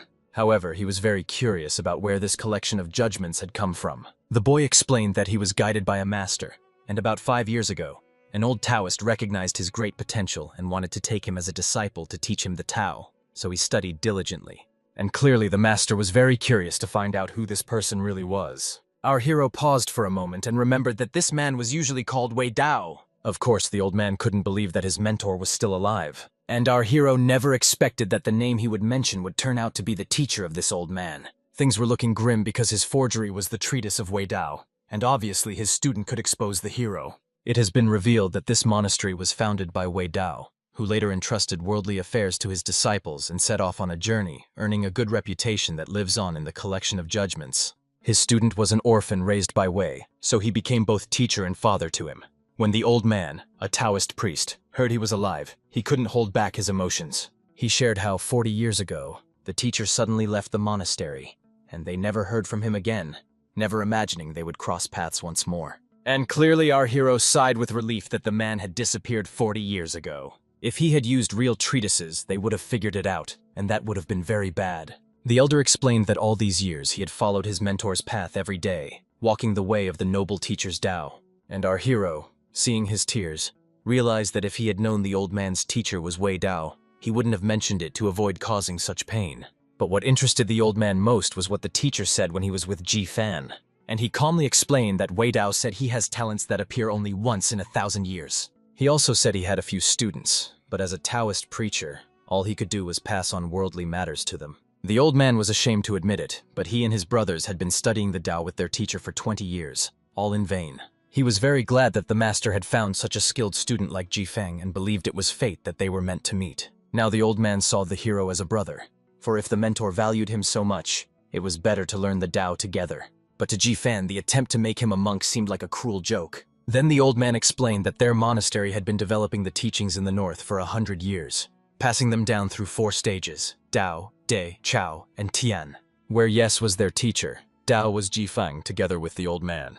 39 people represented Chao, and Tian is hundreds of other students. And since the brother was the master's student, he would become a mentor brother to the elder.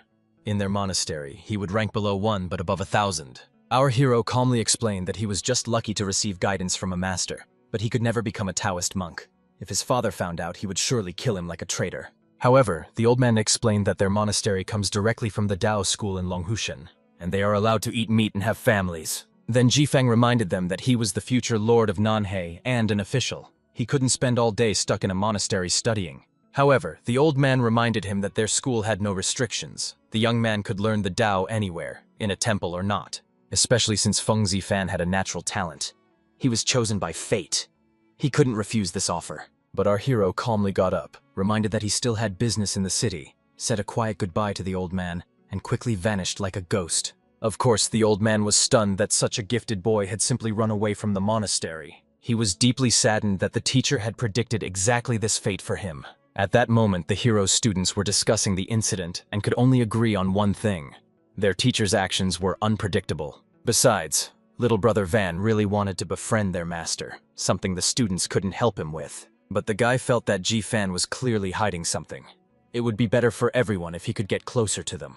At that moment, Feng Zifang ran to them in panic, realizing that if he didn't escape soon, he'd have to become a monk, And just like that, after a daring escape, he found himself at a tea shop at the foot of the mountain. Suddenly, he noticed a stranger staring intently at him. The aristocrat stopped in the middle of his students, and Ji-fan was quite afraid that another student was trying to join him. Bowing, the gentleman introduced himself, admitted he had a few questions about the teachings, and asked the great mentor for advice. However, to the guy's great shock, our hero flatly refused to help with anything, and the students pretty much expected that kind of reaction from their mentor. Feng Zifeng didn't want to take any risks because he was afraid the boy's father would tear his head off, especially since the boy was destined to grow up and become a very important person. At that moment, they were distracted by a quarrel near the tea house. Someone was arguing for money despite not having paid their tax yet, and he reminded them that this was the monastery's land money. These taxes were mandatory. Feng Zifeng was surprised that the monastery's lands extended all the way here. It seems these were all monastery holdings. The merchants believed these monks had no honor. This year brought heavy snow and drought, yet they didn't lower the rent even a bit.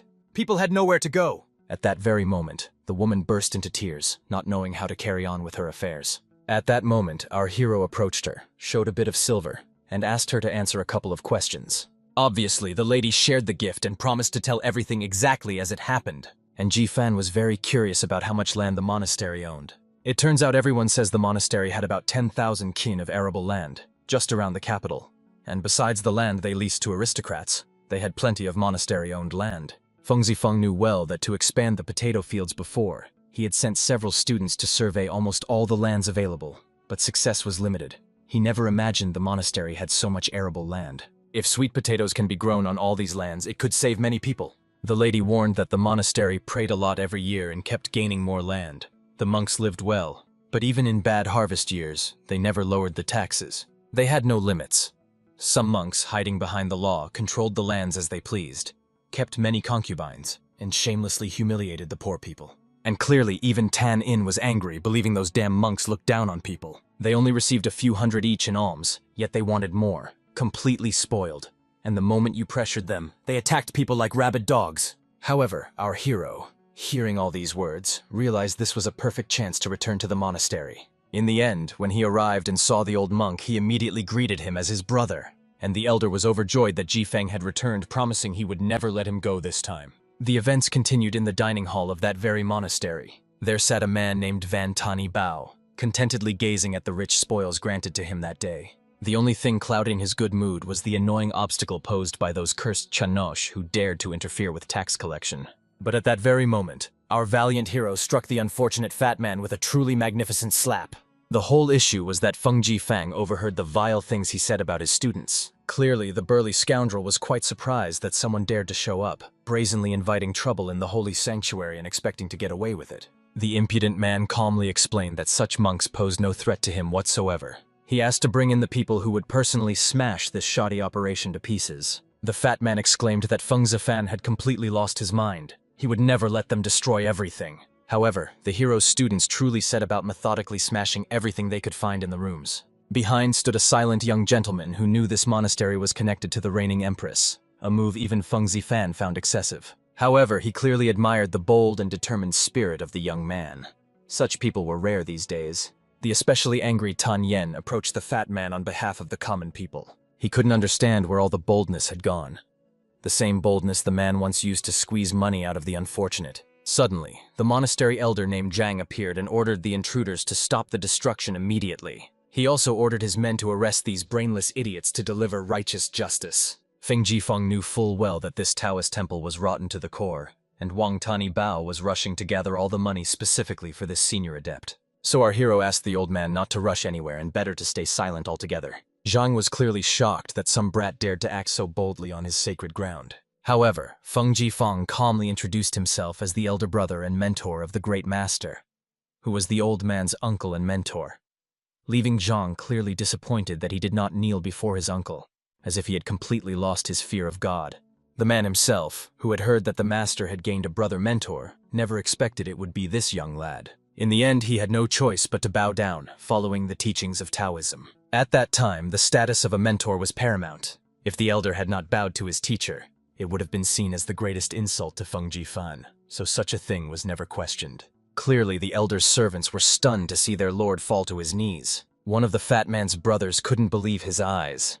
Could it be that the brother who did whatever he pleased in the temple would finally get what he deserved? At this moment, Feng Jifeng decided to determine the fate of this fat man. He reminded that, as a follower of the temple's fourth generation, he showed the hero the greatest disrespect. For this, he was banished from the holy monastery and will now sweep the streets every single day. However, it was clear that Feng Jifeng now needed to find a new owner for the dining hall. Just then, the fat man's brother walked by, calmly cracking sunflower seeds. But it was this very man our hero appointed as the head of this place, something no one expected.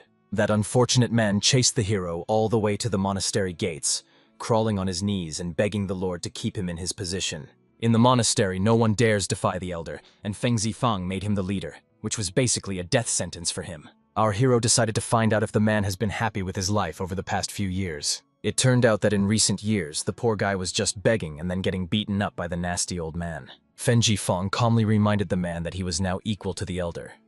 But since the man could live in luxury while the elder lived in poverty, he should have opposed this arrangement. And only upon realizing this did the old man truly become enraged. Our hero explained that as the man's mentor, he would support him. There was absolutely nothing to fear. He will be able to defeat the elder and literally become the king of this monastery. In the end, he realized this was the best option for him and decided to overthrow the elder's dictatorship. After that, he hurried back to the monastery to carry out good deeds. However, the aristocrat Van believed that this man was completely unfit for the position he had been given. Feng Jifeng himself knew well that the elder was strong enough to crush this man like an annoying fly with just one hand. That's exactly why the noble young man was curious about what guided the hero. Today, Feng Jifeng was in a good mood and decided to enlighten the young lad after all. It was known that the monastery's reputation had become terrible, but the Grand Master never got involved in internal affairs. So our hero smashed the refectory to lure out the scoundrel hiding behind the extortioner, and the trick worked perfectly. He pulled out the old man and, using his position, could now ruin his reputation, challenge his authority, and force him to accept such a worthless brute as his superior. Feng Jifeng decided to use this poor soul not because he had high hopes for him, but to cut off his escape routes, leaving him no choice but to rely on our hero. In other words, he became his pawn, and only by relying on Feng Jifeng could he truly take part in the monastery's affairs.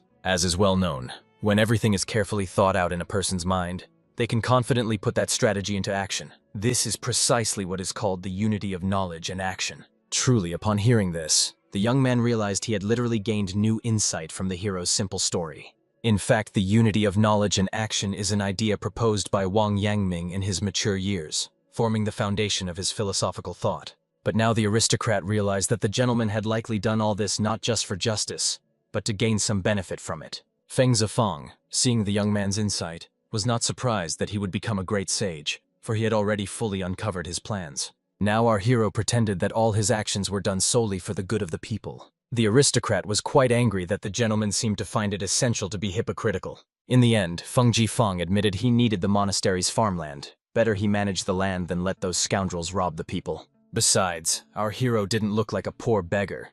He wanted to cultivate the fields with the best crops so that hunger would disappear forever. Hearing these words, the aristocrat realized that although Feng Zifeng seemed like a complete fool, he truly cared for the people, which was genuinely heartening. In the end, as soon as 6 months of harsh snowstorms passed, they were followed by several months of prolonged drought. The fields bore no fruit, and the ground was strewn with the bodies of those who died from the cold. Ominous rumors spread among the people, and crowds of beggars composed verses blaming the emperor's sins for all their misfortunes, as crime grew so rampant that even imperial soldiers were attacked by angry mobs. From history books, Feng Zifan knew that on June 17th, rain would come to cool the heated situation. Even Ho Jiao faced tough times. It felt like his whole life was trying to break him. However, Feng Zifang suggested that His Highness pray for rain, as he knew a master who was truly skilled in this art. Ho Jiao thought his brother had completely lost his mind. After all, their parent hated any talk of gods and would definitely punish him for it. However, our brave hero promised that they would take care of His Majesty. If it rains, it will be the prince's success. But if the skies stay silent, they won't harm those wretched Taoists and will lead them to the palace in submission. His Majesty would never raise a hand against such a loyal son, and the prince realized they would come out ahead no matter what, so he decided to ask the hero for advice on the best course of action. At that moment, a worried servant rushed out of the temple, desperately searching for the mentor. He admitted that his older brother had just nearly taken his life and planted stolen goods on him to banish him from the monastery forever. Just at the right moment, the man arrived, so Feng Jifeng introduced His Highness the Prince to the very master he had been talking about. This very man was highly skilled in calling forth the rain. Then our hero whispered to the man that if he didn't want to be expelled from the monastery, he had to behave and pretend to be a true master. Everything else would be handled by Feng Zifang himself. The hero explained to the prince that all he needed to do was ask for an altar to be built, and they would surely bring rain soon. The monastery servants arrived at the imperial court, and truly they saw a man standing on a vast altar, trying to summon the heavenly moisture. However, the elders saw this as outright charlatanism and cornered the eccentric, waiting for his inevitable failure so they could disgracefully banish him. At that moment, the prince gazed up at the clear sky where the sun shone brightly. The heir began to doubt there would be rain today and feared that Feng Zifang intended to deceive him. However, the young man asked to trust the master, as many precious lives were at stake. Of course, Feng Zifang only remembered an approximate time. There was a high chance he had simply set up the unfortunate master. At this moment, officials and many scholars also gathered. Clearly, they thought what was happening was madness that needed to be reported to His Majesty immediately. By this time, almost everyone had gathered at the sacred place, as Feng Zifang kindly informed the prince. Now he asked the heir to show his love for the people and make his father see him in a new light. With tears in his eyes, the prince pleaded to the heavens. For 2 months straight, the land has endured great disasters. The prince is deeply anguished that he cannot care for His Majesty or protect his people. If it doesn't rain today, he wishes to die an honorable death. That was enough to build the drama, so Feng Zifang asked his friend to finish the performance. However, he ignored the words and immediately declared that if he died, he hoped the grateful heavens would send rain to wash over his passing. Right then, the eunuch fell to his knees, explaining to the prince that he couldn't speak like that. After all, he was the heir to the throne and simply couldn't die. But Feng Zifang just couldn't understand why the rain still hadn't come. Some drama would have at least brightened up this spiraling situation.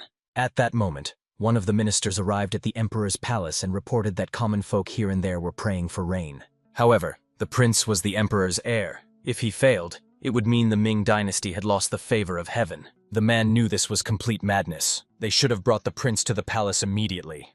But as soon as the emperor spoke these words, the sky darkened with storm clouds and lightning, and then it truly began to rain. Shortly before, the elder just laughed, eager to see how his crazy rival would summon rain on such a clear day. What kind of master fools the emperor with mere prayers for rain? He was literally a parasite on the monastery, so he hoped the office manager would bring him to justice. No matter what he thought, it still started to rain. And then the elder realized that this might be the beginning of his end. At that moment, another nobleman realized that the monk standing at the altar who called forth the rain was likely the very parasite of the monastery they had been talking about. The elder simply gave an awkward bow, promising to explain everything. However, the nobleman only mocked the old man, who himself looked like a true parasite. In the end, he was to be sent to court, but the elder still insisted he acted for the monastery and begged for mercy. At that moment, everyone was praying to the monk standing at the altar. In the end, since the rain invocation succeeded, Emperor Hongji immediately honored him as a man of perfect wisdom and granted him the title of patron of faith. After the entire performance, the prince, soaked from the rain, also appeared before the father. However, the emperor completely ignored the young man and walked straight to the hero. He was very curious to find out how it happened and whether there really is a person who can control the weather. However, Feng Zifang knew perfectly well that such a thing was impossible. Rain summoning was nothing but a simple trick. But this prayer made the people believe. They think the Son of Heaven and his servants are not just pretending, but truly convincing the people that heaven favors the imperial house. The emperor realized that Feng Zifang had chosen a truly wise approach, but he was curious to know how the young man knew it would rain today. Our hero lied, claiming there was a method his uncle taught him as a child. Just by observing nature, you could tell that it would probably rain today. And right then, the emperor realized from his words that the boy might have been mistaken and there might not have been any rain, meaning he had taken an unjustified risk. The son calmly explained that if the Taoist hadn't brought the rain, they would have simply sacrificed him. And Feng Zifang tried to justify it by saying he did it all for the people. If the rain hadn't come, he could have simply told them it was all due to the master's mental issues. And immediately, comparing the answers of the two, the emperor realized that his son had nothing sacred compared to Feng Zifan, so he angrily banished his heir. After that, the emperor admired Feng Zifan even more, surprised by his knowledge of celestial signs and curious about what other talents the boy might have. However, the young man also knew how to get 20 shi of grain from just 1 mu of land. At that time, the yield of Minsk fields was about 2 shi per mu, meaning Feng Zifang planned to increase the current harvest tenfold. If 1 mu could truly yield 20 shi, officials would be willing to twist off their own heads and play football with them. After hearing these words, The emperor was convinced that Feng Jifang was truly an extraordinary young man. If things continue like this, perhaps one day hunger will vanish from the country forever. And Feng Jifang realized for the first time that day was not far off. The events have moved to that very monastery. An elder came and informed everyone that, by the mentor's order, all fields must be planted with red potatoes. In the end, all the monks went out to work diligently in the fields. Time passed like this, and soon one of the officials arrived at the emperor's palace. He immediately reported to His Majesty that the fields on Mount Sishan had already yielded 36 shi, 15 times the usual harvest. However, the official was convinced that Feng Jifang was definitely inflating the numbers. He was furious that the brat lied straight to the emperor's face, as if he was tired of living. He didn't envy the boy's father at all. If that were his son, he'd have killed him long ago. However, the minister also revealed that the monastery fields are being planted with the new crop grown in Sishan, causing widespread discontent among the peasants. The official clearly understood that if this was not his son's doing, he could destroy Feng Zifan for the sake of the people, as he was uneducated and prone to foolishness. Another servant arrived, explaining that Deputy Centurion Zhang Xin was the strongest advocate for this new culture, and had brought all the complaints against him gathered during the Ming Dynasty audit. And only then did the official realize with horror that he had been collecting complaints about his own son. That scoundrel Feng Zifang was always looking for trouble, and he even dragged his wonderful son along into a whirlpool of trouble. But in the end, given the circumstances, there was nothing he could do. Therefore, he explained to the emperor that he found everything highly suspicious, and wanted to double-check the matter. If any false accusations were found, he would take the harshest measures. Obviously, the emperor allowed him to act as he wished. The events shift to the centurion's barracks on Sishan. The young man quickly noticed that the sweet potato stems were clearly damaged and needed urgent fertilization. But looking at his boss, his assistant was horrified to the core. The whole issue was that behind the young man stood his father, who pointed out that it was his own son who had caused the trouble. Obviously, the boy wanted to know why his parent had come here. He even thought he had arrived to congratulate them on their bountiful sweet potato harvest. However, the man saw only withered leaves and, furious, believed his son was trying to deceive them all. In the end, the young man had to be told that sweet potatoes grow underground. You have to dig. In the south, for example, they've already harvested whole bags from just one mu of land. Then the man realized how wrong he had been in his suspicions. However, he still scolded his son, who tried to lecture him, for making such a racket when they took the land near the monastery with Feng Jifan. Because of them, he lost face in front of his colleagues. However, the boy explained that it was just a misunderstanding. But the official flared up again, reminding that it wasn't about how useful it was. After all, the boy was a future official and shouldn't be digging in the dirt like a common peasant. There was nothing honorable about that. However, the young man truly loved farming. It was the only thing that made him feel genuinely useful, the path Feng Zifang had shown him. And since agriculture was the foundation of the state, he was willing to endure anything for the people. The official couldn't believe how much his son had changed. He was at a loss for words, briefly feeling as if he saw the shadow of Feng Zifang behind him.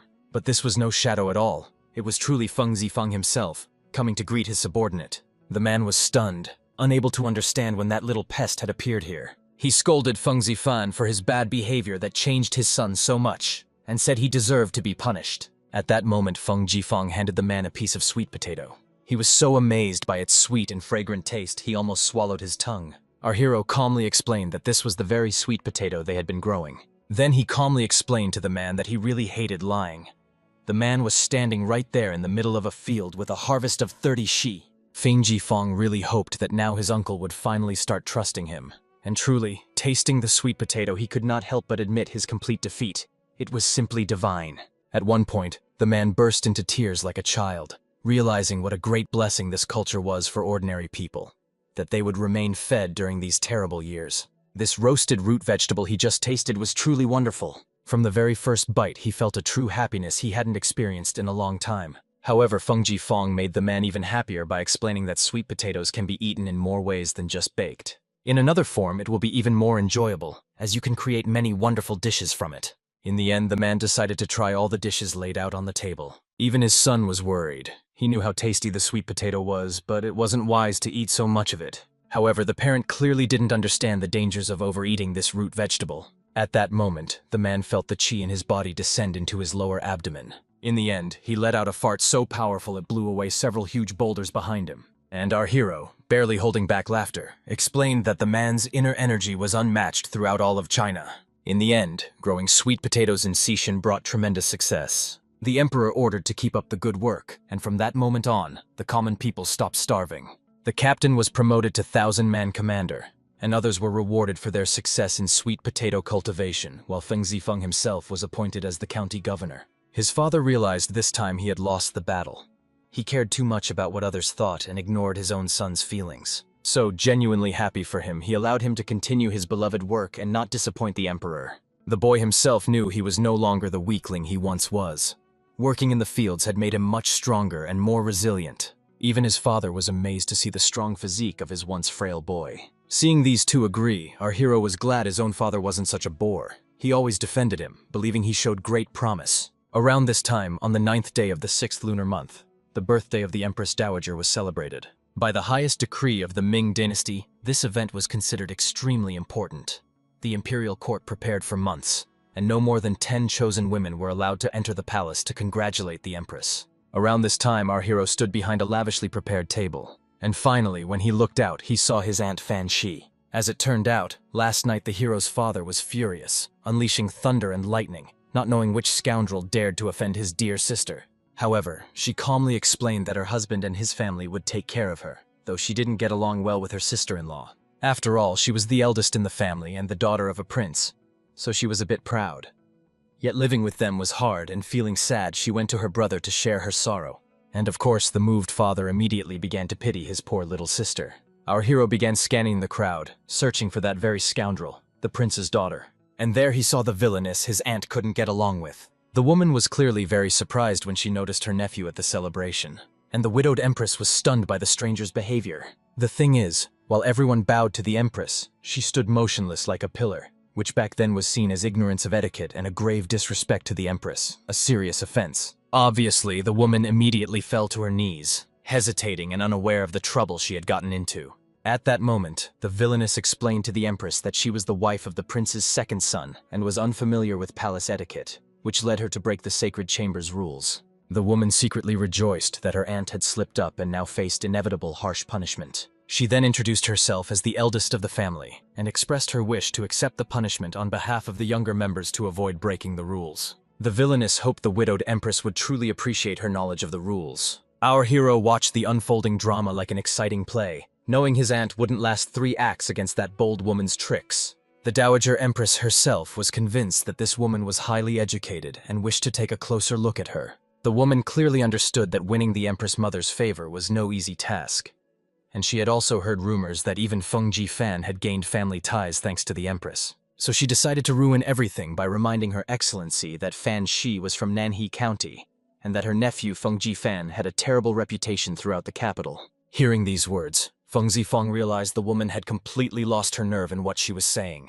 The Empress Dowager was surprised that the woman knew Feng Jifan. She calmly explained that although she hadn't met the young man personally, everyone in the capital knew this fool, and rumors spread that he was an uneducated idler who wasted his days doing nothing. It looked so ridiculous that it would be even more foolish to say that Feng Zifan plans to conquer the earth and take over the entire universe. At that moment, the woman concluded with a sly smile that Feng Zifeng was the biggest fool you could find anywhere under heaven. However, the Empress was furious that the woman had gathered these rumors here and there and now spoke about them with such confidence. Only then did the lady realize that everything had turned out very badly for her. It turns out that this morning the Empress summoned the hero because she heard he became a brother of the Great Master, and it seems she wrongly accused him. Fen Jifeng immediately shed a tear and admitted that there were probably bad rumors about him, which he had long since gotten used to. Seeing the boy's genuine reaction, the widowed Empress even felt a pang of pity for him. Now, looking at the hero, the woman couldn't believe people had been speaking ill of Feng Zifan all along.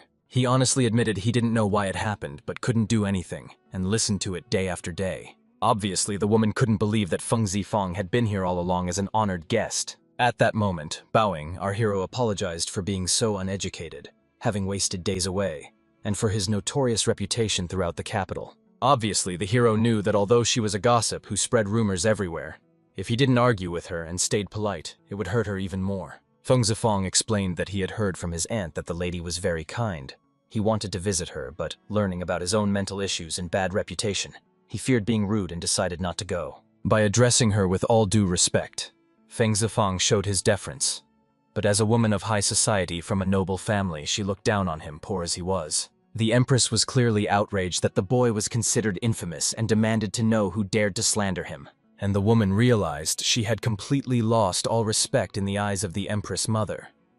All she could do was apologize for her mistakes. Aunt Feng Zifan was very proud because her little nephew knew how to persuade people. At that moment, the hero defended the lady, saying that although she gathered gossip, today was a celebration and it shouldn't be turned into a punishment. The young man knew that all the series he'd watched weren't wasted. At moments like this, you have to show generosity. He wasn't going to argue with that loudmouth woman. The Empress mother understood that she did not know all the details. However, Feng Jifan had a truly excellent and noble upbringing. He certainly couldn't be called ignorant, unlike what that uneducated lady claimed. Obviously, the woman couldn't understand how this runt could know anything about Taoism. She believed that scoundrel had originally wormed his way to the Empress through Taoism, so the situation could still be fixed. So the woman shared that she had already invited a famous master from Jiangning to congratulate the Empress mother. The monastery on Mount Lunhu was the birthplace of the Zhengyi Taoist school, with Lunquan being just one part of it, and the master was never the head of the monastery, so his status in Taoism was insignificant. Even the Dowager Empress had heard that this master originally studied the teachings in the Lunhu Mountains. He was an exceptional Taoist, and she couldn't wait to meet him. The cunning lady knew that as soon as this master arrived, she could finally humiliate Feng Jifan completely. Soon, bowing respectfully, the Taoist arrived, honored to be invited to this palace, paying deep respects to the Empress and ready to answer any questions she might have. At that moment, the cunning woman reminded them they also had Feng Jifang, a Taoist, who could have sought advice from the master. And then the hero realized that although he gave the woman a chance to save her reputation, she seemed to refuse it. In the end, he calmly explained that it's unlikely you can seek advice from a stranger in Taoism.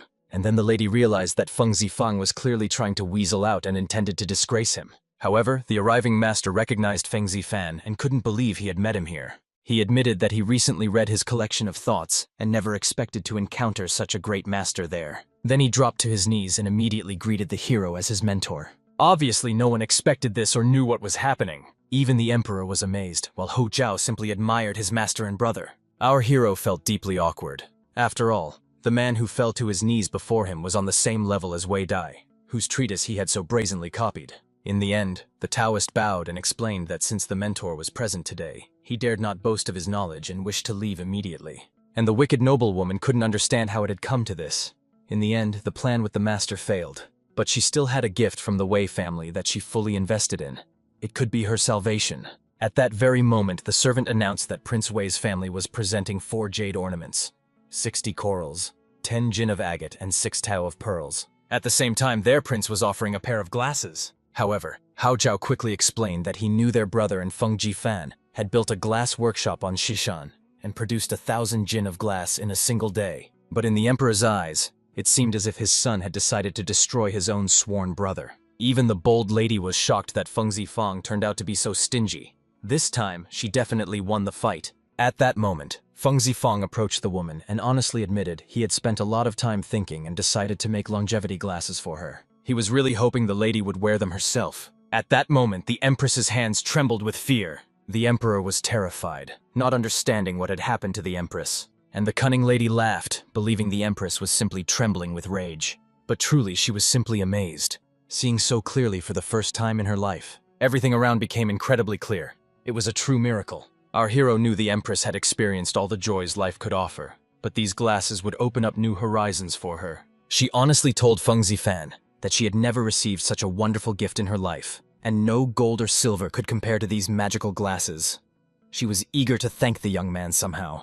And of course, the woman couldn't understand how something like that was even possible. Our hero, bowing, explained to the lady that he didn't need any rewards, but he had an aunt married to the second son of Prince Wei, and all his cleverness was thanks to her guidance. The woman realized that since such a kind child was raised under her aunt's guidance, the woman herself must have been good too. For this reason, she immediately ordered Lady Fanshu to be made a second-rank lady. Although Fanshu was a 5th-rank lady, she suddenly jumped to 2nd rank, an unprecedented event at court, while Lady Mu remained 3rd rank. Clearly, the hero was very grateful to the lady and thanked her on behalf of his aunt for this kindness. Even the emperor was amazed at how quickly our hero accepted the gift.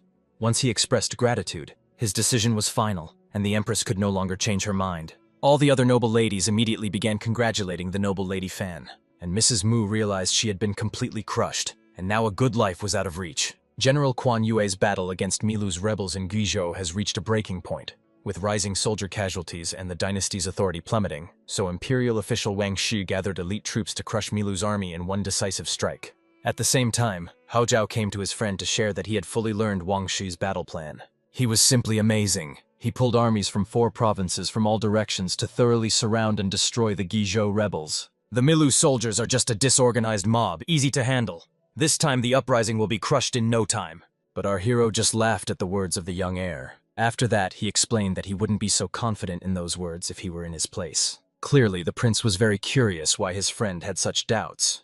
So he decided to investigate himself, having studied military treatises since childhood, and being the best expert in cavalry and warfare. In this war, victory will surely be theirs. However, Feng Jifang's explained that in this world, there are no clear victories.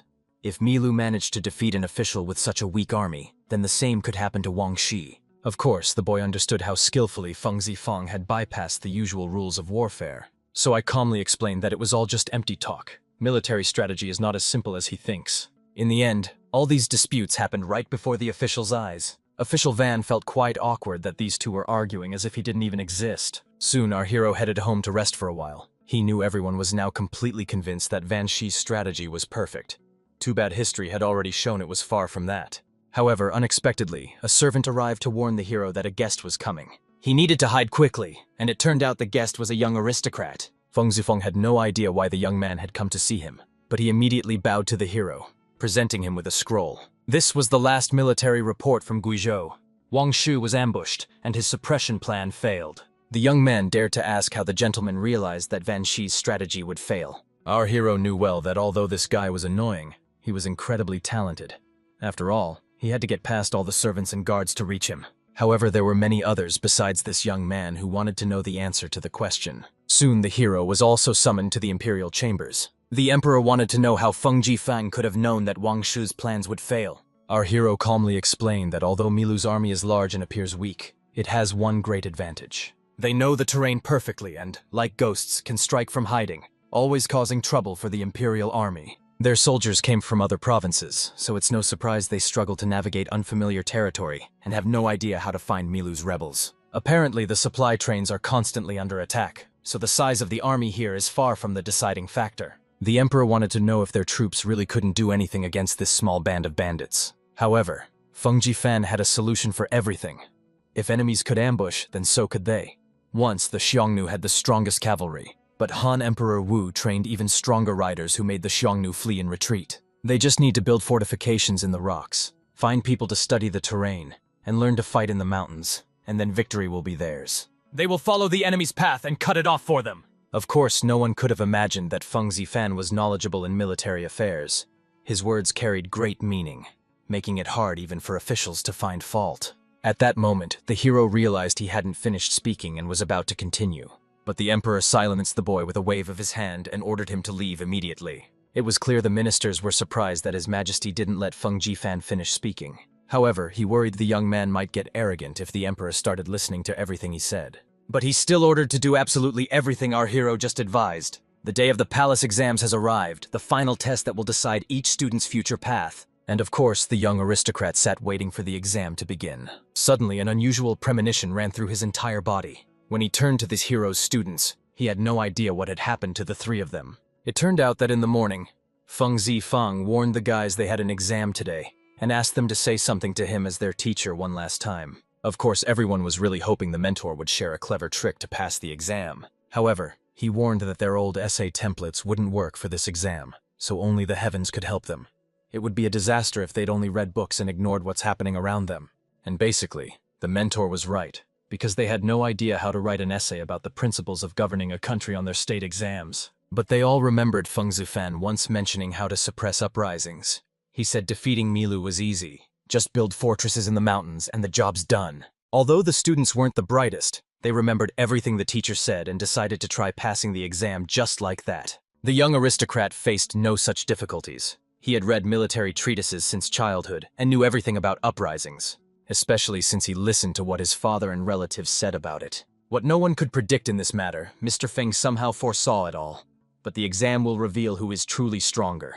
In the end, the events shift to the winter chambers where the emperor was studying writings. However, he saw 4 identical essays, all about fortifications in the mountains, so the emperor knew Feng Jifeng was definitely involved. However, Minister Li awkwardly pointed out that all these students studied together, so the similarity in their answers was hardly surprising. However, the emperor was furious.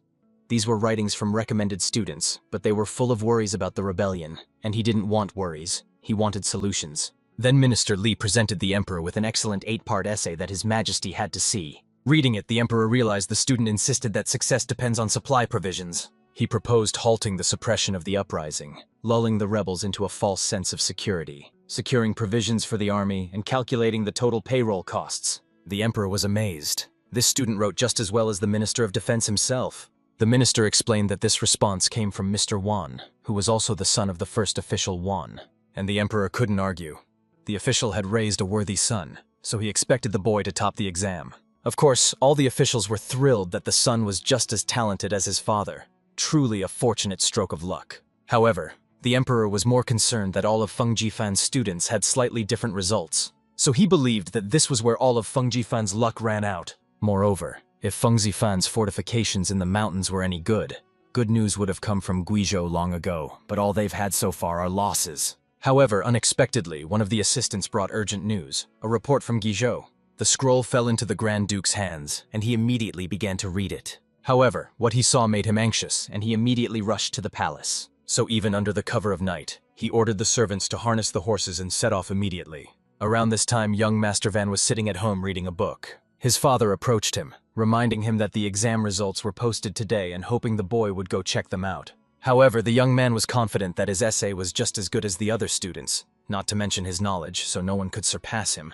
He was definitely in first place. The father was outraged. His son clearly had no shortage of arrogance. In truth, the man was very proud of his son, so confident in his victory. However, the boy knew he shouldn't overlook Master Feng Zifan's students, so he decided to go and see for himself. When he arrived to hear the results, he saw that every single student of the hero was kneeling, staring at their spots on the list. Early in the morning, seeing this, they all rushed to the hero, apologizing to the teacher for their terrible exam results and even asking for forgiveness. However, our hero calmly reminded the failures that he would no longer be their teacher. Such disgrace. He wouldn't teach anyone anymore. The other students were literally begging for another chance and not to be expelled from school. And the hero was clearly angry that his students decided to lecture him, as if they had completely lost their fear. But before our hero could punish these unruly students, the guards tied him up and, by His Majesty's order, led him to the palace. So, as he left, the hero promised they would talk to the students later. This conversation was far from over. This is how Feng Zifeng ended up in the imperial palace. Yet no one even glanced his way. Not a single eye was raised.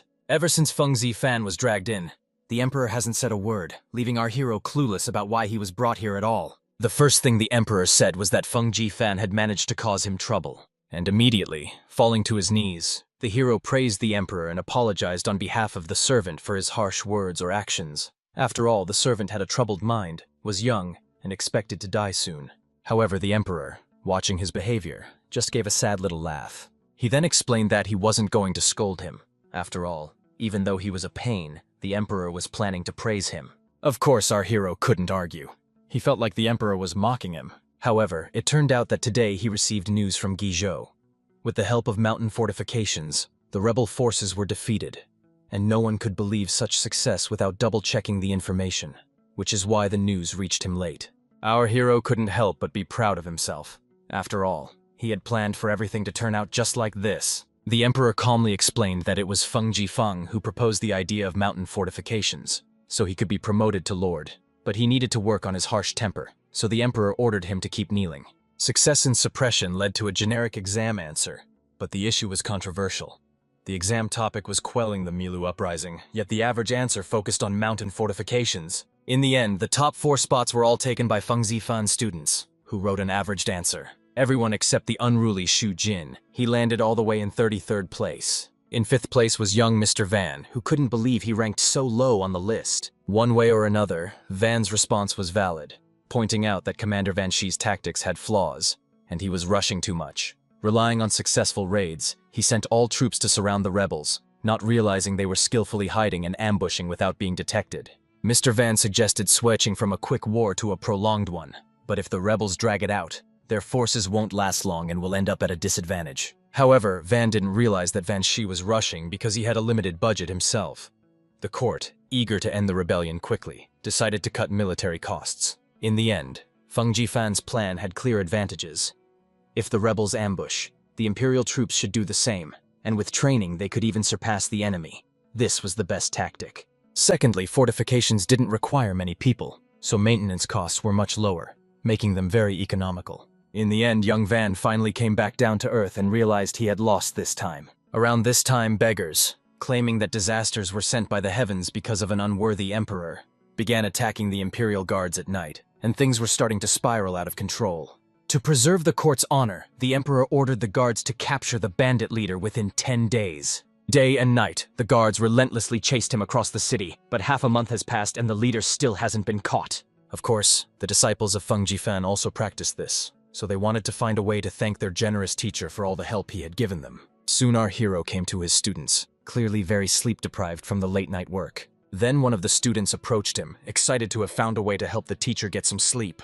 Around this time, the emperor was furious that the criminals kept causing chaos and their leader was still at large. He decided to ask one of his outstanding students what they thought about it, and the young disciple Feng Zifan suggested entrusting this task to the master, who would surely solve it in an instant. However, when the young man suggested this, he never expected their mentor to dislike the idea, which caused some difficulties. Fen Jifanu had no choice but to accept the offer. Though he didn't want to take work from the guards, he was confident he could catch those scoundrels, and his students were ready to help him with it. However, Feng Zifang refused their help, because even though they were smart, that wasn't enough. They would get hurt and let the villains escape. However, Feng Jifan had an excellent plan for tracking down and capturing criminals. Around this time, the young son of an official realized that Feng Jifang was simply incredible, able to summon rain, grow crops, quell rebellions, and even build fortresses in the mountains. The young man had no idea how Feng Zifan could manage to do absolutely everything all at once. Suddenly, he even saw a vision of Feng Zifan,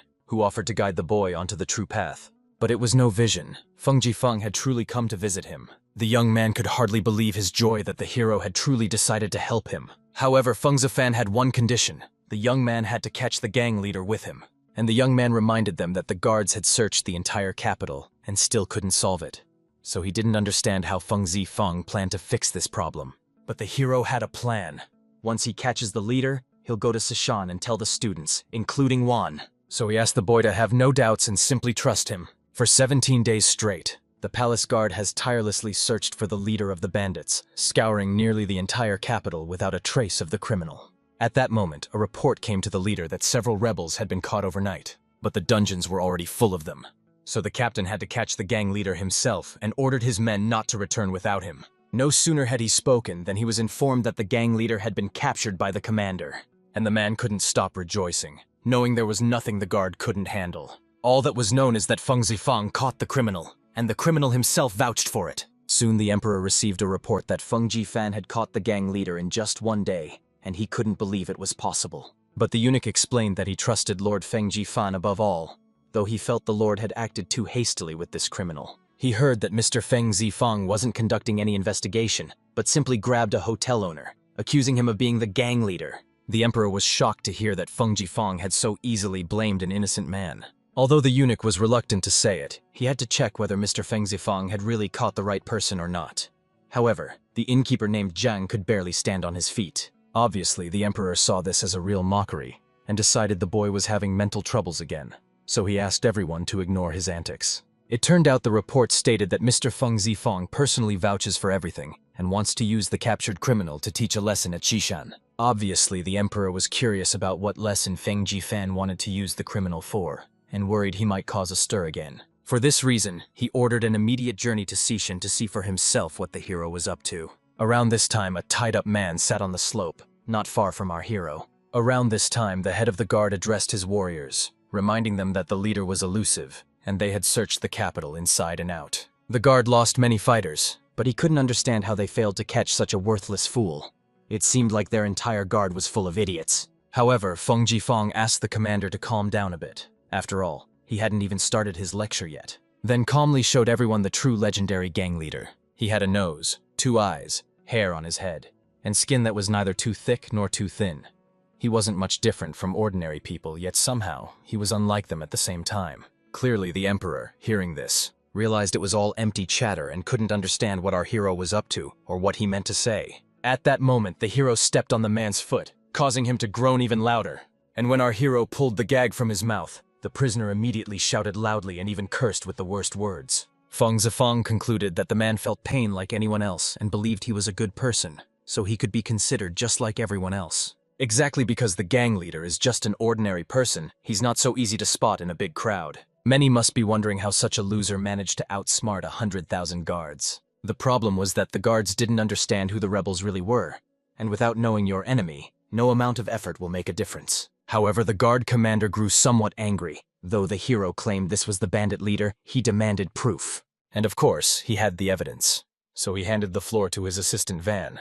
And then one of the men rose from the crowd sitting behind the guards. He explained that he led the city's beggar gangs and could confirm that this was indeed the gang leader. However, the enraged guard couldn't believe that Feng Jifan was really going to appoint a random peasant as the leader of the beggars gang. It seemed like child's play. However, the man calmly explained that he truly was their leader, having joined them during the hard times and voluntarily taken charge, even choosing their shelter himself. Even the emperor was surprised that the man honestly admitted to being a rebel, knowing it was punishable by death, and he wanted to know why the man had turned himself in voluntarily. But the truth was, the poor man still believed it was better to wander in exile than live in poverty. However, two gentlemen gave them a safe haven in Sishani, where they earned their own food and clothes and finally found peace. But once it took hold in the capital, everything changed completely. He felt guilty for this, and even more terrified that one day chaos might come to Sishin too, and then their last shelter and clothes would be gone for good. Though he was a rebel unafraid of death, his family had nothing to do with it, and he only wanted a peaceful life for them. However, the guards still didn't believe a single word from the poor man, thinking that Feng Zifan must have paid him well to bribe him. This only angered the man, but he knew it was pointless to argue. Those they called bandits were just poor people seeking shelter, no different from other desperate souls with nowhere to go. They huddled together just to have something to eat and avoid being chased away. But once they found a quiet spot, some went begging while others turned into bandits. The guards, always well-fed and clothed, can't understand this. They never feel hunger or cold, so serving the emperor comes easy. If the poor were in their place, they'd serve even more loyally. But if those in power truly cared about the people, no one would dare commit such lawlessness, because it was the powerful who oppressed them. They were the ones who deserved to be punished for slaughtering ordinary people. Our hero clearly saw how tense things were getting, so he immediately approached his comrade and asked him to keep quiet, since these matters weren't about the commander himself, but about those above him, and the real blame lay with those behind it all. Then the hero calmly explained to the commander that if he still needed more proof, they had plenty of poor folks they could question. After this, our hero turned to all his students. He explained that they would all serve at the court in the future, and as their teacher, he would show them how to perform their court duties. His very first question was to find out what methods the students had to stop the unrest. Right away, the young aristocrat raised his hand, recalling Confucius's teaching that education can end chaos. However, Feng Zifeng reminded us that this didn't work. After all, even 2,000 years later, rebels still roam everywhere. Of course, Confucius was right, but later generations misunderstood his words. They believed education meant repeatedly explaining great truths to bring order to the world. But officials must first feed the people, and only when the people are fed can education bear fruit. Then no one will dare to start a rebellion. Rebels are flesh and blood too. When hungry, they'll resort to any means, but once fed, they'll become more obedient. It's a simple yet wise truth. A good official is like a teacher, turning rebels into obedient citizens, while a bad official can turn even obedient citizens into rebels. At this very moment, the eunuch decided to find out what order His Majesty the Emperor would give, and he wished for Feng Jifeng to do him a favor, wanting to see for himself the place that made the rebel Wang give up his leadership title and stay here. And suddenly his son appeared beside him, familiar with the place and ready to guide his father. Although the man agreed, he suddenly screamed in fear, not understanding how his miserable son ended up there. But it turned out the boy had been listening to Feng Zifan's lecture all along. Soon they arrived at the wanderer's settlement. Van calmly explained that he personally oversaw the construction of 3,600 yards for vagrants in Sishan, which were exactly the rebel houses up ahead. However, the emperor couldn't understand how people could live in such houses at all. At that moment, one of the women noticed that two gentlemen had arrived. She immediately fell to her knees and began thanking both of them for saving their lives. Without them, none of them would have made it this far. However, the prince smiled calmly at the woman, explaining that it was an honor for them to care for her, and the greatest thanks was that she did not forget them. He did this because usually all the honors went to Feng Jifan. He wanted his father to look at his son and see that the people recognized him as their lord. However, the emperor still talked to the hero, unable to understand how people could live well in such a place. Surely they must have had a very hard past for this to feel like paradise to them. For this reason, the emperor issued a new order. Once the leader is captured, the others will be pardoned. This was a very wise decision. All of Xishan will remember the emperor's mercy. However, his decision would have lacked wisdom if he hadn't seen everything with his own eyes, as he still wouldn't understand why there were so many rebels in the country. This time, Feng Jifeng became a mentor even to the emperor himself. Though our hero didn't want to upset the emperor, he knew he had taught the young lord a lesson. Around this time, the young man stood there, soaking wet in the heavy rain. He finally grasped the formula uniting action and knowledge. Originally, this was a theory he was supposed to develop at 37 while in a county of Guizhou province, but under our hero's influence, it was born in his mind ahead of time. He soon returned home and found a book containing the latest interpretation of Confucius's humanity. But to him, it was nothing more than a cheap trinket, so he threw it away. He also found a book that offered a comprehensive interpretation of the idea of loyalty. However, he still considered it complete nonsense and got rid of the book. After that, he glanced at the palace exam textbook. He believed they had no right to even exist, so he decided to simply burn them. Obviously, when his father saw his son burning books left and right, he thought he had gone mad. How dare he burn sacred texts? However, the son calmly pointed out that his father had read many books over the years but never grasped the wisdom of the sages. The essence of these ideas was all about devotion and humanity, but today's scientists only managed to fill the air with empty words. Of course, the father thought his son had completely lost his mind for saying such nonsense. But he insisted. They scientists achieved nothing. They buried themselves in books hoping to grasp something that way. That was true madness. If you truly wish to understand the wise, first prove your worth, then gain understanding and strive for growth. This unity of knowledge and action is the path his mentor showed him. Clearly, the father was so angry that he stomped out of the room immediately. The son hoped this was his father's way of giving consent. After all, he was a top official, and his insight was sharp. However, it turned out the man armed himself with knives from the kitchen and was planning to go to Feng Jifan to kill that vile creature who had confused his son. At this time, our hero was calmly resting at home. He really wished people in ancient times could have listened to some popular music. But suddenly, the young man heard the familiar voice of his new student. He hoped the master would find him a room in the estate, but if not, he could share one with him. Obviously, the hero couldn't understand what his student was doing here. He calmly explained that his father had kicked him out, but now he could study peacefully with his mentor, so he had no regrets. However, Feng Jifeng calmly reminded him that he hadn't officially accepted him as a student yet, but none of that mattered much. The young man was starting fresh and would pour his whole soul into learning from Feng Jifan, becoming his disciple. Our hero realized that the young man didn't want to become his apprentice to have him as a master, but simply wanted to live off him. However, the young man believed that Feng Jifan would have no problems with the sim and showed off his muscular arms. And truly the hero welcomed him as a dear guest in his home. Soon, after showing him to the room, our hero explained that he would be sharing it with one of his students. He didn't smell, so there shouldn't be any problems. But before the guest could rejoice, he suddenly felt a sharp pain in his stomach. So he decided to eat first before continuing to unpack his things. Feng Jifeng was quite surprised that the young man felt right at home here. But if he keeps freeloading like this, there'll be nothing left of Feng Jifan's fortune. He couldn't allow that, so he had to make the kid pay for everything. Soon Feng Jifeng lay down to sleep.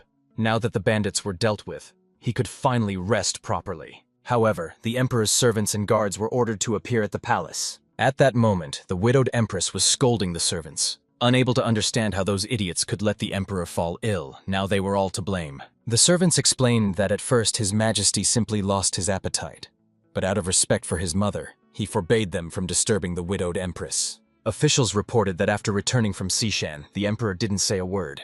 Perhaps his illness was somehow connected to it. At this very moment, Lord Feng Jifan arrived, eager to find out what was happening. The servants immediately cried out that their emperor hadn't eaten a bite since returning from Sishani, and they were at a loss trying to understand what had happened to him. Our hero immediately hid behind the prince, insisting he had nothing to do with it and hoping the prince might know what's going on. Or maybe the emperor ate something bad while on Xishan. His wife was crying. Usually His Majesty loved cooking rice and bean porridge, but now he wasn't eating anything at all. Feng Jifeng knew well that the emperor had a weak heart, and it seemed the recent event with the people had deeply affected him. Judging by history, it was around this time that the emperor's blood pressure started rising. He was overworked and then passed away. Then his extravagant son took the throne, power fell into the hands of officials, and the order established under the emperor was destroyed, hastening the fall of the Ming dynasty. At this moment, worried officials had already begun to ponder what to do with the power over the entire state, as it all demanded immediate discussion. However, Feng Jifeng asked them to remain silent for now and let him go directly to the emperor. As soon as he saw the man lying on the bed, he immediately bowed in greeting, after which he expressed concern about his painful condition. When the emperor ascended the throne, he clearly wanted to rule justly, dedicating himself fully to his work without a single day of leisure. He was always calculating and impartial, very demanding of himself, yet never lost his compassion for the people. Feng Jifeng knew well that a man always believed his hard work was worth it. But when he arrived at Xishan and saw many people like beggars, he realized that half his life's efforts had been in vain, and the era of peace and prosperity was nothing but a mockery. Even Feng Zifeng, with all his madness, did everything to earn people's recognition. Though it was tough, he managed, because no matter what others said, he stayed true to his beliefs. At this moment, the man lying with his eyes closed burst into tears. Our hero was relieved, realizing the emperor had started to respond, meaning his condition wasn't as bad as feared. But as soon as the emperor turned to him, he immediately ordered him to get lost. Then the hero realized that comparing his own problems with the emperor's illness was probably not very appropriate. When the prince approached him, he calmly explained that the emperor was still ill and needed the right medicine for his weak heart. He was supposed to go to Xishan, get a certain potion, and be back by lunchtime tomorrow. And so, noon arrived the next day, with the young prince waiting for the hero at the emperor's chambers. He didn't know where he was wandering and was already planning to head to Xishan himself. The empress was crying. According to the doctor, the emperor's condition was very serious, so she asked for the prince to stay in the palace for now. Even Hao Zhao himself was outraged, realizing these useless doctors were good for nothing. At that moment, our hero appeared, apologizing for being late. But he brought the remedy, and clearly everyone felt immense relief upon seeing Mr. Fen. At that moment, the hero decided to hide what medicine he had brought, knowing it wouldn't work otherwise. But the prince was furious with his friend's behavior. The situation was dire, yet he kept showing off.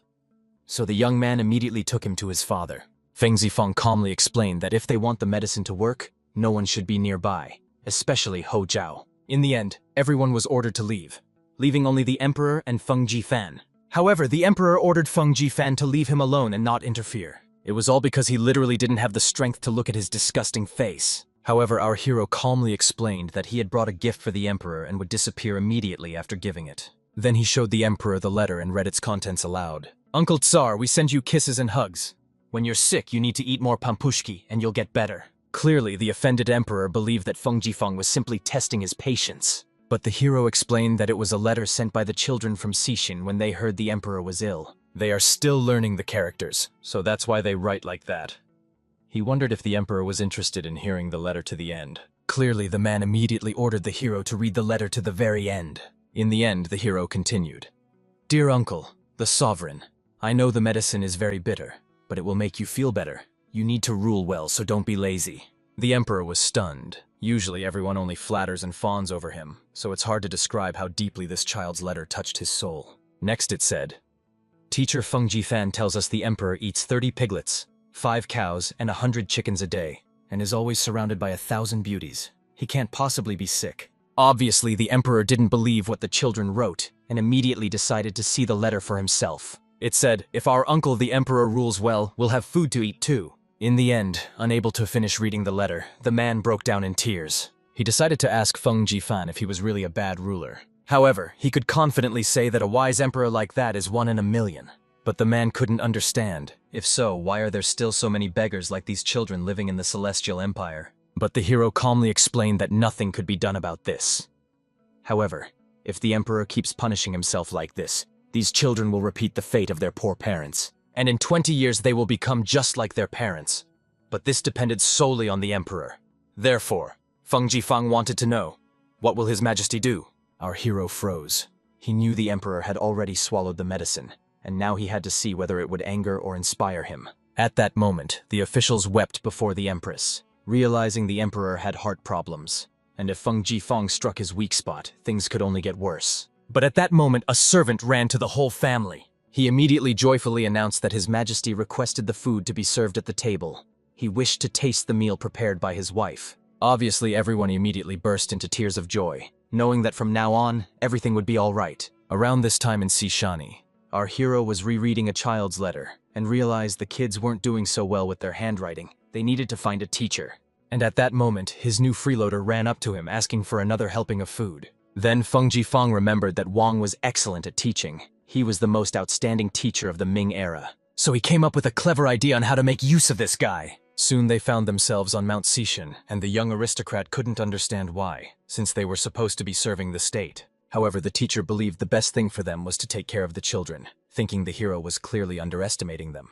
However, the other students were determined to carry out their teacher's will to the very end. But after just a few days, they were completely overwhelmed by the task. Their new brother was feeling great, so he suggested the kids stop slacking and start teaching the children. But it was still too early, and the poor things hadn't slept at all. They couldn't understand how anyone could work so hard. Besides, their brother Van never seemed to get tired, even though they were ready to collapse from exhaustion. Suddenly, a little boy approached the young man and explained that his father was sick. For this reason, he asked to leave class today to help out at home. Of course, the young aristocrat was amazed by the boy's devotion to his parents and decided to go help his family. He picked up the hoe and realized he had never truly understood how hard working the land could be. But together with his little one, they managed to gather a huge pile of delicious sweet potatoes. And for the first time in his life, the young man felt genuine joy from a bountiful harvest. Soon, the family fed the teacher the same sweet potato, hoping he would like it. And the young man truly enjoyed sharing a meal with the whole family. It was a simple joy after a long day of hard work. Soon the young man came and knelt before Feng Zifan, thanking him for the valuable lesson he had taught him. Feng Zifang had no idea what was going on since they hadn't seen each other for a couple of days, and he couldn't have given any lesson. However, the young man explained that at first, he didn't understand why the teacher sent them to teach. Everyone was busy with government work, and none of them knew why they had to deal with children. He felt that Feng Jifang simply didn't appreciate their skills.